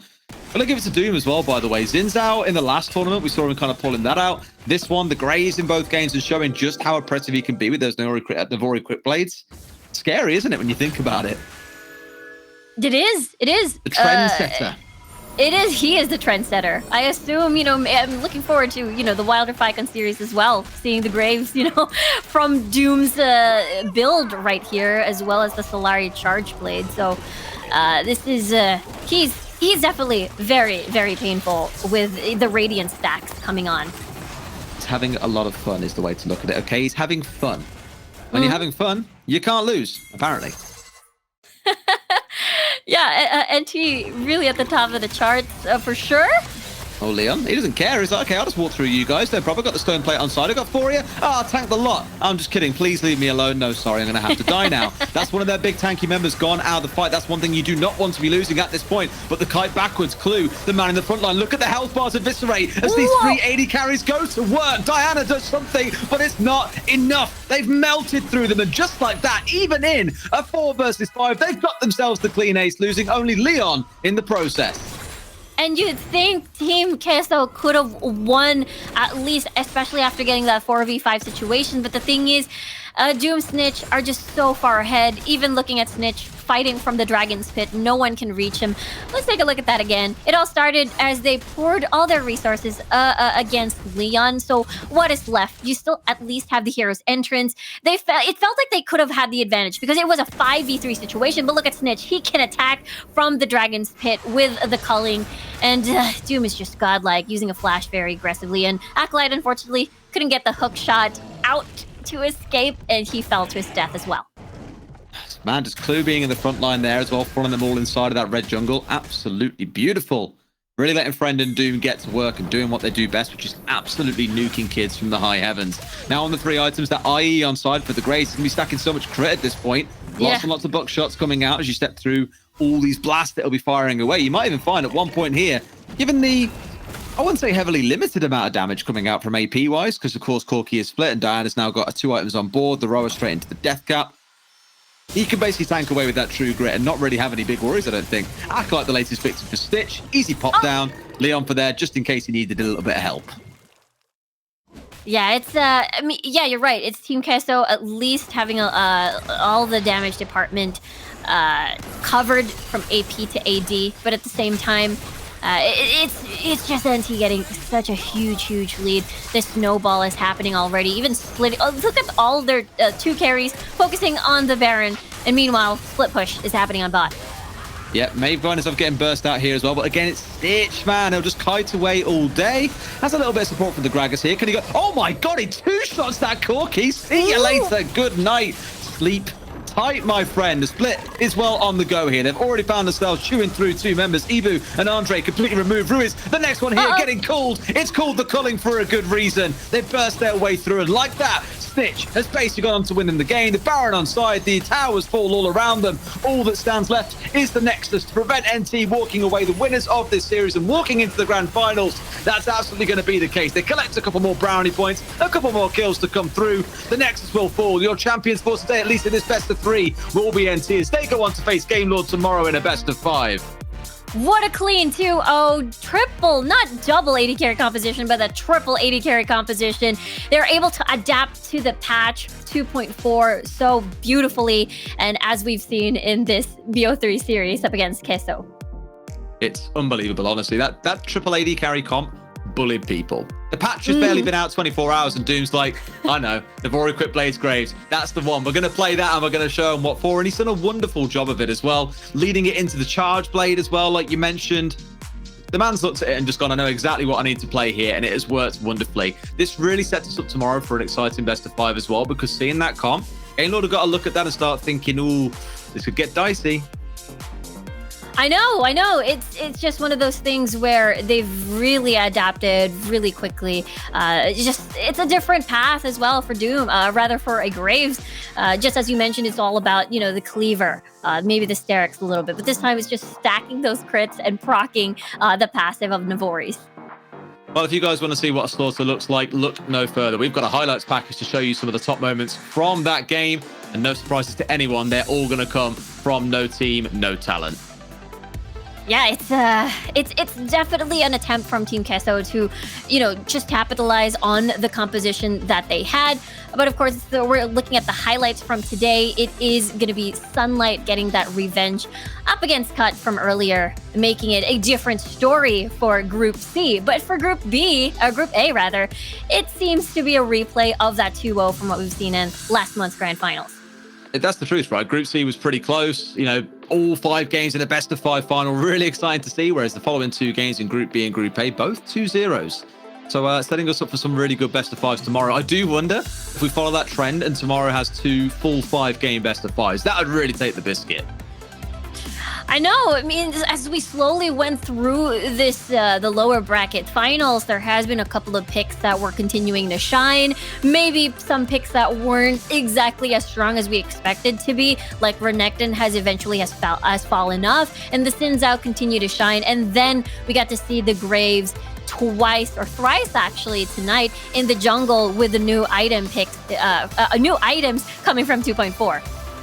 Interesting you think about it as well. We had more games in the first series than we did in the second and the third one combined. That's just how quick they went on and how long that first one was. Here, stepping into that second series, that 2-0 probably surprising a lot of people with Futbol is 2-0ing Na'Vi. Yeah, this was an incredibly exciting fight. I mean, Na'Vi was so close, especially they came from 11th place and now jumping into that 3rd, 4th from the lower bracket. But this time around, we're looking at the last series. The double collateral damage from Doom was just so good.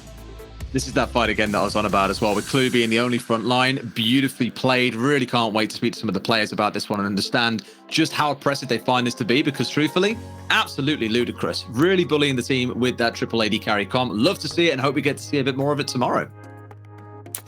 Yeah, same here. Maybe a couple of new picks, maybe a couple of new item builds, because we've seen how Corki would, we've seen 3 different item builds today. Maybe it stabilizes a little bit more tomorrow.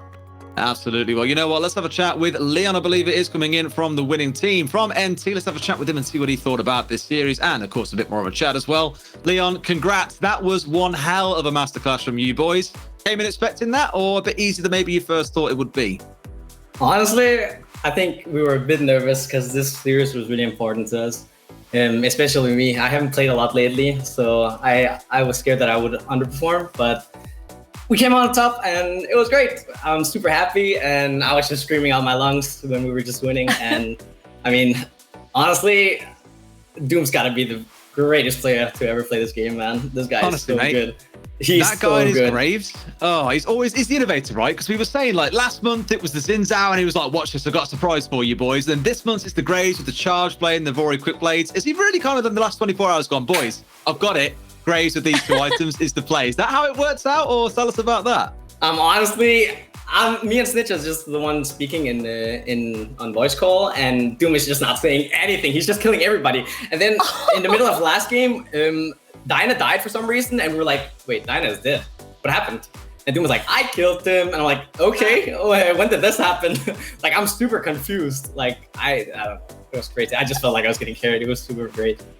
I mean, on your side as well, to give full credit to you and Clue as well, you were being the tanks at the front line, right? And you had like one moment in that whole series I could point out and go, how on earth has he died there? What happened in the bot lane? Were you supposed to find getting engaged coming off there, or what led to you being isolated for the team to then clean up afterwards?